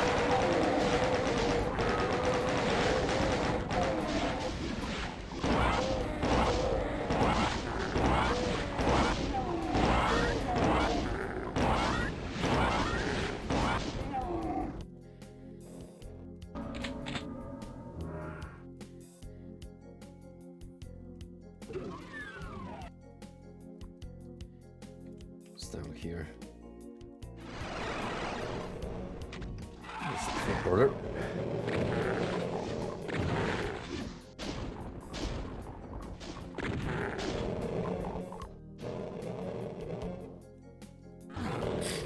Oh, you get slower.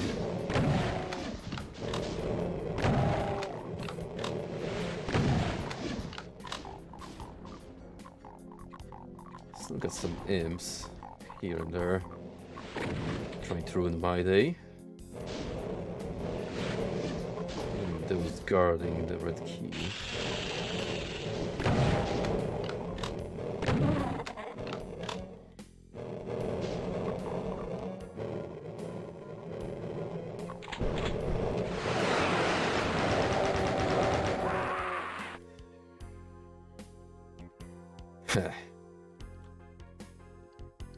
Why am I not surprised?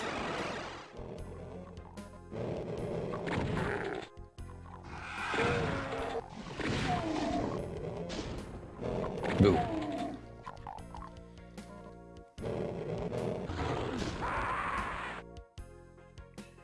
Yeah, that can happen too.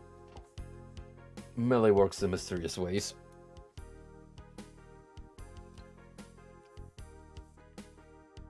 If you're sharing the same two tiles next to each other, but there's a difference in the height, they can still get you.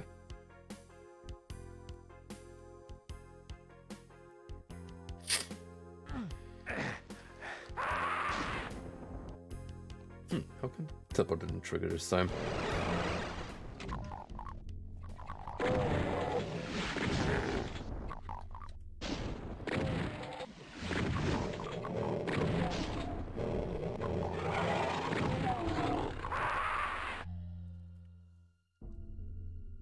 Oh, these friggin' fingers.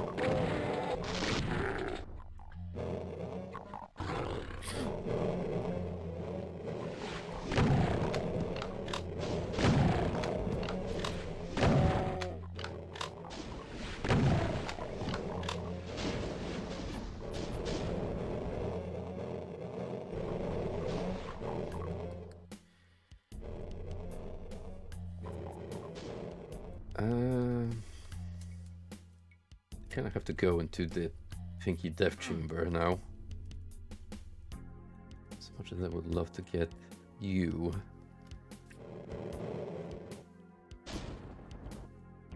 But that ain't happening yet.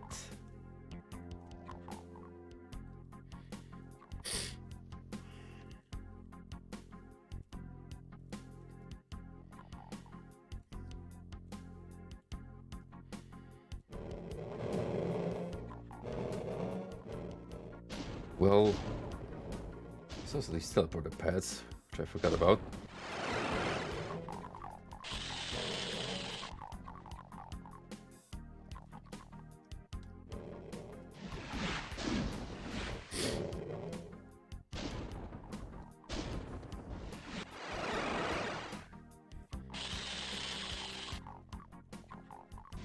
Hello.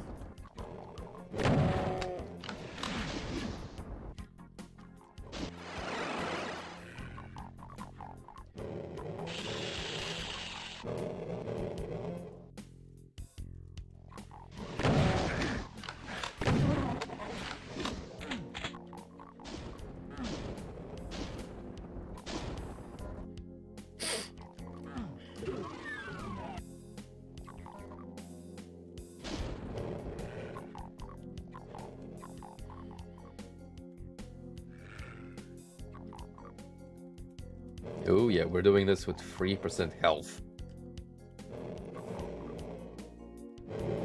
Let's freaking go.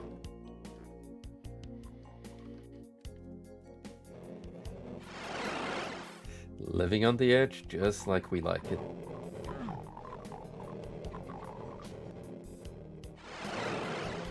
Okay, that's just for the BFG. Although, I wonder if I could leap onto other buildings from here.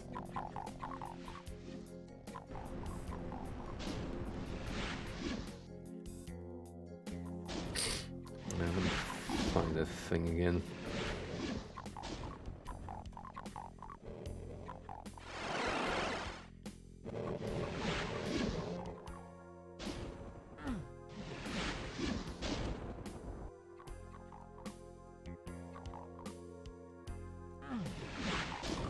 Yeah, good access to blue door.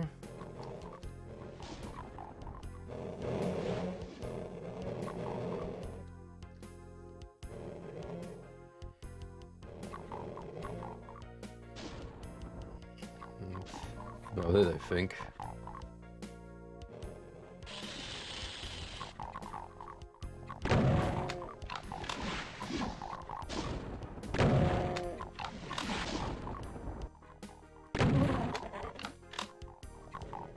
And I'm gonna use this vantage point to take out those annoying imps. Ooh, buddy. Don't do me like that.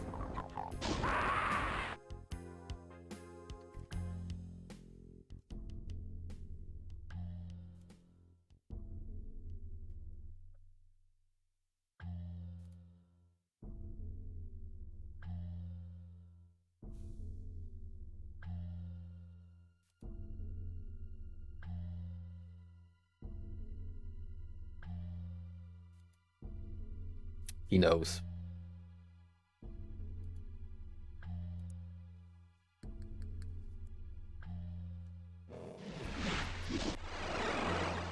Live John Romero reaction.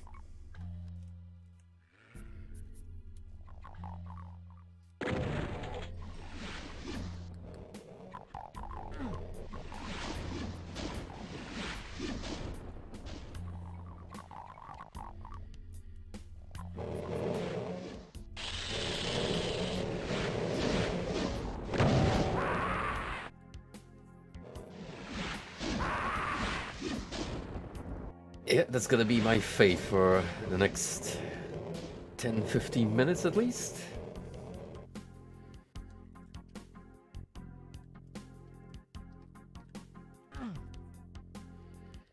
Joseph having no health.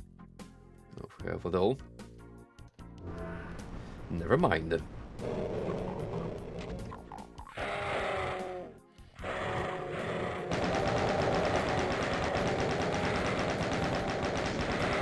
Maybe I should have followed this giant freaking arrow a long time ago.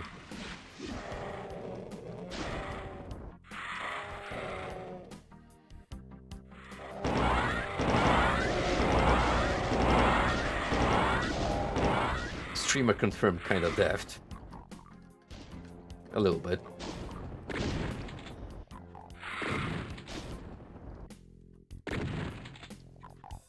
Where are you going, buddy?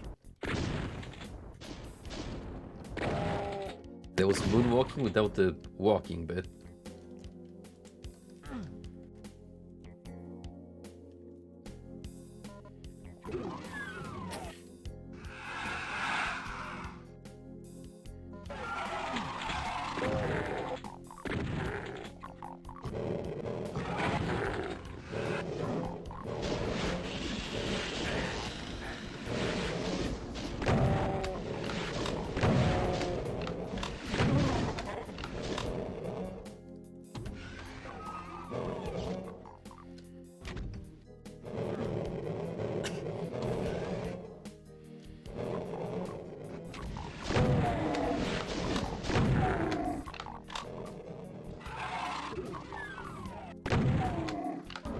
Sometimes all you need is one good shotgun blast.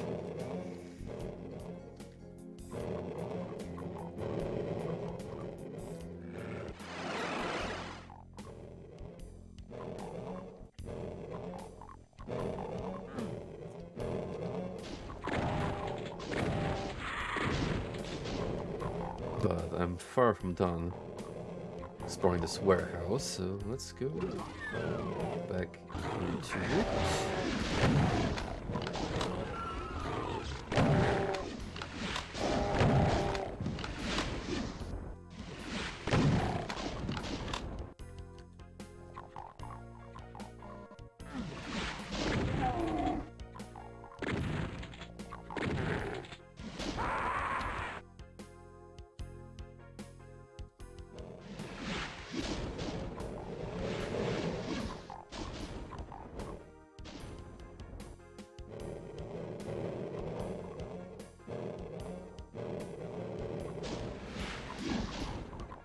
Maybe I should make a quick save right by that arrow. Save myself a tinge of grief.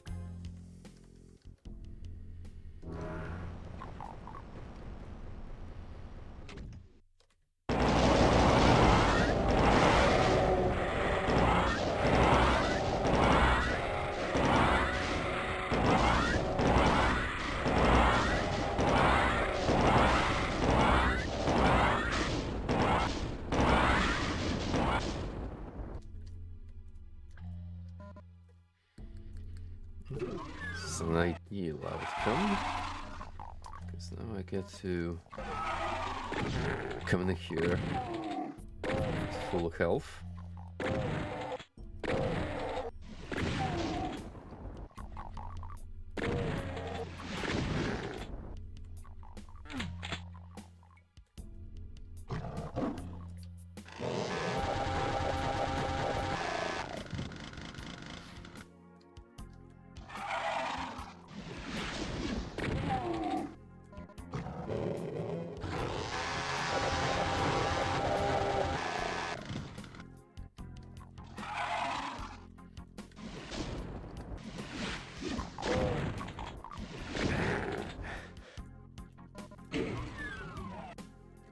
Hello.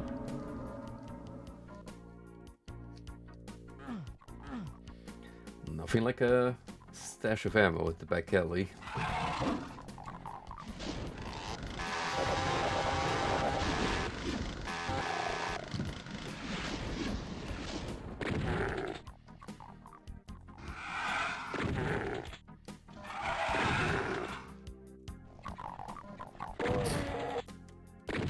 I can see this as a nudge to classic Doom 1 design.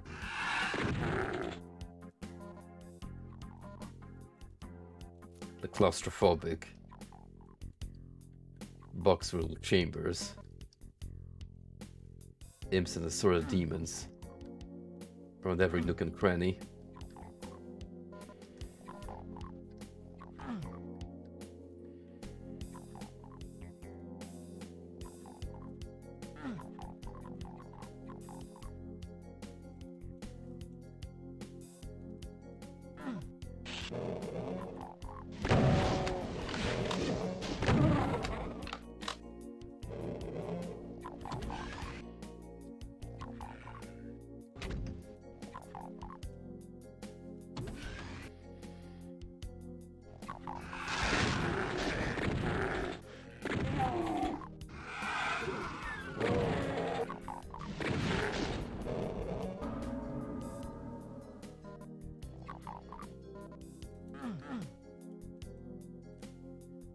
Okay, what's the situation like at the moment? A pretty good number of kills, but still a little over 40 to go.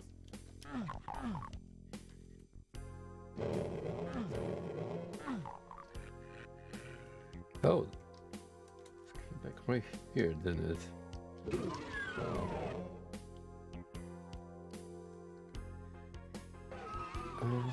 So I don't have any keys yet. And the one place I can think of that will be like a massive progression leap for me is the Pinky Chamber.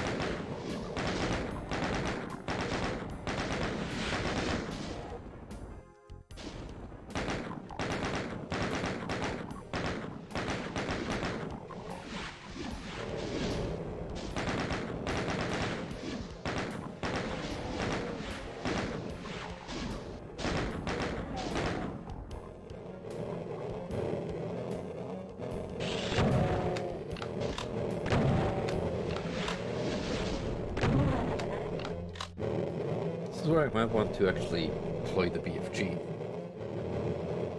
because of how many of them are.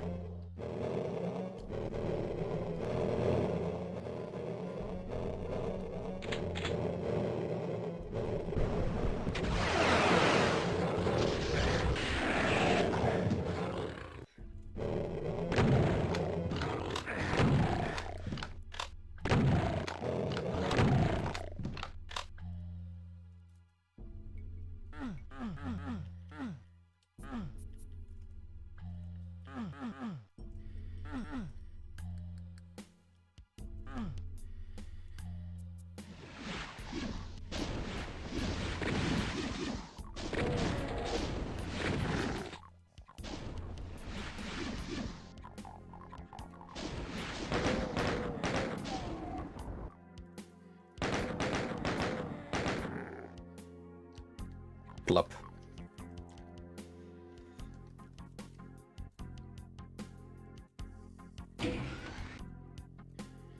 Well, I certainly mark my presence with all these kills. But now I actually need some keys to progress.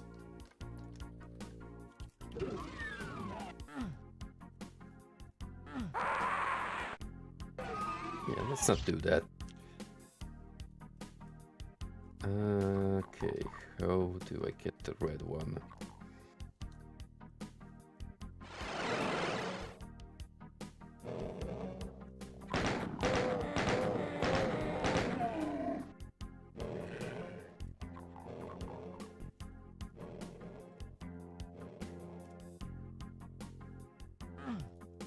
Nope, can't make it here.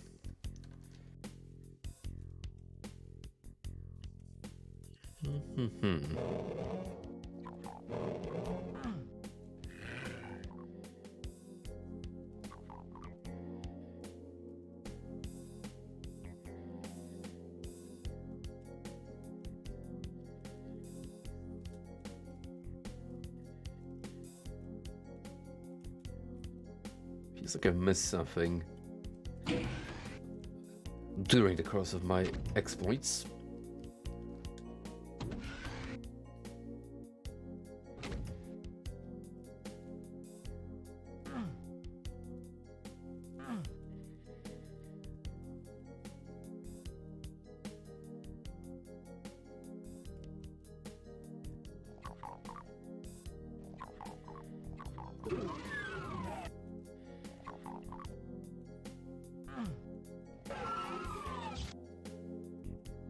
I'm pretty sure I saw a teleporter right around these boxes.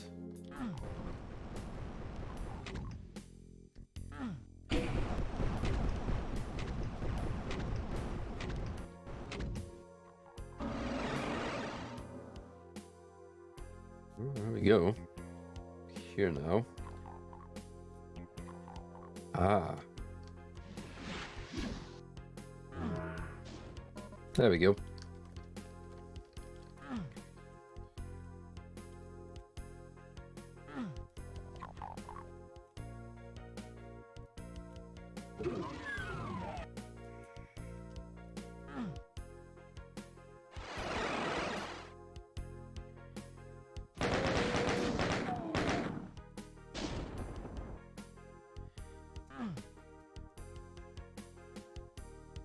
Good on me for obtaining another secret, but yeah, about those key cards.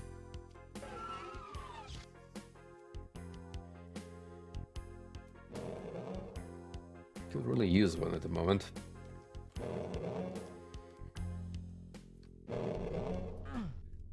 There's 3 of them, and I found none.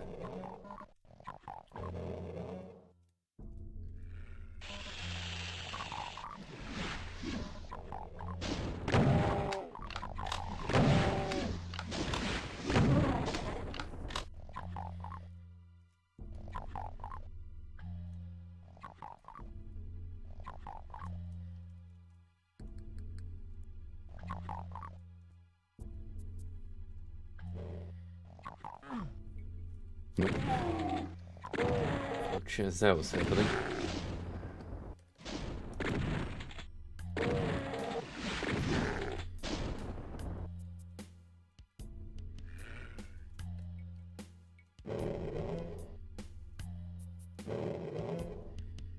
Kind of at a loss.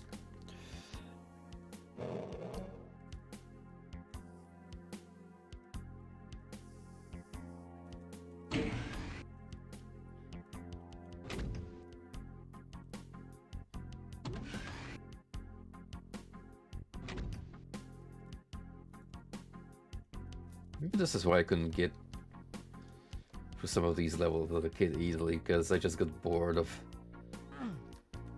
looking for the keys.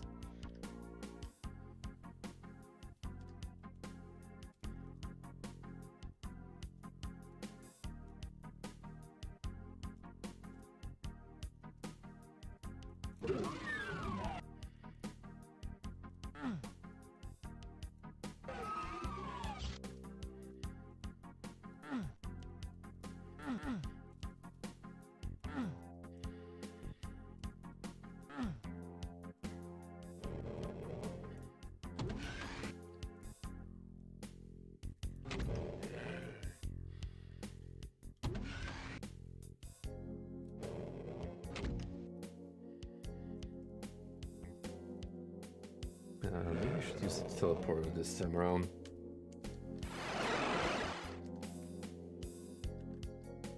No, because it brings me here where I freaking need the blue key.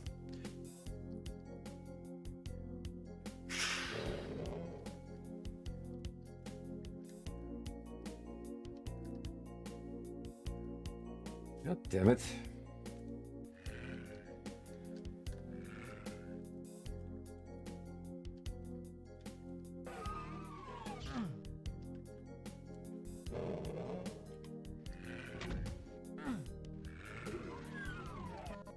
Oh, I haven't been here yet. Hang on.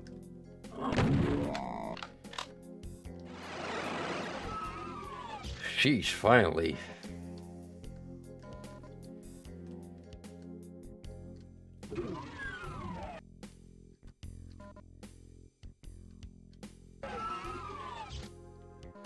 This right here is an indication of Sandy Peterson's level design, then I am a bit concerned about the future endeavors.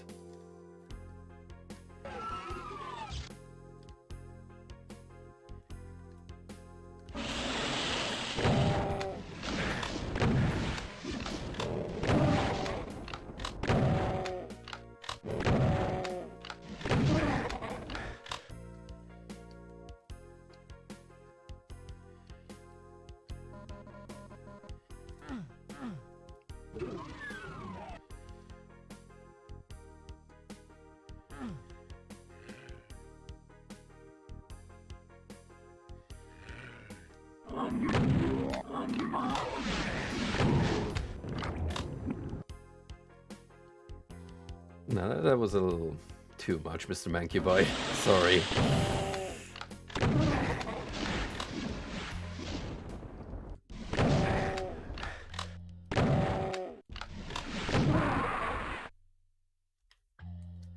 This payback.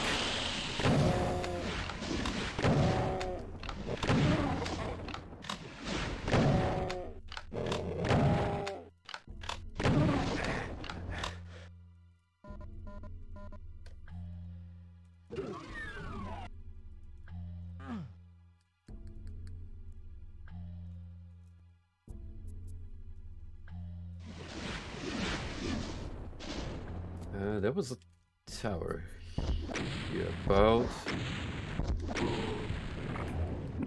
that did have a door marked blue. Huh?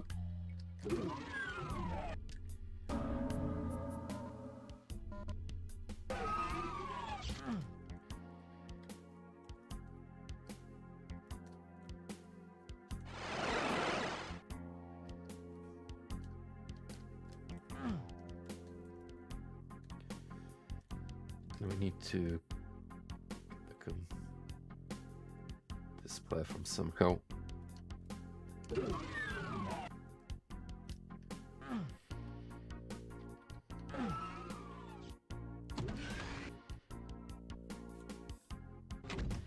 Maybe follow the same teleporter the Mancubus did.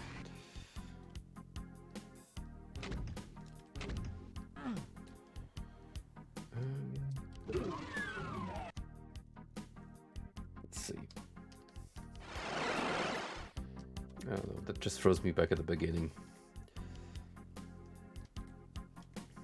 So it will have to be one of the other ones. Yeah, this is a little too mazy for my liking in terms of running around back and forth.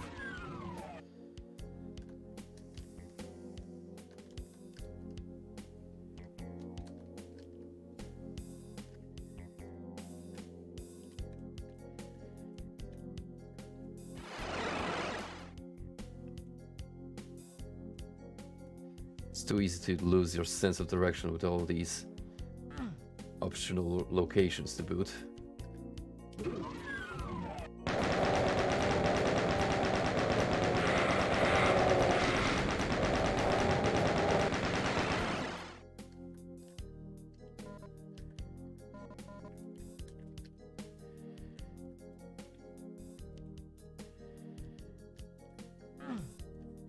I mean, I got the red key, so counts for something.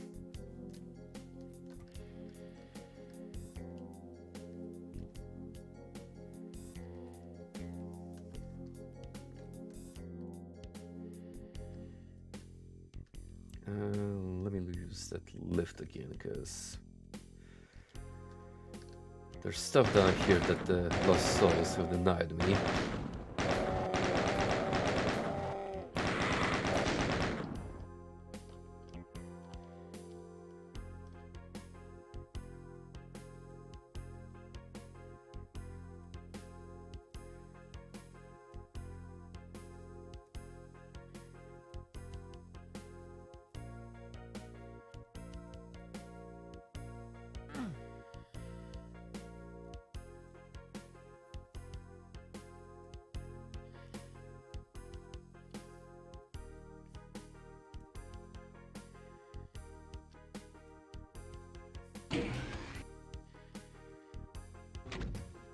After a while, all of this just blends together. Fumbling my way, trying to find the correct pathway, which is not from here. Teleporter, was it? I think so. Yeah, there we go.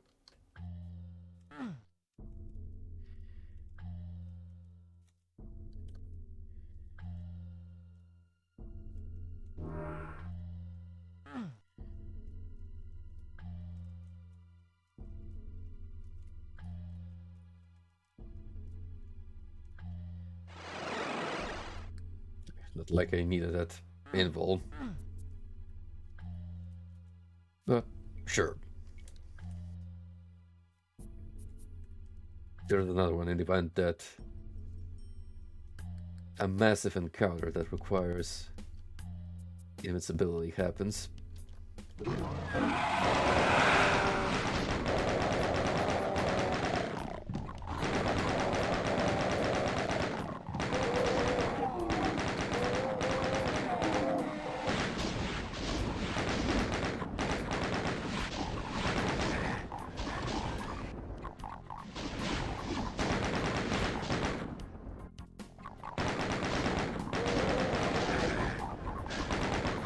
Oh, this is a little stinky.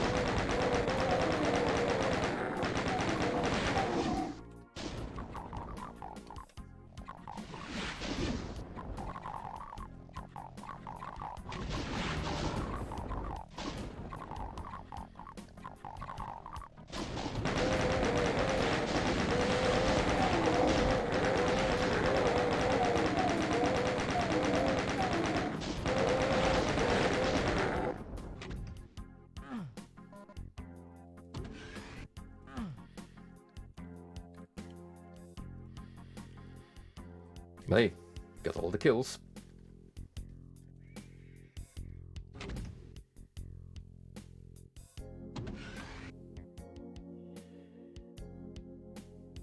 So now it's just me and this ghost town.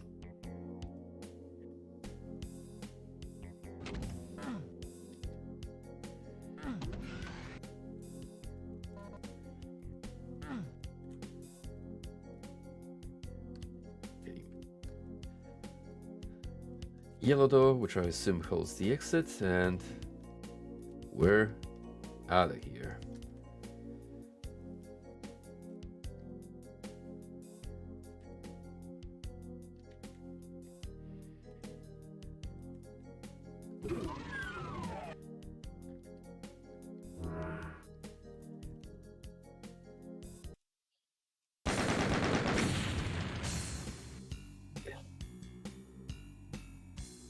What you can do in 2 minutes 30 seconds, it took me almost half an hour. Blind, but even then, sheesh. I'm gonna have to look up some speedruns of this level after we're done tonight.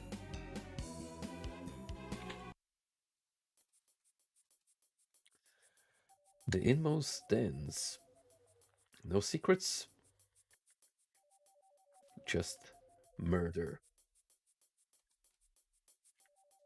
Alright, I have an enemy tonight from our level, and we call it there.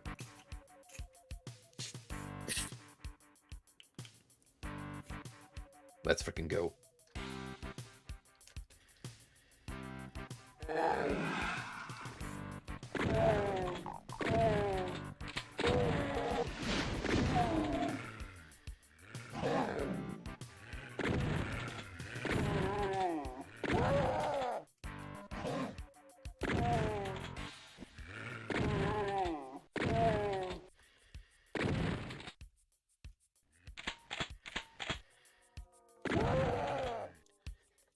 Ooh, kind of getting Doom 64 vibes from this castle-like architecture.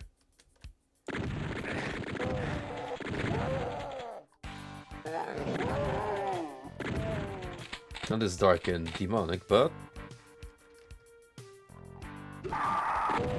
structure is the same.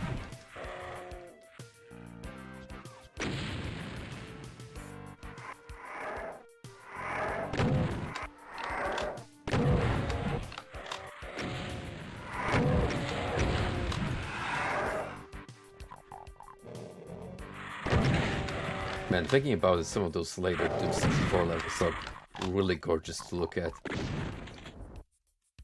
Just from a design perspective.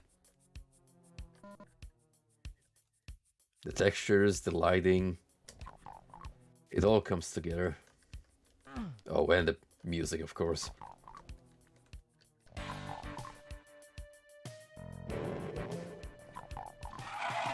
Crying Children, now that is some hot tunes.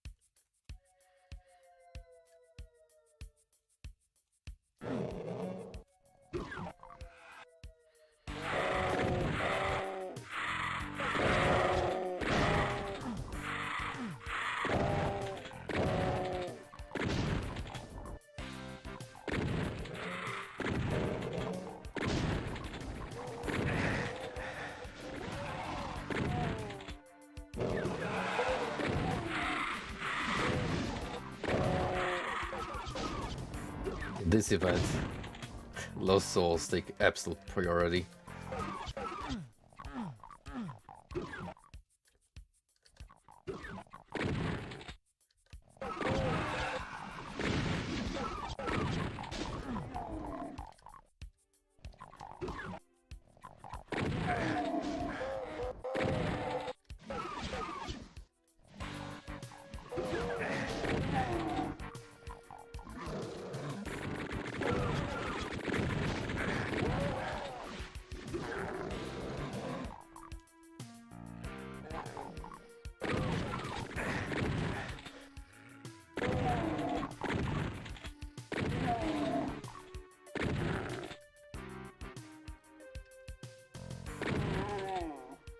It's mostly low tier enemies like imps and hit scanners.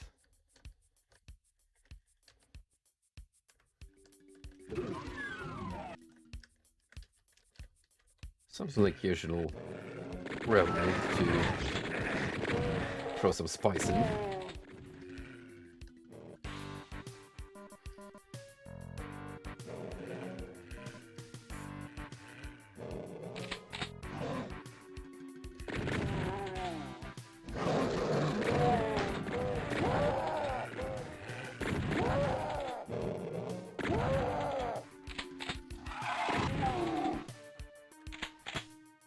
I swear there's a Doom 64 map that plays exactly like this.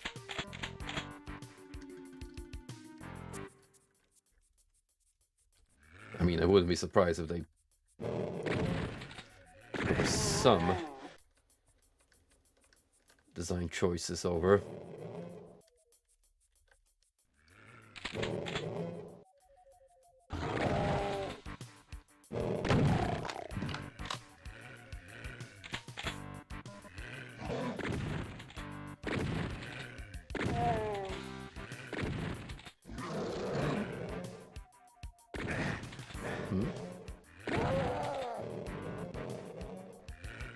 Okay, I got the skull key. Why isn't this lowering itself?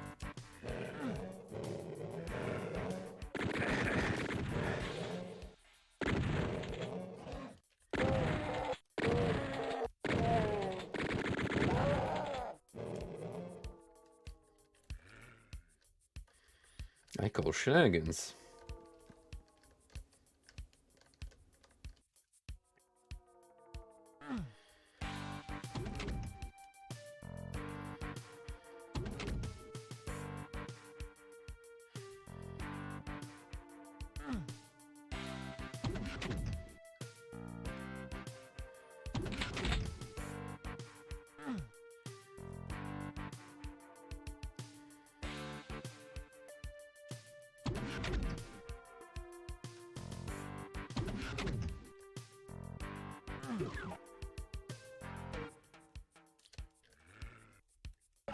Oh, me, there's a switch I need to flip.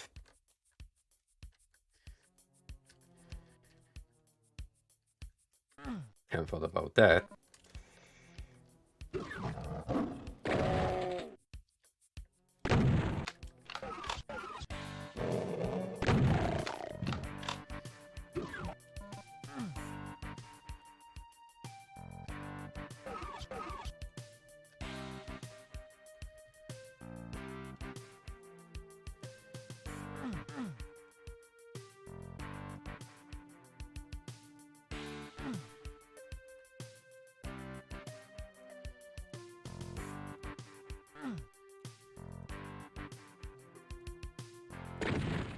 If there is, I haven't seen one yet, that's for sure.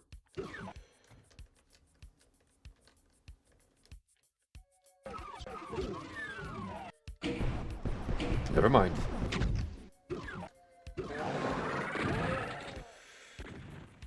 Okay, Mr. Archvile, I need you to kindly perish.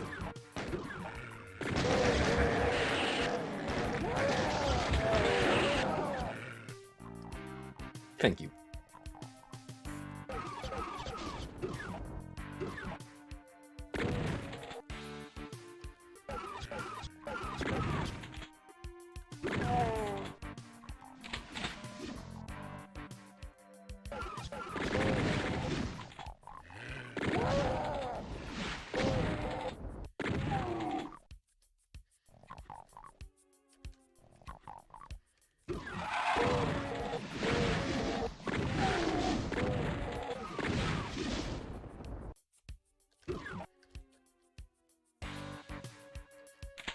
Clear.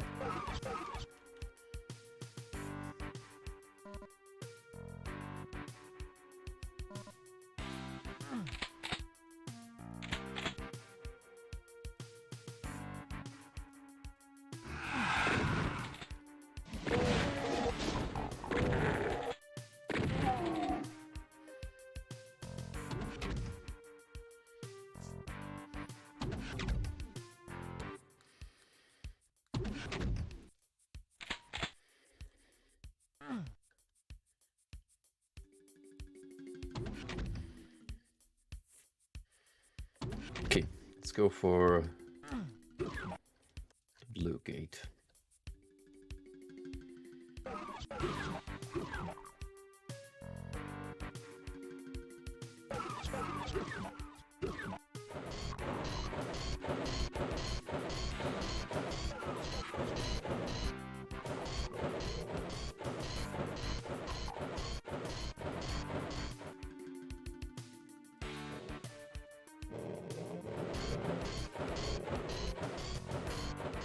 How do we get that supercharge?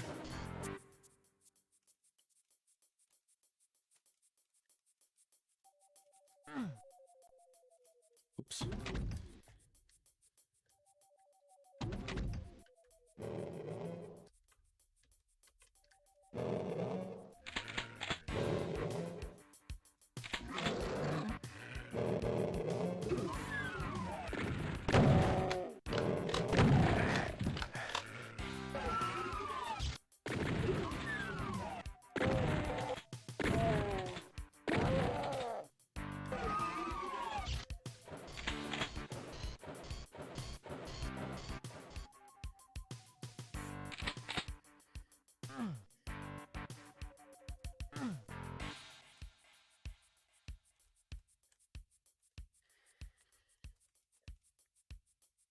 peek down here before I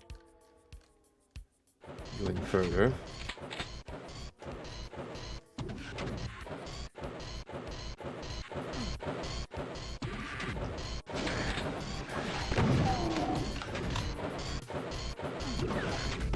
Uh-huh. I knew something was up.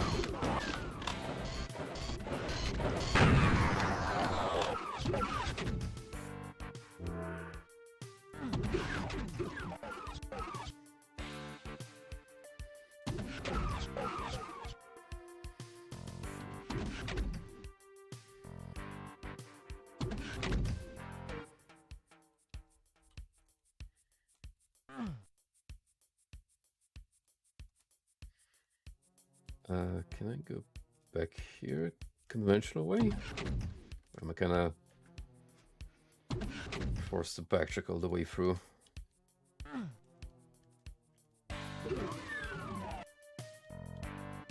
Not necessarily.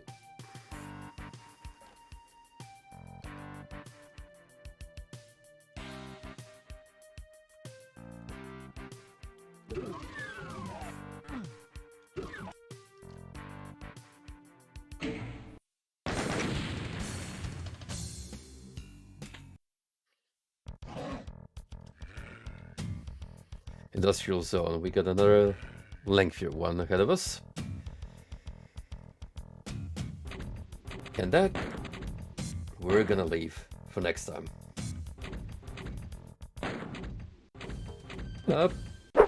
Pretty good run tonight.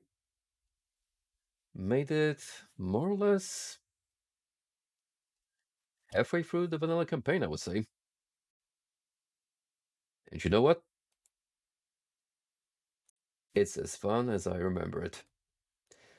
Except that downtown zone, it was a little rough around the edges, I would say. No offense, Sandy, but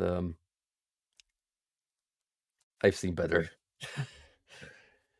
Anywho, we'll be back with more Doom. And also, I'm planning to get back to Hades. Might do that next stream. That game definitely deserves some attention now that I've pretty much cleared my backlog up until now.